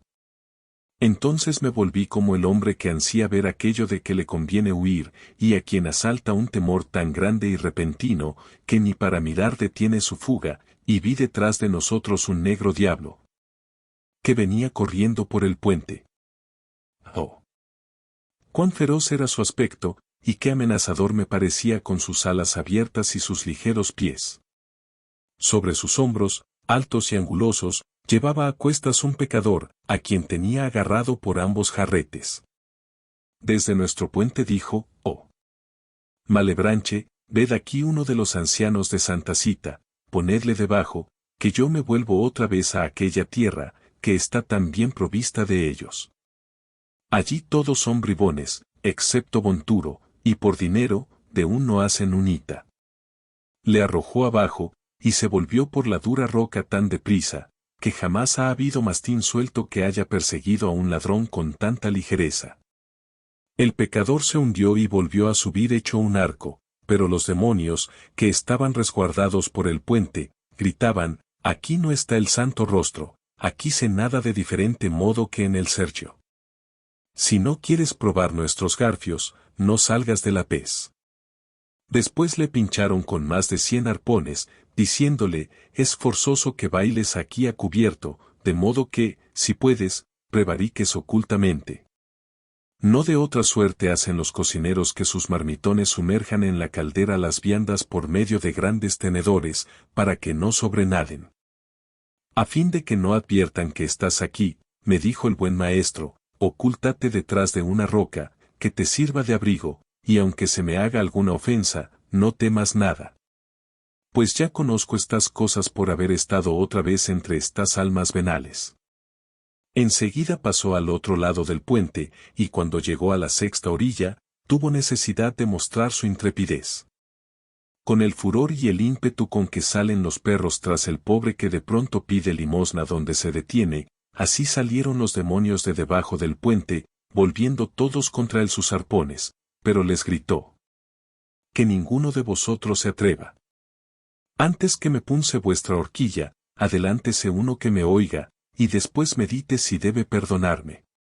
Todos gritaron: «Ve, Malacoda». Por lo cual uno de ellos se puso en marcha, mientras los otros permanecían quietos, y se adelantó diciendo: «¿Qué te podrá salvar de nuestras garras? ¿Crees tú, Malacoda, que a no ser por la voluntad divina y por tener el destino propicio, dijo mi maestro, me hubieras visto llegar aquí, sano y salvo, a pesar de todas vuestras armas? Déjame pasar, porque en el cielo quieren que enseñe a otro este camino salvaje». Entonces quedó tan abatido el orgullo del demonio, que dejó caer el arpón a sus plantas, y dijo a los otros, que no se le haga daño. «Y mi guía a mí, oh tú, que estás agazapado tras de las rocas del puente. Ya puedes llegar a mí con toda seguridad».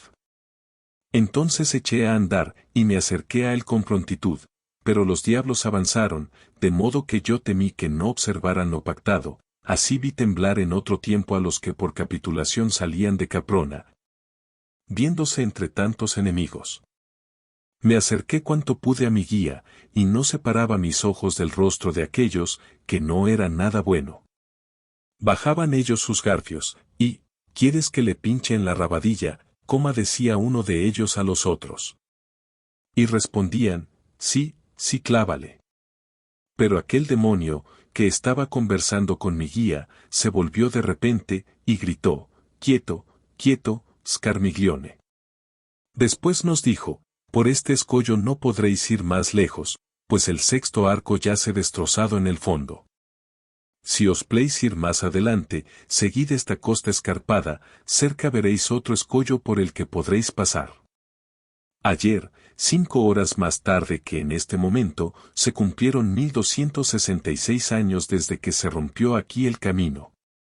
Voy a enviar hacia allá varios de los míos para que observen si algún condenado procura sacar la cabeza al aire, y dé con ellos, que no os harán daño. Adelante, Alicino y Calcabrina, empezó a decir, y tú también, Cagnazo, Barbariche guiará a los 10.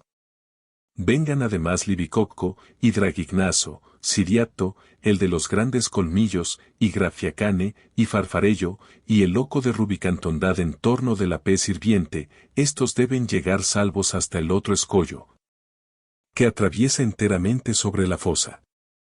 Oh maestro, ¿qué es lo que veo? Dije, si conoces el camino, vamos sin escolta, yo, por mí, no la solicito. Si eres tan prudente como de costumbre, ¿no ves que rechinan los dientes y se hacen guiños que nos amenazan algún mal? No quiero que te espantes, me contestó, deja que rechinen los dientes a su gusto. Si lo hacen, es por los desgraciados que están hirviendo. Se pusieron en camino por la margen izquierda, pero cada uno de aquellos de antemano se habían mordido la lengua en señal de inteligencia con su jefe, y éste se sirvió de su ano a guisa de trompeta. Canto XXII. He visto alguna vez a la caballería levantar el campo, empezar el combate, pasar revista, y a veces batirse en retirada. He visto, aretinos, hacer excursiones por vuestra tierra y saquearla. He visto luchar en los torneos y correr en las justas, ya al sonido de las trompetas, ya al de las campanas, al ruido de los tambores, con las señales de los castillos, y con todo el aparato nacional y extranjero.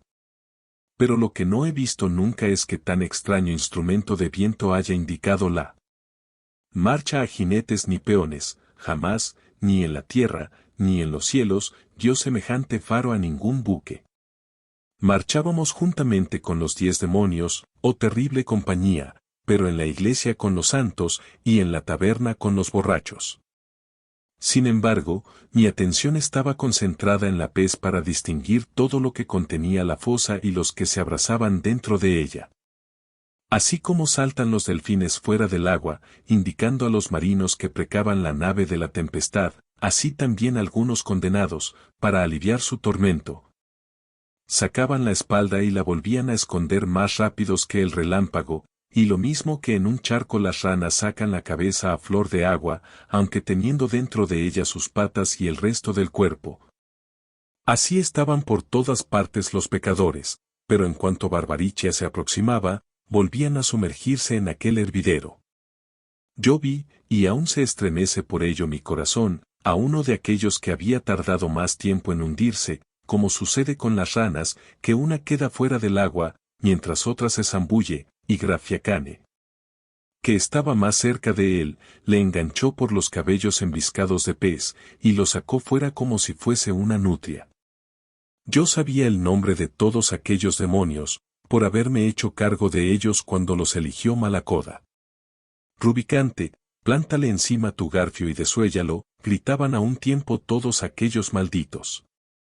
Yo dije, maestro mío, si puedes, procura saber quién es ese desgraciado que ha caído en manos de sus adversarios. Mi guía se le acercó, y le preguntó de dónde era, a lo que respondió, yo nací en el reino de Navarra. Mi madre me puso al servicio de un señor, ella me había engendrado de un pródigo, que se destruyó a sí mismo y disipó su fortuna. Después fui favorito del buen rey Tebaldo, y me lancé a comerciar con sus favores, crimen de que doy cuenta en este horno. Y Siriato, a quien salía de cada lado de la boca un colmillo como el de un jabalí, le hizo sentir lo bien que uno de ellos sería. Entre malos gatos había caído aquel ratón, porque Barbarichia lo sujetó entre sus brazos, diciendo, quedaos ahí mientras que yo le ensarto. Y volviendo el rostro hacia mi maestro, añadió, pregúntale aún si desea saber más, antes que otros lo destrocen. Mi guía preguntó, dime, pues, si entre los otros culpables que están sumergidos en esa pez, conoces algunos que sean latinos. A lo que contestó, acabo de separarme de uno que fue de allí cerca. Así estuviera, como él, bajo la pez, no temería ahora ni las garras ni los garfios. Y Libicoco, ya hemos tenido demasiada paciencia, dijo, y le enganchó por el brazo con su arpón, arrancándole de un golpe todo el antebrazo. Dragignaso quiso también cogerle por las piernas, pero su decurión se volvió hacia todos ellos lanzando una mirada furiosa. Cuando se hubieron calmado un poco, mi guía no tardó en preguntar a aquel que estaba contemplando su herida, ¿quién es ese de quien dices que te ha separado, por tu desgracia, para salir a flote? Y le respondió, es el hermano Gomita, aquel de Gallura, vaso de iniquidad, que tuvo en su poder a los enemigos de su señor, e hizo de modo que todos le alabasen. Aceptó su oro y los dejó libres, según él mismo dice, y con respecto a los empleos, no fue un pequeño, sino un soberano prevaricador. Con él conversa a menudo don Miguel Sánchez de Logodoro, y sus lenguas no se cansan nunca de hablar de las cosas de Cerdeña. ¡Ay de mí! Ved a ese otro como aprieta los dientes. Aún hablaría más, pero temo que se prepara rascarme la tiña. El gran jefe de los demonios se dirigió a Farfarelo, que movía sus ojos en todas direcciones buscando donde herir, y le dijo, «Quítate de ahí, pájaro malvado». «Si queréis ver u oír a toscanos y lombardos», empezó a decir enseguida el desgraciado pecador, «haré que vengan. Pero que esas malditas garras se mantengan un poco apartadas, a fin de que ellos no teman sus venganzas. Yo, sentándome en este mismo sitio, por uno que soy haré venir 7. Silbando como acostumbramos cuando uno de nosotros saca la cabeza fuera de la pez. Al oír estas palabras, Gagnazo levantó el hocico meneando la cabeza, y dijo, «Oigan el medio malicioso de que se ha valido para volver a sumergirse».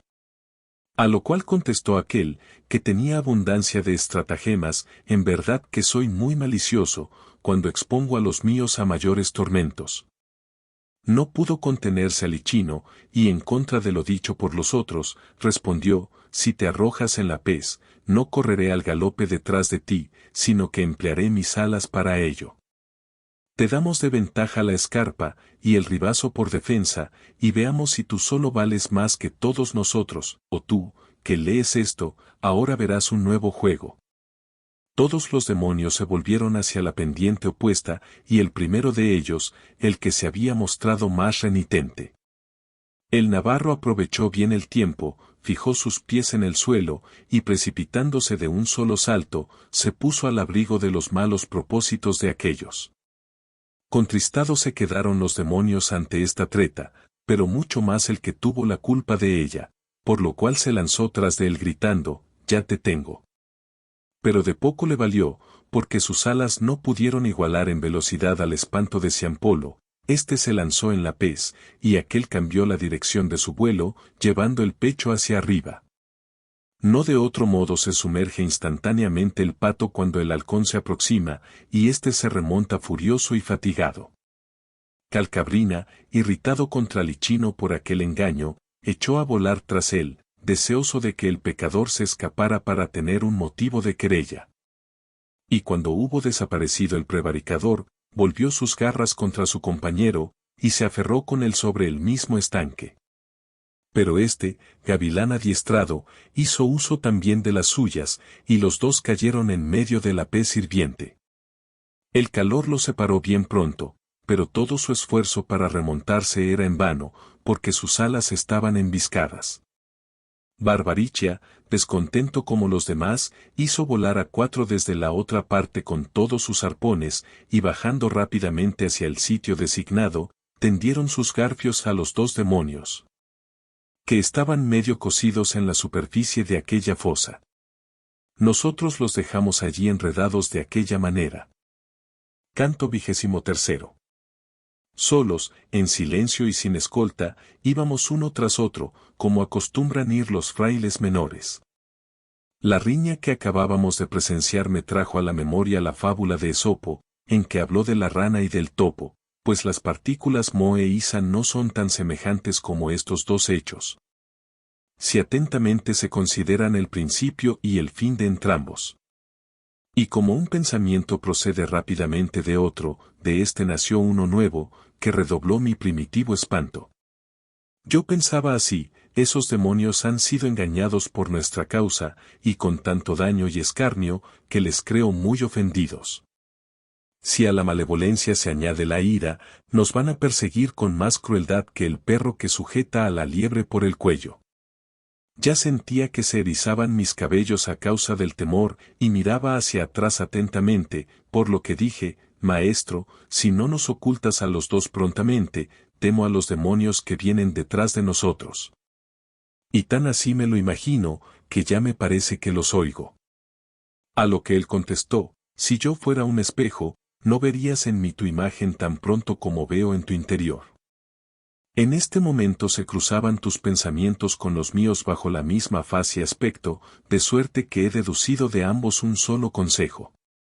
Si es cierto que la cuesta que hay a nuestra derecha está tan inclinada, que nos permita bajar a la sexta fosa, huiremos de la casa que imaginamos. Apenas había concluido de decirme su parecer, cuando vi venir a los demonios con las alas extendidas y muy cerca de nosotros, queriendo cogernos.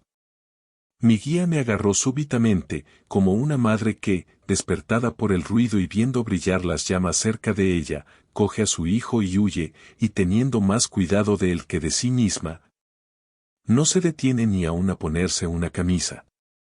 Desde lo alto de la calzada, se deslizó de espaldas por la pendiente roca, uno de cuyos lados divide la quinta de la sexta fosa.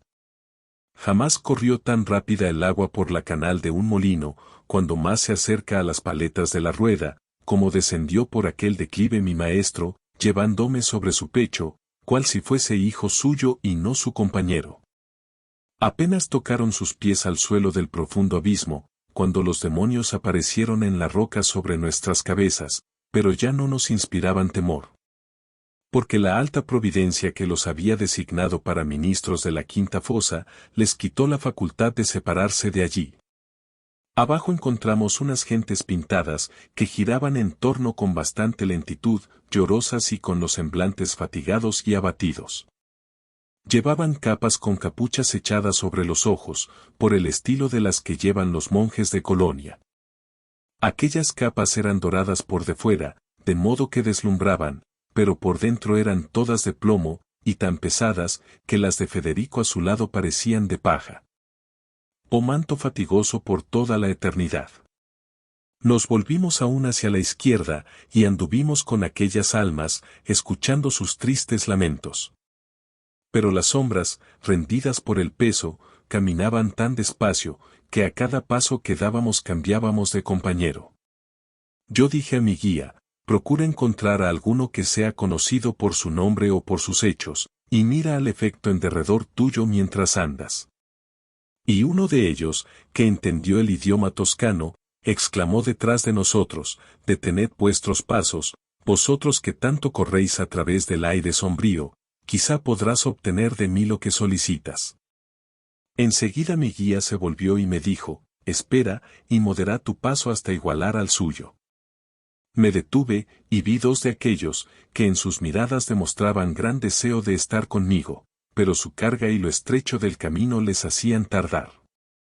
Cuando se me hubieron reunido, me miraron con torvos ojos y sin hablarme, después se volvieron uno a otros diciéndose, ese parece vivo, a juzgar por el movimiento de su garganta, pero si están muertos.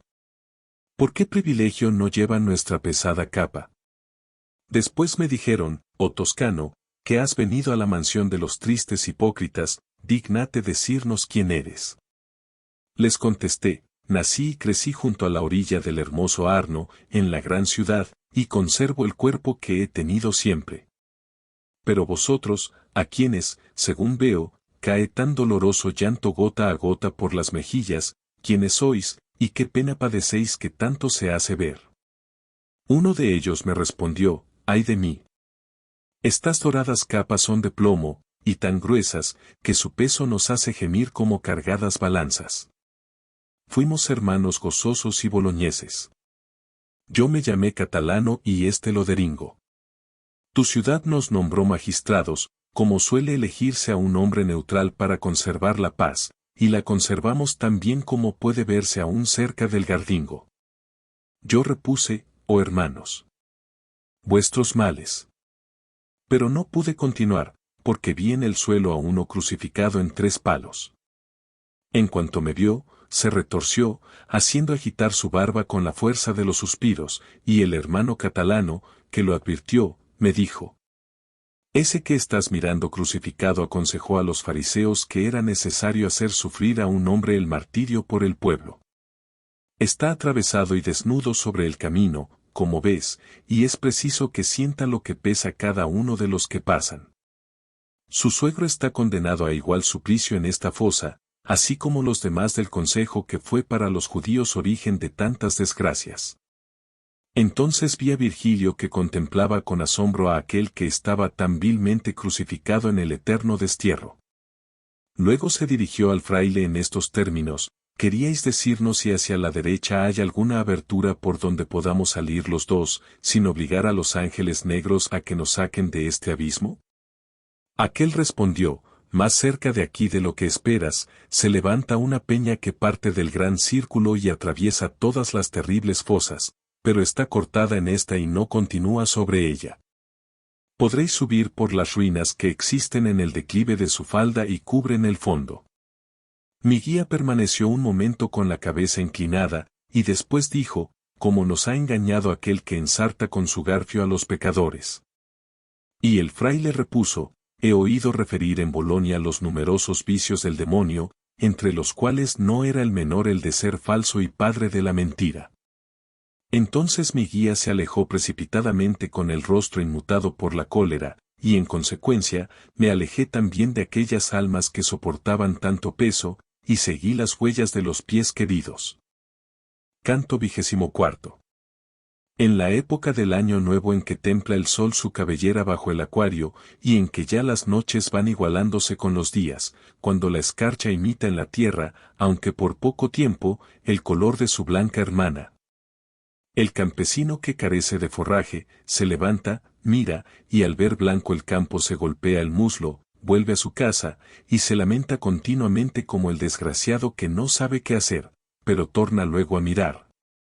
Y recobra la esperanza, viendo que la tierra ha cambiado de aspecto en pocas horas, y entonces coge su cayado y sale a apacentar sus ovejas. Así mi maestro me llenó de inquietud cuando vi tan turbado su rostro, y así también aplicó pronto remedio a mi mal. Porque al llegar al derruido puente, se volvió hacia mí con aquel amable aspecto que tenía cuando le vi al pie del monte. Después de haber pensado la determinación que había de tomar, contemplando antes con cuidado las ruinas, abrió sus brazos, cogióme por detrás, y como aquel que trabaja, pensando siempre en la labor que emprenderá enseguida. Del mismo modo, elevándome sobre la cima de una roca, contemplaba otra diciendo, agárrate bien a esa, pero tantea primero si tal cuales podrás sostenerte. Aquel no era un camino a propósito para los que iban con capa, pues apenas podíamos, Virgilio tan ágil, y yo sostenido por él, trepar de piedra en piedra. Y a no ser porque en aquel recinto era más corto el camino que en otro alguno, no sé lo que a él le habría sucedido, pero a mí me hubiera vencido el cansancio. Mas como Malevolge va siempre en declive hasta la boca del profundísimo pozo, cada fosa que se recorre presenta un margen que se eleva y otro que desciende. Llegamos por fin al extremo en que se destaca la última piedra. Cuando estuve sobre ella, de tal modo me faltaba el aliento, que no podía más, así es que me senté en cuanto nos detuvimos. Ahora es preciso que sacudas tu pereza, me dijo el maestro, que no se alcanza la fama reclinado en blanda pluma, ni al abrigo de colchas, y el que sin gloria consume su vida. Deja en pos de sí el mismo vestigio que el humo en el aire o la espuma en el agua. Ea, pues, levántate, domina la fatiga con el alma, que vence todos los obstáculos, mientras no se envilece con la pesadez del cuerpo. Tenemos que subir todavía una escala mucho más larga, pues no basta haber atravesado por entre los espíritus infernales. Si me entiendes, deben reanimarte mis palabras. Levantéme entonces, demostrando más resolución de la que verdaderamente sentía en mi interior, y dije, vamos, ya me siento fuerte y atrevido. Echamos a andar por el escollo, que era áspero, estrecho y escabroso, y más pendiente que el anterior. Iba hablando para disimular mi flaqueza, cuando oí una voz que salía de la otra fosa, articulando palabras ininteligibles. No sé lo que dijo, a pesar de encontrarme en la cima del arco que por allí pasa, mas el que hablaba parecía conmovido por la ira. Yo me había inclinado, pero los ojos de un vivo no podían distinguir el fondo a través de aquella obscuridad, por lo cual dije, maestro, haz por llegar al otro recinto, y descendamos este muro. Porque desde aquí oigo y no comprendo nada, miro hacia abajo y nada veo. Te responderé, me dijo, haciendo lo que deseas, que las peticiones justas deben satisfacerse en silencio. Bajamos por el puente desde lo alto hasta donde se une con el octavo margen, y entonces descubrí la fosa, y vi una espantosa masa de serpientes, de tan diferentes especies, que su recuerdo me hiela todavía la sangre. Deje la Libia de envanecerse con sus arenas, que si produce quelidras, yáculos y faras, cencros y anfisbenas, ni en ella, ni en toda la Etiopía con el país que está sobre el Mar Rojo. Existieron jamás tantas ni tan nocivas pestilencias como en este lugar. A través de aquella espantosa y cruel multitud de reptiles corrían gentes desnudas y aterrorizadas, sin esperanza de encontrar refugio ni heliotropo. Tenían las manos atadas a la espalda con sierpes, las cuales, formando nudos por encima, les hincaban la cola y la cabeza en los riñones.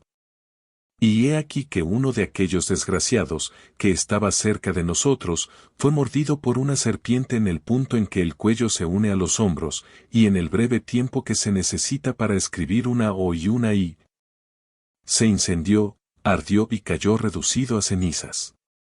Pero apenas quedó consumido en el suelo, reuniéronse aquellas por sí mismas, y súbitamente se rehizo aquel espíritu como estaba antes. Así dicen los grandes sabios que muere el fénix, y renace cuando está cercano a su quinto siglo, no se alimenta de hierba ni de trigo durante su vida, sino de amomo y lágrimas de incienso. Y su último nido está formado con nardo y mirra. Y como aquel que cae y no sabe cómo, a impulsos del demonio que lo arroja en el suelo o de algún accidente producido por su temperamento enfermizo, cuando se levanta, se queda asombrado de la cruel angustia que ha sufrido y suspira al mirar en torno suyo, así se levantó el pecador ante nosotros. Oh, cuán severa es la justicia de Dios, que hace estallar su cólera por medio de tales golpes. Mi guía le preguntó después quién era, y él le contestó, yo caí hace poco tiempo desde Toscana en este horrible abismo. La vida salvaje me agradó más que la humana, fui lo mismo que un mulo, soy Vanni Fuxi, el bestia, y Pistoia fue mi digno cubil. Entonces dije a mi guía, dile que no huya, y pregúntale qué delito le ha precipitado aquí, pues yo le conocí ya hombre colérico y sanguinario. El pecador, que me oyó, no se ocultó, sino que dirigió hacia mí atentamente su mirada, y se cubrió el rostro de triste vergüenza. Después dijo, siento más que me hayas encontrado en la miseria en que me ves, de lo que sentí verme privado de la vida, pero no puedo negarme a satisfacer tus preguntas. Estoy sumido aquí, porque robé en la sacristía los hermosos ornamentos, de cuyo delito fue otro acusado falsamente. Mas para que no te goces en mi desgracia, si acaso llegas a salir de estos lugares sombríos, abre tus oídos a mi anuncio, y escucha, primeramente, Pistoia quedará despoblada de negros. Después Florencia renovará sus habitantes y su forma de gobierno, Marte hará salir del valle de Magra un vapor, que envuelto en sombrías nieblas y en tempestad impetuosa y terrible, se desencadenará sobre el campo piceno. Y allí, desgarrándose de repente la nube, aniquilará todos los blancos. Te he dicho esto para que te cause dolor. Canto 25. Al terminar estas palabras, el ladrón alzó ambas manos haciendo un gesto indecente y exclamando, toma, Dios, esto es para ti. Desde entonces fui amigo de las serpientes, porque una de ellas se le enroscó en el cuello como diciendo, no quiero que hables más, y otra se agarró a sus brazos, sujetándolos de tal modo que no le era posible al condenado hacer ningún movimiento. Ah, Pistoia, Pistoia. ¿Cómo no decides reducirte tú misma a cenizas y dejar de existir, pues que tus hijos son peores que sus antepasados? En todos los círculos del obscuro infierno no he visto espíritu tan soberbio ante Dios, a no ser aquel que cayó desde los muros de Tebas. El ladrón huyó sin decir una palabra más. Entonces vi un centauro lleno de ira, que acudía gritando, ¿dónde está el soberbio? No creo que contengan las marismas tanto reptil como llevaba el centauro sobre su grupa hasta el sitio en que empezaba la forma humana, sobre sus espaldas, detrás de la nuca, descansaba un dragón con las alas abiertas, el cual abrazaba cuanto salía a su encuentro. Mi maestro dijo, ese monstruo es Caco, el que al pie de las rocas del monte Aventino formó más de una vez un lago de sangre. No va por el mismo camino que sus hermanos, porque robó fraudulentamente el gran rebaño que pacía en las inmediaciones del sitio que había escogido por vivienda, pero sus inicuos hechos acabaron por fin bajo la clava de Hércules, que si le dio 100 golpes con ella, aquel no llegó a sentir el 10º. Mientras así hablaba Virgilio, Caco desapareció, al mismo tiempo que se acercaban 3 espíritus por debajo del margen donde estábamos, lo cual no advertimos ni mi guía ni yo, hasta que les oímos gritar, ¿quiénes sois? Cesó entonces nuestra conversación, y nos fijamos solamente en ellos.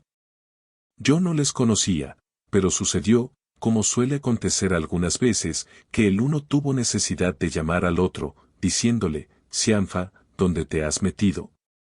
Y yo, a fin de que estuviese atento mi guía, me puse el dedo desde la nariz a la barba. Ahora, lector, si se te hace difícil creer lo que te voy a decir, no será extraño, porque yo que lo vi, apenas lo creo. Mientras estaba contemplando a aquellos espíritus, se lanzó una serpiente con 6 patas sobre uno de ellos, agarrándosele enteramente. Con las patas de en medio le oprimió el vientre, con las de delante le sujetó los brazos, y después le mordió en ambas mejillas. Extendiendo enseguida las patas de detrás sobre sus muslos, le pasó la cola por entre los dos, y se la mantuvo apretada contra los riñones. Nunca se agarró tan fuertemente la hiedra al árbol, como la horrible fiera adaptó sus miembros a los del culpable, después una y otro se confundieron, como si fuesen de blanda cera, y mezclaron también sus colores. Que ninguno de ambos parecía ya lo que antes había sido. Así con el ardor del fuego se extiende sobre el papel un color oscuro, que no es negro, y sin embargo deja de ser blanco. Los otros 2 condenados le miraban, exclamando cada cual, ¡ay, ángel, cómo cambias! No eres ya 1 ni 2. Las 2 cabezas se habían convertido en una, y aparecían 2 figuras mezcladas en una sola faz, quedando en ella confundidas entrambas. De los 4 brazos se hicieron 2, los muslos y las piernas, el vientre y el tronco se convirtieron en miembros nunca vistos.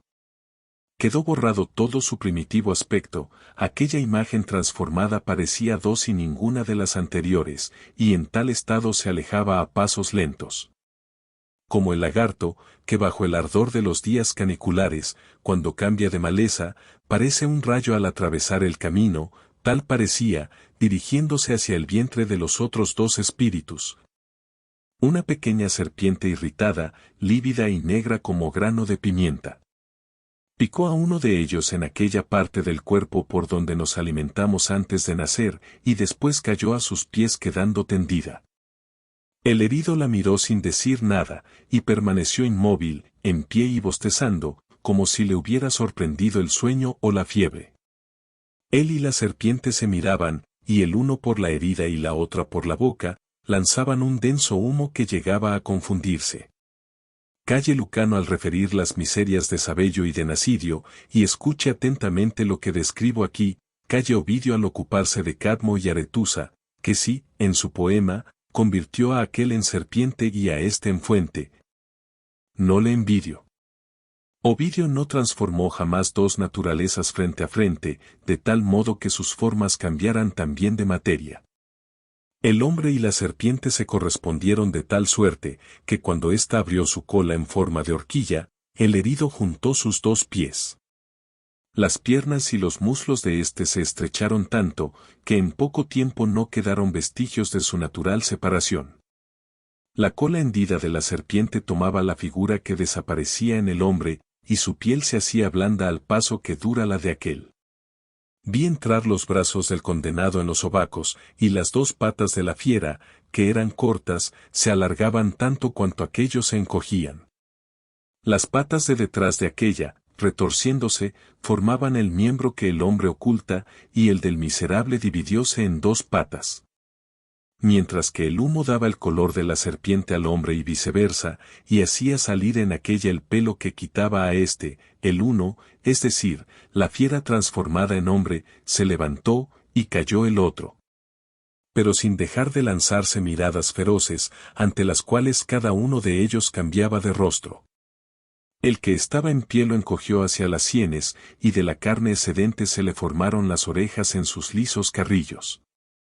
La parte del hocico de la serpiente que no se replegó en la cabeza quedó fuera formando la nariz del rostro humano, y abultó al propio tiempo convenientemente los labios. El que estaba en el suelo extendió su boca hacia adelante, e hizo entrar sus orejas en la cabeza, como el caracol hace con sus cuernos, y la lengua, que estaba antes unida y dispuesta a hablar, se hendió. Al paso que se unía la lengua hendida del reptil, dejando de lanzar humo. El alma que se había convertido en serpiente huyó silbando por la fosa, y el otro, hablando detrás de ella, le escupía. Volvióle después sus recién formadas espaldas, y dijo al otro condenado, quiero que vos os arrastre por este camino como yo lo he hecho. De tal suerte vi yo, en la séptima fosa, cambiarse y metamorfosearse dos naturalezas, y si mi lenguaje no es florido, sírvame de excusa la novedad del caso. Aunque mis ojos estuviesen turbados y mi espíritu aturdido, no pudieron huir las otras dos sombras tan ocultamente, que yo no conociese a Puchiosiancato.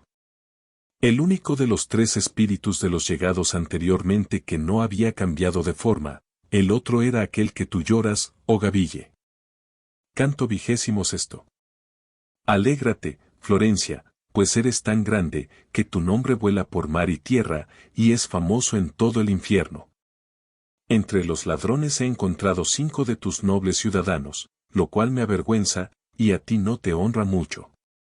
Pero, si es verdad lo que se sueña cerca del amanecer, dentro de poco tiempo conocerás lo que contra ti desean, no ya otros pueblos, sino Prato, y si este mal se hubiese ya cumplido, no sería prematuro. Así viniese hoy lo que ha de suceder, pues tanto más me contristará, cuanto más viejo me vuelva. Partimos, y por los mismos escalones de las rocas que nos habían servido para bajar, subió mi guía, tirando de mí. Prosiguiendo la ruta solitaria a través de los picos y rocas del escollo, no era posible mover un pie sin el auxilio de la mano. Entonces me afligí, como me aflijo ahora, cuando pienso en lo que vi, y refreno mi espíritu más de lo que acostumbro, para que no aventure tanto que deje de guiarlo la virtud, porque, si mi buena estrella u otra influencia mejor me ha dado algún ingenio, no quiero yo mismo envidiármelo. Así como en la estación en que aquel que ilumina al mundo nos oculta menos su faz, el campesino que reposa en la colina a la hora en que el mosquito reemplaza a la mosca. Ve por el valle las luciérnagas que corren por el sitio donde vendimia y ara, así también vi resplandecer infinitas llamas en la octava fosa, en cuanto estuve en el punto desde donde se distinguía su fondo. Y como aquel a quien los osos ayudaron en su venganza vio partir el carro de Elías, cuando los caballos subían erguidos al cielo, de tal modo que no pudiendo sus ojos seguirle, solo distinguían una ligera llama elevándose como débil nubecilla, así también noté que se agitaban aquellas en la abertura de la fosa, encerrando cada una un pecador, pero sin manifestar lo que ocultaban. Yo estaba sobre el puente, tan absorto en la contemplación de aquel espectáculo, que, a no haberme agarrado a un trozo de roca, hubiera caído sin ser empujado. Mi guía, que me vio tan atento, me dijo, dentro del fuego están los espíritus, cada uno revestido de la llama que le abraza. Oh, maestro, respondí, tus palabras han hecho que me cerciore de lo que veo, pero ya lo había pensado así y quería decírtelo. Mas dime, ¿quién está en aquella llama que se divide en su parte superior, y parece salir de la pira donde fueron puestos Eteocles y su hermano? Me contestó, allí dentro están torturados Ulises y Diomedes, juntos sufren aquí un mismo castigo, como juntos se entregaron a la ira. En esa llama se llora también el engaño del caballo de madera, que fue la puerta por donde salió la noble estirpe de los romanos. Llórase también el artificio por el que Deidamia, aun después de muerta, se lamenta de Aquiles, y se sufre además el castigo por el robo del Paladión. Si es que pueden hablar en medio de las llamas, dije yo, maestro, te pido y te suplico, y así mi súplica valga por 1000, que me permitas esperar que esa llama dividida llegue hasta aquí, mira cómo, arrastrado por mi deseo. Me abalanzo hacia ella. A lo que me contestó, tu súplica es digna de alabanza, y yo la acojo, pero haz que tu lengua se reprima, y déjame a mí hablar, pues comprendo lo que quieres, y quizás ellos, siendo griegos, se desdeñarían de contestarte. Cuando la llama estuvo cerca de nosotros, y mi guía juzgó el lugar y el momento favorables, le oí expresarse en estos términos, o vosotros, que sois dos en un mismo fuego. Si he merecido vuestra gracia durante mi vida, si he merecido de vosotros poco o mucho, cuando escribí mi gran poema en el mundo, no os alejéis, antes bien dígame uno de vosotros dónde fue a morir, llevado de su valor.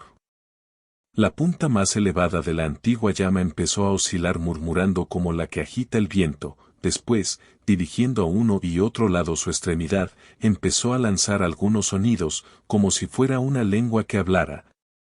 Y dijo, cuando me separé de Circe, que me tuvo oculto más de un año en Gaeta, antes de que Eneas le diera este nombre, ni las dulzuras paternales, ni la piedad debida a un padre anciano, ni el amor mutuo que debía hacer dichosa a Penélope, pudieron vencer el ardiente deseo que yo tuve de conocer el mundo, los vicios y las virtudes de los humanos, sino que me lancé por el abierto mar solo con un navío, y con los pocos compañeros que nunca me abandonaron. Vi entrambas costas, por un lado hasta España, por otro hasta Marruecos, y la isla de los Sardos y las demás que baña en torno a aquel mar. Mis compañeros y yo nos habíamos vuelto viejos y pesados cuando llegamos a la estrecha garganta donde plantó Hércules las dos columnas para que ningún hombre pasase más adelante. Dejé a Sevilla a mi derecha, como había dejado ya a Ceuta a mi izquierda. Oh hermanos, dije, que habéis llegado al occidente a través de 100.000 peligros, ya que tampoco os resta de vida, no os neguéis a conocer el mundo sin habitantes, que se encuentra siguiendo al sol. Pensad en vuestro origen, vosotros no habéis nacido para vivir como brutos, sino para alcanzar la virtud y la ciencia.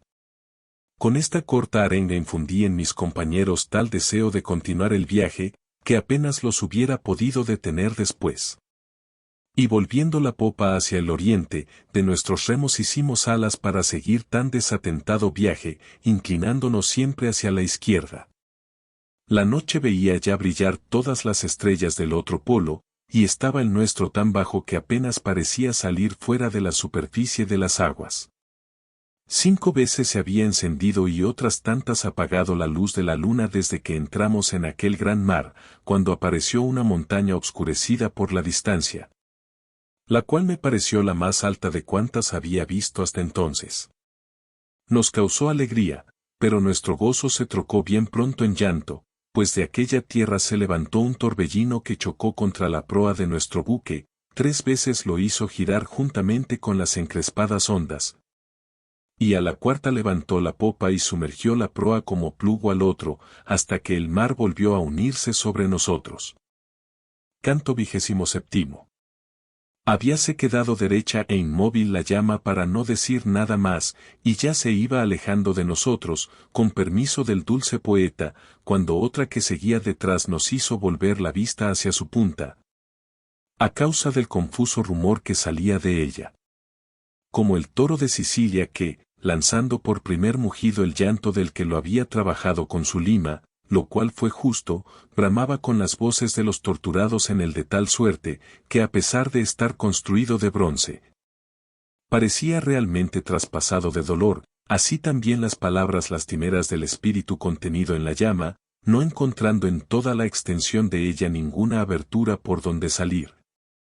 Se convertían en el lenguaje del fuego, pero cuando consiguieron llegar a su punta, comunicándole a ésta el movimiento que la lengua les había dado al pasar, oímos decir, oh tú, a quien me dirijo, y que hace poco hablabas en lombardo, diciendo, vete ya, no te detengo más. Aun cuando yo haya llegado tarde, no te pese permanecer hablando conmigo, pues a mí no me pesa, no obstante que estoy ardiendo. 36. Si acabas de caer en este mundo lóbrego desde la dulce tierra latina, donde he cometido todas mis faltas, dime si los romañolos están en paz o en guerra. Pues fui de las montañas que se elevan entre Urbino y el yugo de que el Tíber se desata. Yo escuchaba aún atento e inclinado, cuando mi guía me tocó, diciendo, habla tú, ese es latino. Y yo, que tenía la respuesta preparada, empecé a hablarle así sin tardanza, oh alma, que te escondes ahí debajo. Tu Rumanía no está ni estuvo nunca sin guerra en el corazón de sus tiranos, pero al venir no he dejado guerra manifiesta, Rávena está como hace muchos años, el águila de polenta anida allí, y cubre a una Serbia con sus alas. La tierra que sostuvo tan larga prueba, y contiene sangrientos montones de cadáveres franceses, se encuentra en poder de las garras verdes, y el mastín viejo y el joven de Berruquio, que tanto daño hicieron a Montagna, siguen ensangrentando sus dientes donde acostumbran. La ciudad de Lamone y la del Santerno están dirigidas por el leoncillo de blanco cubil, que del verano al invierno cambia de partido, y aquella que está bañada por el sabio, vive entre la tiranía y la libertad. Así como se asienta entre la llanura y la montaña. Ahora te ruego que me digas quién eres, no seas más duro de lo que lo han sido otros, así pueda tu nombre durar eternamente en el mundo.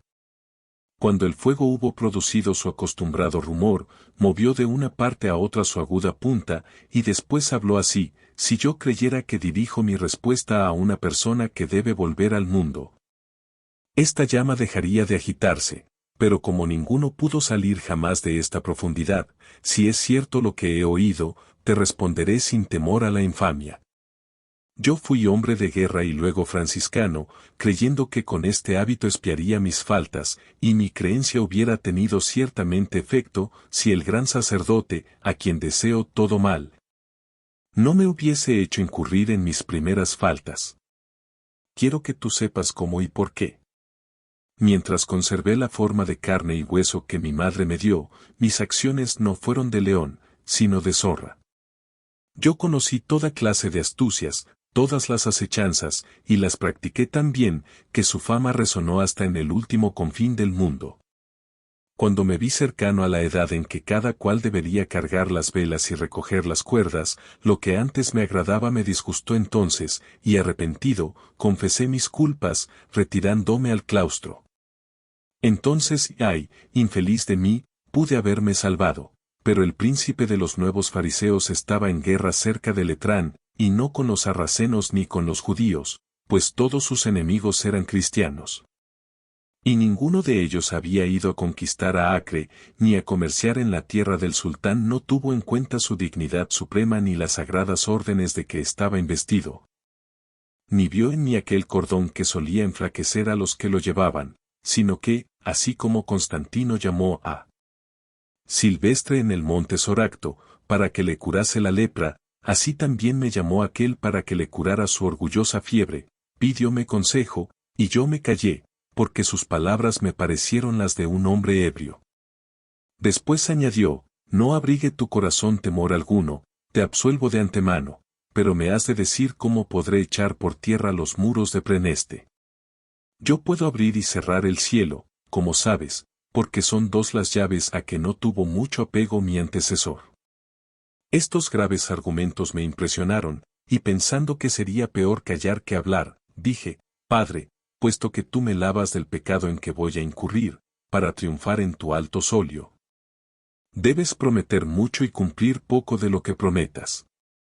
Cuando ocurrió mi muerte, fue Francisco a buscarme, pero uno de los negros querubines le dijo, no puedes llevártelo, no me prives de lo que es mío, este debe bajar a lo profundo entre mis condenados. Por haber aconsejado el fraude, desde cuya falta le tengo cogido por los cabellos. No es posible absolver al que no se arrepiente, como tampoco es posible arrepentirse y querer el pecado al mismo tiempo, pues la contradicción no lo consiente. Ay de mí, desdichado, como me aterré cuando me agarró, diciendo, ¿acaso no creerías que fuera yo tan lógico? Me condujo ante Minos, el cual se ciñó 8 veces la cola en derredor de su duro cuerpo, y mordiéndosela con gran rabia, dijo, ese debe estar entre los culpables que esconde el fuego. He aquí por qué estoy sepultado donde me ves, y por qué gimo al llevar este vestido. Cuando hubo acabado de hablar, se alejó la plañidora llama, torciendo y agitando su aguda punta. Mi guía y yo seguimos adelante, a través del escollo, hasta llegar al otro arco que cubre el foso donde se castiga a los que cargaron su conciencia introduciendo la discordia. Canto 28. ¿Quién podría jamás, ni aun con palabras sin medida, por más que lo intentase muchas veces, describir toda la sangre y las heridas que vi entonces? No existe ciertamente lengua alguna que pueda expresar, ni entendimiento que retenga, lo que apenas cabe en la imaginación. Si pudiera reunirse toda la gente que derramó su sangre en la infortunada tierra de la Puya, cuando combatieron los romanos durante aquella prolongada guerra en que se recogió tan gran botín de anillos. Como refiere Tito Livio y no se equivoca, con la que sufrió tan rudos golpes por contrastar a Roberto Guiscardo, y con aquella cuyos huesos se recogen aún, tanto en Ceperano, donde cada habitante fue un traidor, como en Tacliacoso, donde el viejo Ayar venció sin armas, y fuera posible que todos los combatientes mencionados enseñaran sus miembros rotos y traspasados, ni aún así tendría una idea del aspecto horrible que presentaba la novena fosa. Una cuba que haya perdido las duelas del fondo no se vacía tanto como un espíritu que vi hendido desde la barba hasta la parte inferior del vientre, sus intestinos le colgaban por las piernas.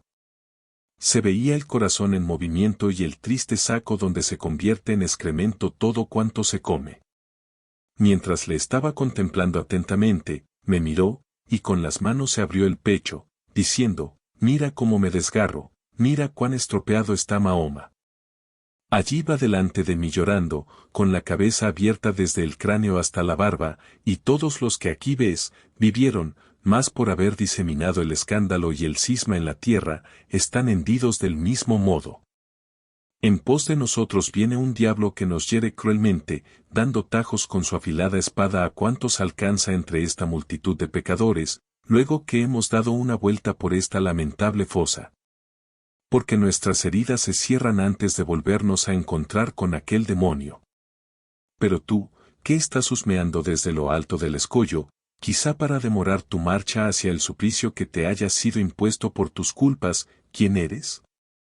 Ni la muerte le alcanzó aún, ni le traen aquí sus culpas para que sea atormentado, contestó mi maestro, sino que ha venido para conocer todos los suplicios. Yo, que estoy muerto, debo guiarle por cada uno de los círculos del profundo infierno, y esto es tan cierto como que te estoy hablando.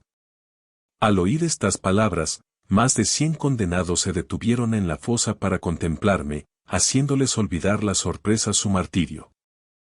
Pues bien, tú que tal vez dentro de poco volverás a ver el sol, di a Fray Dolcino que, si no quiere reunirse conmigo aquí muy pronto, debe proveerse de víveres y no dejarse rodear por la nieve, pues sin el hambre y la nieve, difícil le será al Novarés vencerle. Mahoma me dijo estas palabras después de haber levantado un pie para alejarse. Cuando cesó de hablar, lo fijó en el suelo y partió. Otro, que tenía la garganta atravesada, la nariz cortada hasta las cejas, y una oreja solamente, se quedó mirándome asombrado con los demás espíritus, y abriendo antes que ellos su boca. Exteriormente rodeada de sangre por todas partes, dijo, «Oh, tú a quien no condena culpa alguna, y a quien ya vi allá arriba, en la tierra latina, si es que no me engaña una gran semejanza, acuérdate de Pedro de Medicina. Si logras ver de nuevo la hermosa llanura que declina desde Vercelli a Marcabó, y haz saber a los dos mejores de Fano, a Mes Seguido y Angioleyo, que si la previsión no es aquí vana, serán arrojados fuera de su bajel y ahogados cerca de la Católica por la traición de un tirano desleal. Desde la isla de Chipre a la de Mallorca no habrá visto jamás Neptuno una felonía tan grande, llevada a cabo por piratas, ni por corsarios griegos. Aquel traidor, que ve solamente con un ojo, y que gobierna el país que no quisiera haber visto uno que está aquí conmigo, les invitará a parlamentar con él. Y después hará de modo que no necesiten conjurar con sus votos y oraciones el viento de Focara. Yo le dije, si quieres que lleve noticias tuyas allá arriba, muéstrame y declara quién es ese que deplora haber visto aquel país. Entonces puso su mano sobre la mandíbula de uno de sus compañeros, y le abrió la boca exclamando, «Hele aquí», pero no habla. Era aquel que, desterrado de Roma, ahogó la duda en el corazón de César, afirmando que el que está preparado, se perjudica en aplazar la realización de una empresa. Oh. Cuán acobardado me parecía con su lengua cortada en la garganta aquel Curión, que tan audaz fue para hablar. Otro, que tenía las manos cortadas, levantando sus muñones al aire sombrío, de tal modo que se inundaba la cara de sangre, gritó: acuérdate también de Mosca, que dijo: desventurado, cosa hecha está concluida. Palabras que fueron el origen de las discordias civiles de los toscanos. Y de la muerte de tu raza, exclamé yo. Entonces él, acumulando dolor sobre dolor, se alejó como una persona triste y demente. Continué examinando la banda infernal, y vi cosas que no me atrevería a referir sin otra prueba, si no fuese por la seguridad de mi conciencia, esa buena compañera, que confiada en su pureza, fortifica tanto el corazón del hombre. Vi, en efecto, y aún me parece que lo estoy viendo, un cuerpo sin cabeza, andando como los demás que formaban aquella triste grey, asida por los cabellos, y pendiente a guisa de linterna. Llevaba en una mano su cabeza cortada, la cual nos miraba exclamando: ¡ay de mí! Servíase de sí mismo como de una lámpara, y eran dos en uno y uno en dos. ¿Cómo puede ser esto? Solo lo sabe aquel que nos gobierna. Cuando llegó al pie del puente, levantó en alto su brazo con la cabeza para acercarnos más sus palabras, que fueron estas: mira mi tormento cruel, tú que, aunque estás vivo, vas contemplando los muertos. Ve si puede haber alguno tan grande como este. Y para que puedas dar noticias mías, sabe que yo soy Bertrand de Born, aquel que dio tan malos consejos al rey joven. Yo armé al padre y al hijo uno contra otro. No hizo más Achitofel con sus perversas instigaciones a David y Absalón. Por haber dividido a personas tan unidas, llevo, ay de mí, mi cabeza separada de su principio, que queda encerrado en este tronco. Así se observa conmigo la pena del talión. Canto 29. El espectáculo de aquella multitud de presitos y de sus diversas heridas, de tal modo henchía de lágrimas mis ojos, que hubiera deseado detenerme para llorar. Pero Virgilio me dijo: ¿qué miras ahora? ¿Por qué tu vista se obstina en contemplar ahí abajo esas sombras tristes y mutiladas? Tú no has hecho eso en las otras fosas. Si crees poder contar esas almas, piensa que la fosa tiene 22 millas de circunferencia. La luna está ya debajo de nosotros, el tiempo que se nos ha concedido es muy corto, y aún nos queda por ver más de lo que has visto. Si hubieses considerado atentamente, le respondí, la causa que me obligaba a mirar, quizá hubieras permitido que me detuviera aquí un poco. Mi guía se alejaba ya, mientras yo iba tras de él contestándole y añadiendo, dentro de aquella cueva donde tenía los ojos tan fijos. Creo que había un espíritu de mi familia llorando el delito que se castiga ahí con tan graves penas.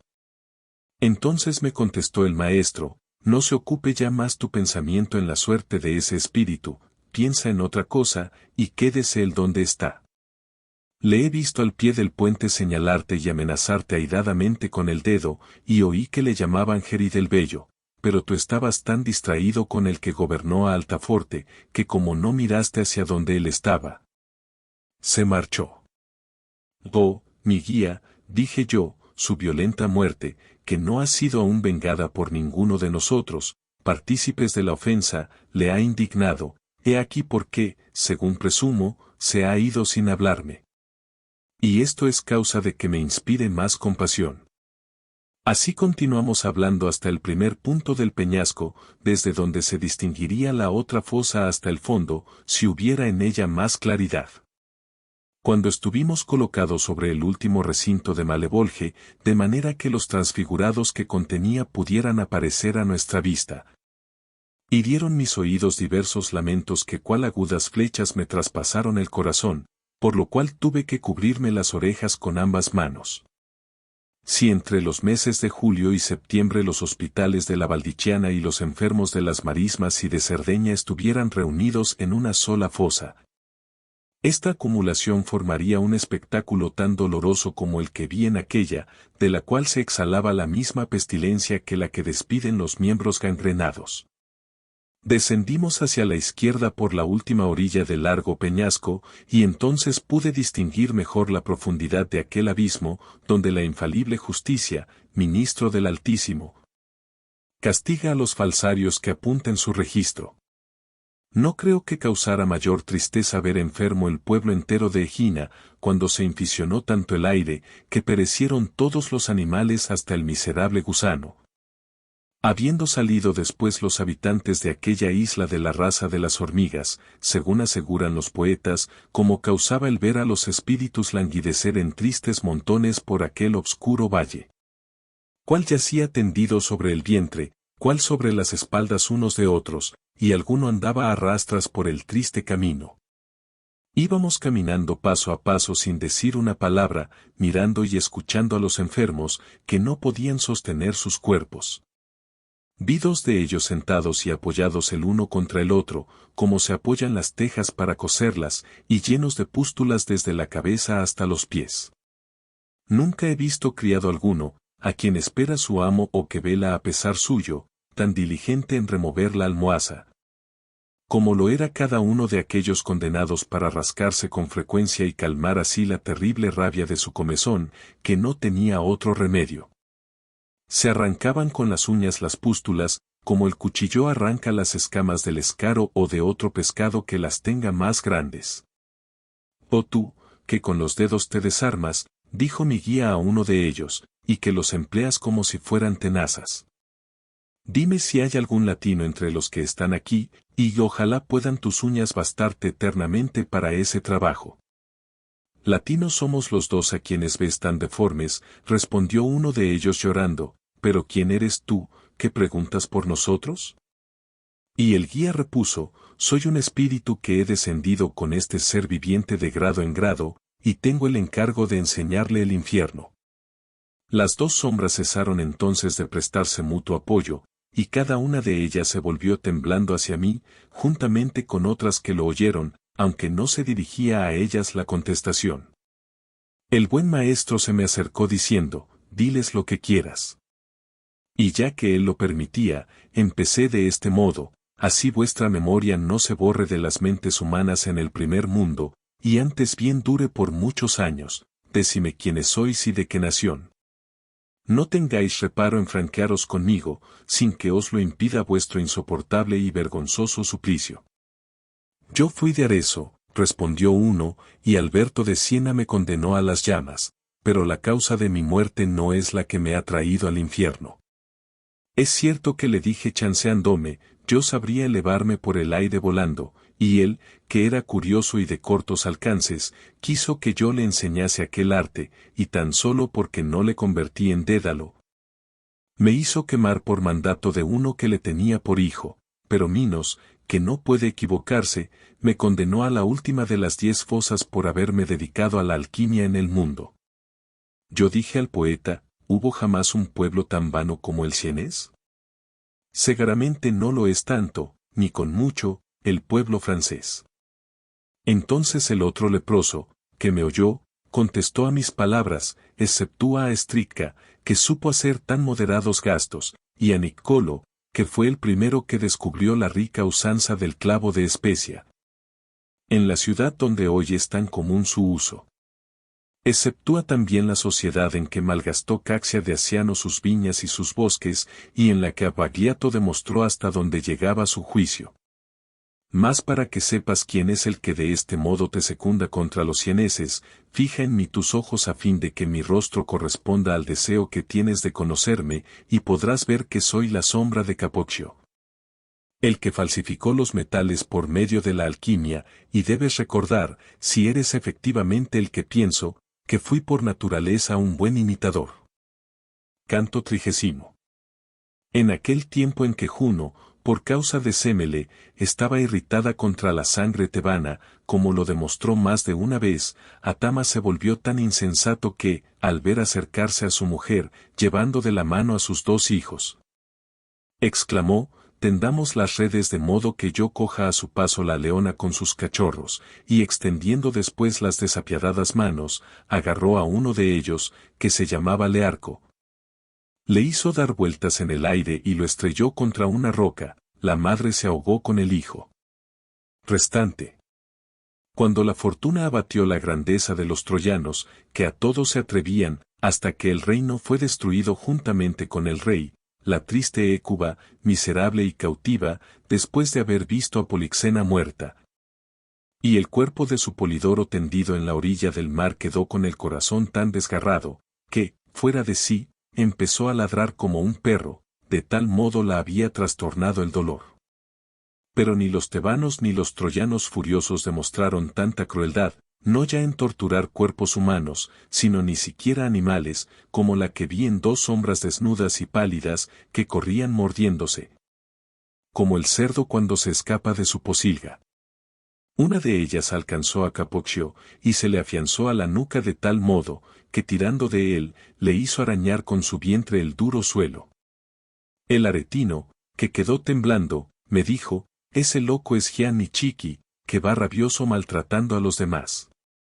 Go, le dije yo, no temas decirme quién es la otra sombra que va con él, antes que desaparezca, y ojalá no venga a hincarte los dientes en el cuerpo.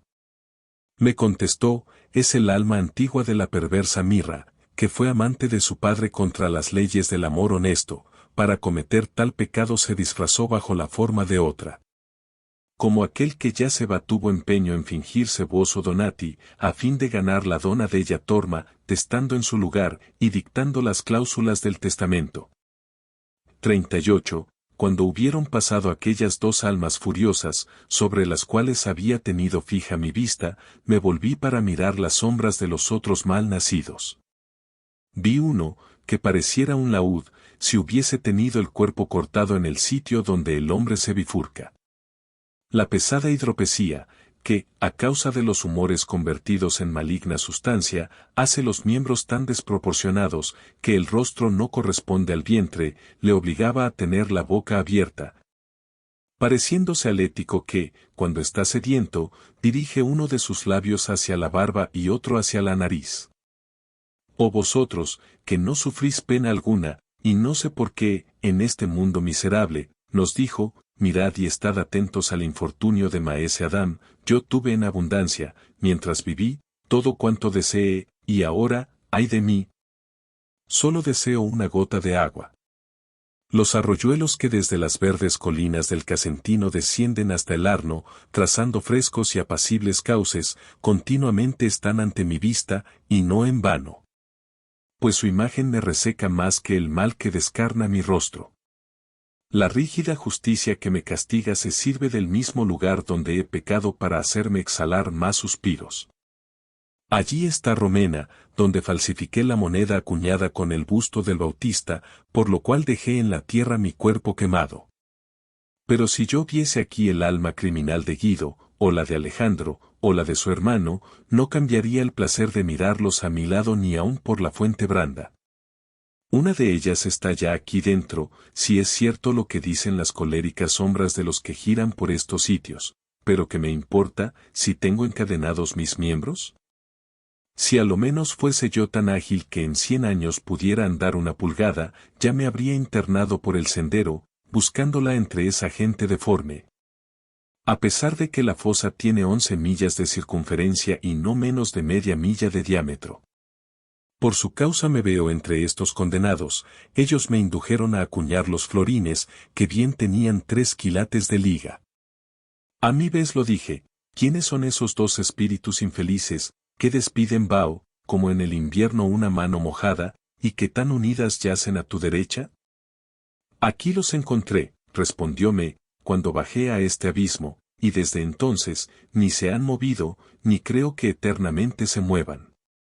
El uno es la falsa que acusó a José, el otro es el falso Sinón, griego de Troya, por efecto de su ardiente fiebre, lanzan ese vapor fétido. Uno de ellos, indignado quizá porque se le daba aquel nombre infame, le golpeó con el puño en su endurecido vientre, haciéndoselo resonar como un tambor. Maese Adam le dio a su vez en el rostro con su puño, que no parecía menos duro, diciéndole: aunque me vea privado de moverme a causa de la pesadez de algunos de mis miembros, tengo el brazo suelto para semejante tarea. A lo que aquel replicó: cuando marchabas hacia la hoguera no lo tenías tan suelto, pero lo tenías mucho más cuando acuñabas moneda. El hidrópico repuso, eres verídico en eso, mas no lo fuiste tanto cuando en Troya te incitaron a que dijeses la verdad. Si allí dije una falsedad, en cambio tú falsificaste el cuño, dijo Sinón, y si yo estoy aquí por una falta, tú lo estás por muchas más que ninguno otro demonio. Acuérdate, perjuro, del caballo, replicó aquel que tenía el vientre hinchado, y sírvate de castigo el que el mundo entero conoce tu delito. Sírvate a ti también de castigo la sed que tiene agrietada tu lengua, contestó el griego, y el agua podrida que eleva tu vientre como una barrera ante tus ojos. Entonces el monedero replicó, también tu boca se rasga por hablar mal, como acostumbra, si yo tengo sed, y si el humor me hincha, tú tienes fiebre y te duele la cabeza. No te harías mucho de rogar para lamer el espejo de Narciso. Yo estaba escuchándoles atentamente, cuando me dijo mi maestro, sigue contemplándolos aún, que poco me falta para reírme de ti. Cuando le oí hablarme con ira, me volví hacia él tan abochornado, que aún conservo vivo el recuerdo en mi memoria, y como quien sueña en su desgracia, que aún soñando desea soñar. Y anhela ardientemente que sea sueño lo que ya lo es, así estaba yo, sin poder proferir una palabra, por más que quisiera excusarme, y a pesar de que con el silencio me excusaba, no creía hacerlo así. Con menos vergüenza habría bastante para borrar una falta mayor que la tuya, me dijo el maestro, consuélate, y si acaso vuelve a suceder que te reúnas con gente entregada a semejantes debates. Piensa en que estoy siempre a tu lado, porque querer oír eso es querer una bajeza. Canto 31. La misma lengua que antes me hirió, tiñendo de rubor mis mejillas, me aplicó enseguida el remedio. Así he oído contar que la lanza de Aquiles y de su padre solía ocasionar primero un disfavor, y luego un buen regalo. Volvimos la espalda a aquel desventurado valle, andando, sin decir una palabra, por encima del margen que lo rodea. Allí no era de día ni de noche, de modo que mi vista alcanzaba poco delante de mí, pero oí resonar una gran trompa, tan fuertemente, que habría impuesto silencio a cualquier trueno, por lo cual mis ojos, siguiendo la dirección que aquel ruido traía, se fijaron totalmente en un solo punto. No hizo sonar tan terriblemente su trompa Orlando, después de la dolorosa derrota en que Carlomagno perdió el fruto de su santa empresa. A poco de haber vuelto hacia aquel lado la cabeza, me pareció ver muchas torres elevadas, por lo que dije, maestro, ¿qué tierra es esta? Me respondió, como miras a lo lejos a través de las tinieblas, te equivocas en lo que te imaginas. Ya verás, cuando hayas llegado allí, cuánto engaña a la vista la distancia, así pues, aprieta el paso. Después me cogió afectuosamente de la mano, y me dijo, antes que pasemos más adelante, y a fin de que el caso no te cause tanta extrañeza, sabe que eso no son torres, sino gigantes. Todos los cuales están metidos hasta el ombligo en el pozo alrededor de sus muros. Así como la vista, cuando se disipa la niebla, reconoce poco a poco las cosas ocultas por el vapor en que estaba envuelto el aire, de igual modo, y a medida que la mía atravesaba aquella atmósfera densa y obscura.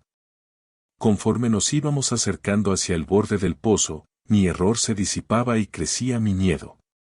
Lo mismo que Montereyone corona de torres su recinto amurallado, así, por el borde que rodea el pozo, se elevaban como torres y hasta la mitad del cuerpo los horribles gigantes, a quienes amenaza todavía Júpiter desde el cielo, cuando truena. Yo podía distinguir ya el rostro, los hombros y el pecho de uno de ellos, y gran parte de su vientre, y sus dos brazos a lo largo de los costados. En verdad que hizo bien la naturaleza cuando abandonó el arte de crear semejantes animales, para quitar pronto a Marte tales ejecutores, y si ella no se arrepiente de producir elefantes y ballenas, quien lo repare sutilmente, verá en esto mismo su justicia y su discreción, porque donde la fuerza del ingenio se une a la malevolencia y al vigor, no hay resistencia posible para los hombres. Su cabeza me parecía tan larga y gruesa como la piña de San Pedro en Roma, guardando la misma proporción los demás huesos, de suerte que, aun cuando el ribazo le ocultaba de medio cuerpo abajo, Se veía lo bastante para que 3 frisones no hubieran podido alabarse de alcanzar a su cabellera, porque yo calculaba que tendría 30 grandes palmos desde el borde del pozo hasta el sitio donde el hombre se abrocha la capa. Rapel Maya Mechisabi Almi, empezó a gritar la fiera boca, en la cual no estarían bien otras voces más suaves, y mi guía le dijo, alma insensata, sigue entreteniéndote con la trompa, y desahógate con ella. Cuando te agite la cólera u otra pasión. Busca por tu cuello y encontrarás la soga que la sujeta, oh alma turbada, mírala como ciñe tu enorme pecho. Después me dijo, él mismo se acusa, ese es Nemrod, por cuyo audaz pensamiento se ve obligado el mundo a usar más de una lengua.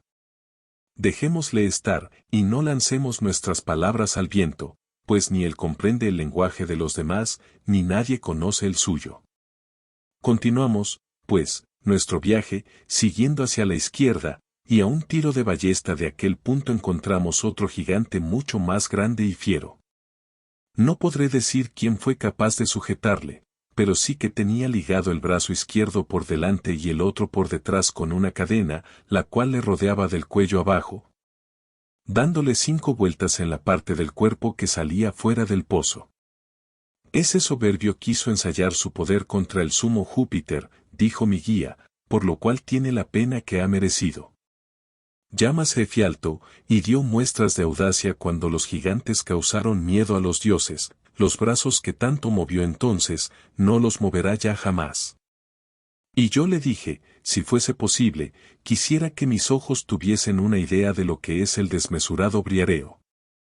A lo que contestó, verás cerca de aquí a Anteo, que habla y anda suelto, el cual nos conducirá al fondo del infierno. El que tú quieres ver está atado mucho más lejos, y es lo mismo que este, solo que su rostro parece más feroz. El más impetuoso terremoto no sacudió nunca una torre con tal violencia como se agitó repentinamente Efialto. Entonces temí la muerte más que nunca, y a no haber visto que el gigante estaba bien atado, bastara para ello el miedo que me poseía. Seguimos avanzando, y llegamos a donde estaba Anteo, que, sin contar la cabeza, salía fuera del abismo lo menos 5 alas.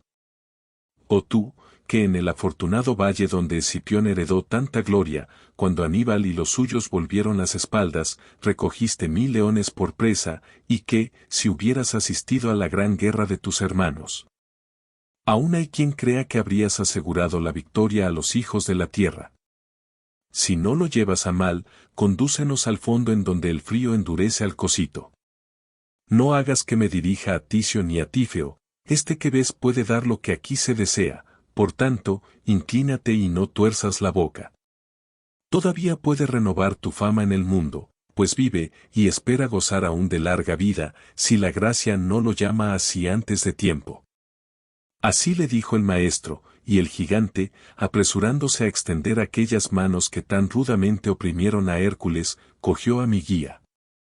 Cuando Virgilio se sintió agarrar, me dijo, acércate para que yo te tome. Y enseguida me abrazó de modo, que los dos juntos formábamos un solo fardo. Como al mirar la caricenda por el lado a que está inclinada, cuando pasa una nube por encima de ella en sentido contrario, parece próxima a derrumbarse, tal me pareció Anteo cuando le vi inclinarse. Y fue para mí tan terrible aquel momento, que habría querido ir por otro camino. Pero él nos condujo suavemente al fondo del abismo que devora a Lucifer y a Judas, y sin demora cesó su inclinación, volviendo a erguirse como el mástil de un navío. Canto 32. Si poseyese un estilo áspero y ronco, ¿cuál conviene para describir el sombrío pozo, sobre el que se apoyan todas las otras rocas, expresaría mucho mejor la esencia de mi pensamiento, pero como no lo tengo, me decido a ello con temor, pues no es empresa que pueda tomarse como juego, ni para ser acometida por una lengua balbuciente, la de describir el fondo de todo el universo. Pero vengan en auxilio de mis versos aquellas mujeres que ayudaron a Anfión a fundar a Tebas, para que el estilo no desdiga de la naturaleza del asunto. Oh gentes malditas sobre todas las demás, que estáis en el sitio del que me es tan duro hablar, más os valiera haber sido aquí convertidas en ovejas o cabras. Cuando llegamos al fondo del obscuro pozo, mucho más abajo de donde tenía los pies el gigante, como yo estuviese aún mirando el alto muro, oí que me decían, cuidado cómo andas. Procura no pisar las cabezas de nuestros infelices y torturados hermanos. Volvíme al oír esto, y vi delante de mí y a mis pies un lago, que por estar helado, parecía de vidrio y no de agua. Ni el Danubio en Austria durante el invierno, ni el Tañáis allá, bajo el frío cielo, cubren su curso de un velo tan denso como el de aquel lago, en el cual, aunque hubieran caído el Tabernico el Pietrapana, no habrían causado el menor estallido. Y a la manera de las ranas cuando gritan con la cabeza fuera del agua, en la estación en que la villana sueña que espiga, así estaban aquellas sombras llorosas y lívidas, sumergidas en el hielo hasta el sitio donde aparece la vergüenza, produciendo con sus dientes el mismo sonido que la cigüeña con su pico. Tenían todas el rostro vuelto hacia abajo, su boca daba muestras del frío que sentían, y sus ojos las daban de la tristeza de su corazón. Cuando hube examinado algún tiempo en torno mío, miré a mis pies, y vi dos sombras tan estrechamente unidas, que sus cabellos se mezclaban. Decime quiénes sois, vosotros, que tanto unís vuestros pechos, dije yo. Levantaron la cabeza, y después de haberme mirado, sus ojos, que estaban preñados de lágrimas, se derramaron en los párpados, pero el frío congeló en ellos aquellas lágrimas, volviéndolos a cerrar. Ninguna grapa unió jamás tan fuertemente dos trozos de madera, por lo cual ambos condenados entrechocaron como dos carneros, tanta fue la ira que los dominó. Y otro, a quien el frío había hecho perder las orejas, me dijo, sin levantar la cabeza, ¿por qué nos miras tanto? Si quieres saber quiénes son estos dos, te diré que el valle por donde corre el Vicencio fue de su padre Alberto y de ellos.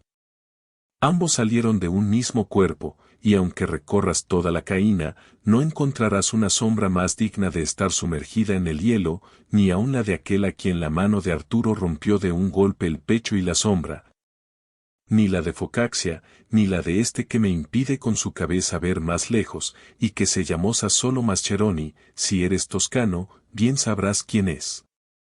Y para que no me hagas hablar más, sabe que yo soy Camixione de Pazzi, y que espero a Carlino, cuyas culpas harán aparecer menos graves las mías. Después vi otros 1000 rostros amoratados por el frío, tanto que desde entonces tengo horror, y lo tendré siempre a los estanques helados. Y mientras nos dirigíamos hacia el centro, donde converge toda la gravedad de la tierra, yo temblaba en la lobreguez eterna, y no sé si lo dispuso Dios, el destino o la fortuna, pero al pasar por entre aquellas cabezas, di un fuerte golpe con el pie en el rostro de una de ellas, que me dijo llorando, ¿por qué me pisas? Si no vienes a aumentar la venganza de Monteaperto, ¿por qué me molestas? Entonces dije yo, maestro mío, espérame aquí, a fin de que éste me esclarezca una duda, enseguida me daré cuanta prisa quieras. El guía se detuvo, y yo dije a aquel que aún estaba blasfemando, ¿quién eres tú, que así reprendes a los demás? Me contestó, y tú, que vas por el recinto de Antenor, golpeando a los demás en el rostro, de modo que, si estuvieras vivo, aún serían tus golpes demasiado fuertes, ¿quién eres? Yo estoy vivo, fue mi respuesta, y puede serte grato, si fama deseas, que ponga tu nombre entre los otros que conservo en la memoria. A lo que repuso, deseo todo lo contrario, vete de aquí, y no me causes más molestia, pues suenan mal tus lisonjas en esta caverna. Entonces le cogí por los pelos del cogote, y le dije, es preciso que digas tu nombre, o no te quedará ni un solo cabello. Pero él me replicó, aunque me repeles, ni te diré quién soy, ni verás mi rostro, por más que me golpees 1000 veces en la cabeza. Yo tenía ya sus cabellos enroscados en mi mano, y le había arrancado más de un puñado de ellos, mientras él aullaba con los ojos fijos en el hielo, cuando otro condenado gritó, ¿qué tienes, boca? ¿No te basta castañetear los dientes, sino que también ladras? ¿Qué demonio te atormenta?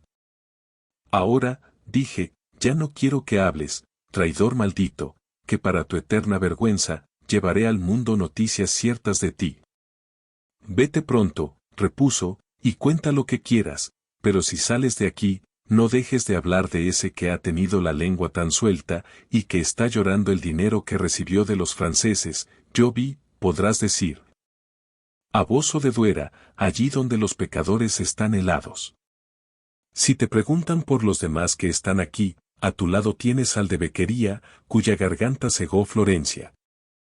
Creo que más allá está Gianni de Soldanieri con Ganelón y Tebaldello, el que entregó a Faenza cuando sus habitantes dormían. Estábamos ya lejos de aquel, cuando vi a otros dos helados en una misma fosa, colocados de tal modo, que la cabeza del uno parecía ser el sombrero del otro. Y como el hambriento en el pan, así el de encima clavó sus dientes al de debajo en el sitio donde el cerebro se une con la nuca. No mordió con más furor Tidio las sienes de Menalipo, que aquel roía el cráneo de su enemigo y las demás cosas inherentes al mismo. O tú, ¿qué demuestras, por medio de tan brutal acción, el odio que tienes al que estás devorando? Dime qué es lo que te induce a ello, le pregunté, bajo el pacto de que, si te quejas con razón de él, sabiendo yo qué crimen es el suyo y quiénes sois, te vengaré en el mundo, si mi lengua no llega antes a secarse. Canto 33. Aquel pecador apartó su boca de tan horrible alimento, limpiándosela en los pelos de la cabeza cuya parte posterior acababa de roer, y luego empezó a hablar de esta manera. Tú quieres que renueve el desesperado dolor que oprime mi corazón, solo al pensar en él, y aún antes de hablar. Pero si mis palabras deben ser un germen de infamia para el traidor a quien devoro, me verás llorar y hablar a un mismo tiempo. No sé quién eres, ni de qué medios te has valido para llegar hasta aquí, pero al oírte, me pareces efectivamente florentino. Has de saber que yo fui el conde Ugolino, y el arzobispo Ruggieri. Ahora te diré por qué lo trato así. No es necesario manifestarte que por efecto de sus malos pensamientos, y fiándome de él, fui preso y muerto después. Pero te contaré lo que no puedes haber sabido, esto es, lo cruel que fue mi muerte, y comprenderás cuánto me ha ofendido. Un pequeño agujero abierto en la torre, que por mi mal se llama hoy del hambre, y en la que todavía serán encerrados otros, me había permitido ver por su hendedura ya muchas lunas. Cuando tuve el mal sueño que descorrió para mí el velo del porvenir. Ruggieri se me aparecía como señor y caudillo, cazando el lobo y los lobeznos en el monte que impide a los pisanos ver la ciudad de Luca. Se había hecho preceder de los Gualandi, de los Sismondi y los Lanfranchi, que iban a la cabeza con perros hambrientos, diligentes y amaestrados. El padre y sus hijuelos me parecieron rendidos después de una corta carrera, y creí ver que aquellos les desgarraban los costados con sus agudas presas. Cuando desperté antes de la aurora, oí llorar entre sueños a mis hijos, que estaban conmigo, y pedían pan. Bien cruel eres, si no te contristas pensando en lo que aquello anunciaba a mi corazón, y si ahora no lloras, no sé lo que puede citar tus lágrimas. Estábamos ya despiertos, y se acercaba la hora en que solían traernos nuestro alimento, pero todos dudábamos, porque cada cual había tenido un sueño semejante. Oí que clavaban la puerta de la horrible torre, por lo cual miré al rostro de mis hijos sin decir palabra. Yo no podía llorar, porque el dolor me tenía como petrificado. Lloraban ellos, y mi Anselmito dijo, ¿qué tienes, padre? ¿Qué así nos miras? Sin embargo, no lloré ni respondí una palabra en todo aquel día, ni en la noche siguiente, hasta que el otro sol alumbró el mundo. Cuando entró en la dolorosa prisión uno de sus débiles rayos, y consideré en aquellos 4 rostros el aspecto que debía tener el mío, empecé a morderme las manos desesperado, y ellos, creyendo que yo lo hacía obligado por el hambre, se levantaron con presteza y dijeron, Padre, nuestro dolor será mucho menor, si nos comes a nosotros, tú nos diste estas miserables carnes, despójanos, pues, de ellas. Entonces me calmé para no entristecerlos más, y aquel día y el siguiente permanecimos mudos. ¡Ay, dura tierra! ¿Por qué no te abriste? Cuando llegamos al 4.º día, Gado se tendió a mis pies, diciendo, Padre mío, ¿por qué no me auxilias? Allí murió, y lo mismo que me estás viendo, vi yo caer los 3, uno a uno, entre el quinto y el sexto día. Ciego ya, fui a tientas buscando a cada cual, llamándolos durante 3 días después de estar muertos, hasta que, al fin, pudo en mí más la inercia que el dolor. Cuando hubo pronunciado estas palabras, torciendo los ojos, volvió a coger el miserable cráneo con los dientes, que royeron el hueso como los de un perro. Ah, Pisa, vituperio de las gentes del hermoso país donde él sí suena. Ya que tus vecinos son tan morosos en castigarte, muévanse la capraja y la gorgona, y formen un dique a la embocadura del Arno, para que sepulte en sus aguas a todos tus habitantes. Pues si el conde Ugolino fue acusado de haber vendido tus castillos, no debiste someter a sus hijos a tal suplicio. Su tierna edad patentizaba, oh Nueva Tebas, la inocencia de Ugucción y del Brigata, y la de los otros 2 que ya he nombrado. Seguimos luego más allá, donde el hielo oprime duramente a otros condenados, que no están con el rostro hacia abajo, sino vueltos hacia arriba. Su mismo llanto no les deja llorar, pues las lágrimas, que al salir encuentran otras condensadas, se vuelven adentro, aumentando la angustia, porque las primeras lágrimas forman un dique, y como una visera de cristal, llenan debajo de los párpados toda la cavidad del ojo. Y aunque mi rostro, a causa del gran frío, había perdido toda sensibilidad, como si estuviera encallecido, me pareció que sentía algún viento, por lo cual dije, Maestro, ¿qué causa mueve este viento? ¿No está extinguido aquí todo vapor? A lo cual me contestó, pronto llegarás a un sitio donde tus ojos te darán la respuesta, viendo la causa de ese viento. Y uno de los desgraciados de la helada charca nos gritó, oh almas tan culpables que habéis sido destinadas al último recinto. Arrancadme de los ojos este duro velo, a fin de que pueda desahogar el dolor que me hincha el corazón, antes que mis lágrimas se hielen de nuevo.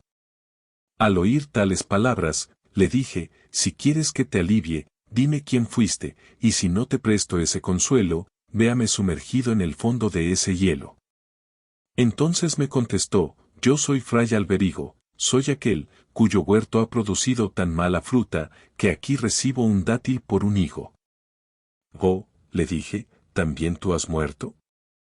No sé cómo estará mi cuerpo allá arriba, repuso, esta Ptolomea tiene el privilegio de que las almas caigan con frecuencia en ella antes de que Atropos mueva los dedos. Y para que de mejor grado me arranques las congeladas lágrimas del rostro, sabe que en cuanto un alma comete alguna traición como la que yo cometí, se apodera de su cuerpo un demonio, que después dirige todas sus acciones, hasta que llega el término de su vida. En cuanto al alma, cae en esta cisterna, y por eso tal vez aparezca todavía en el mundo el cuerpo de esa sombra que está detrás de mí en este hielo. Debes conocerle, si es que acabas de llegar al infierno, es ser Branca de Oria, el cual hace ya muchos años que fue encerrado aquí. Yo creo, le dije, que me engañas, porque Branca de Oria no ha muerto aún, y come, y bebe, y duerme, y va vestido. Aún no había caído Miguel Sánchez, repuso aquel, en la fosa de Malebranche, allí donde hierve continuamente la pez, cuando Branca de Oria ya dejaba un diablo haciendo sus veces en su cuerpo y en el de uno de sus parientes, que fue cómplice de su traición. Extiende ahora la mano y ábreme los ojos. Yo no se los abrí, y creo que fue una lealtad del ser con el desleal. Ah, genoveses, hombres diversos de los demás en costumbres, y llenos de toda iniquidad, ¿por qué no sois desterrados del mundo?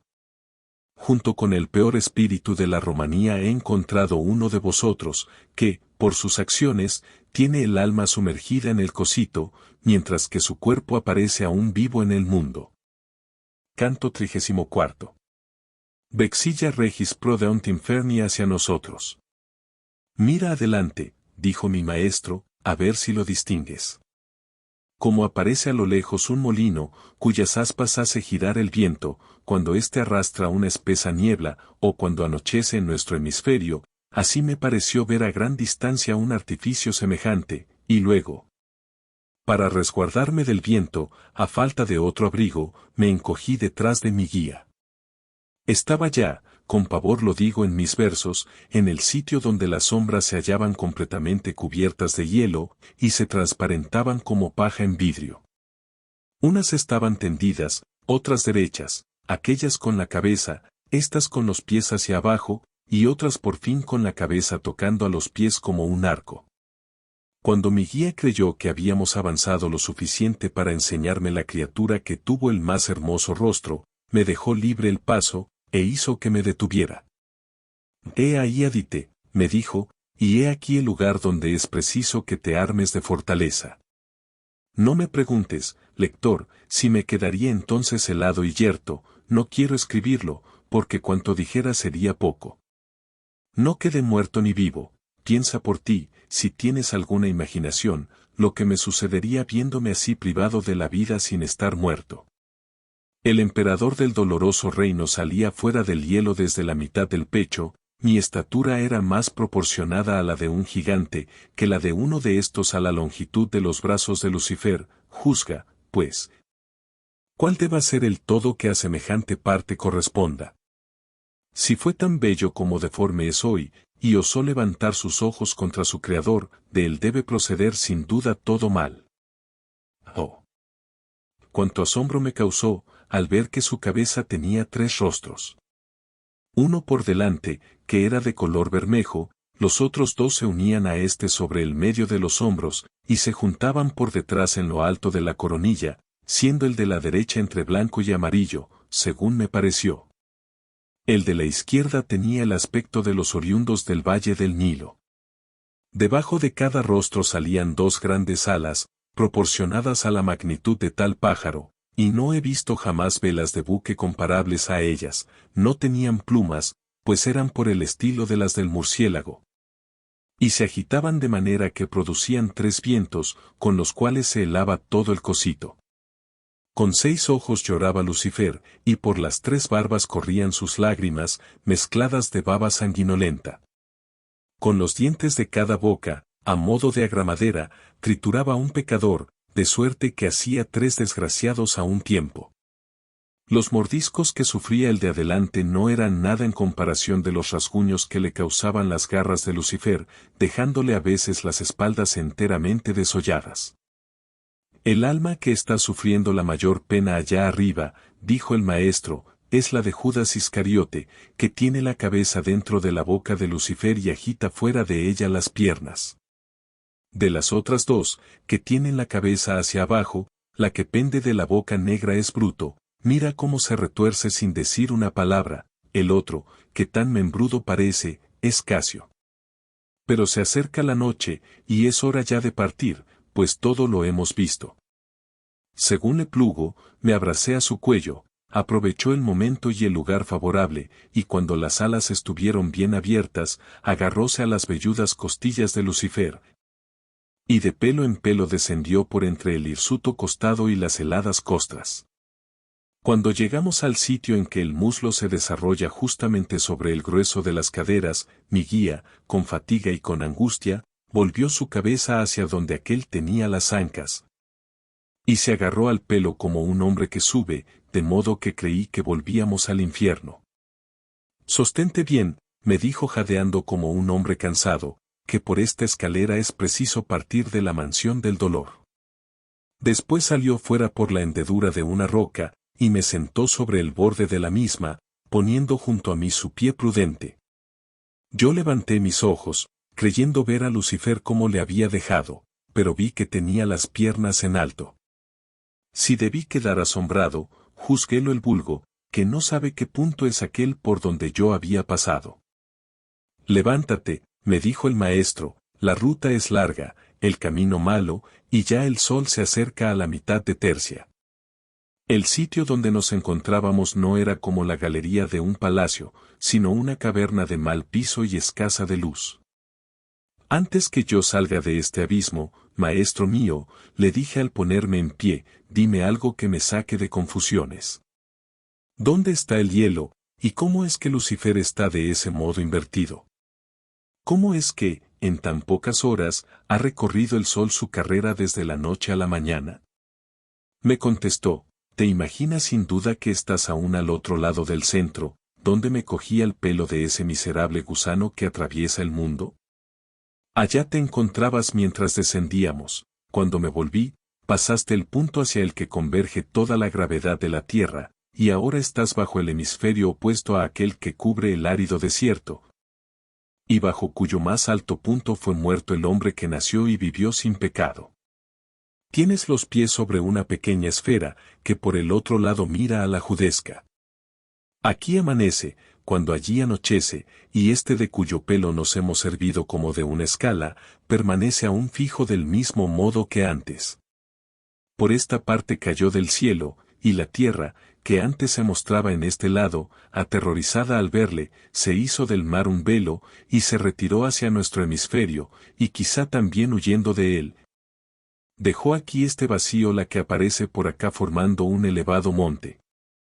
Hay allá abajo una cavidad que se aleja tanto de Lucifer cuanta es la extensión de su tumba, cavidad que no puede reconocerse por la vista, sino por el rumor de un arroyuelo, que desciende por el cauce de un peñasco que ha perforado con su curso sinuoso y poco pendiente. Mi guía y yo entramos en aquel camino oculto, para volver al mundo luminoso, y sin concedernos el menor descanso, subimos, él delante y yo detrás, hasta que pude ver por una abertura redonda las bellezas que contiene el cielo, y por allí salimos para volver a ver las estrellas.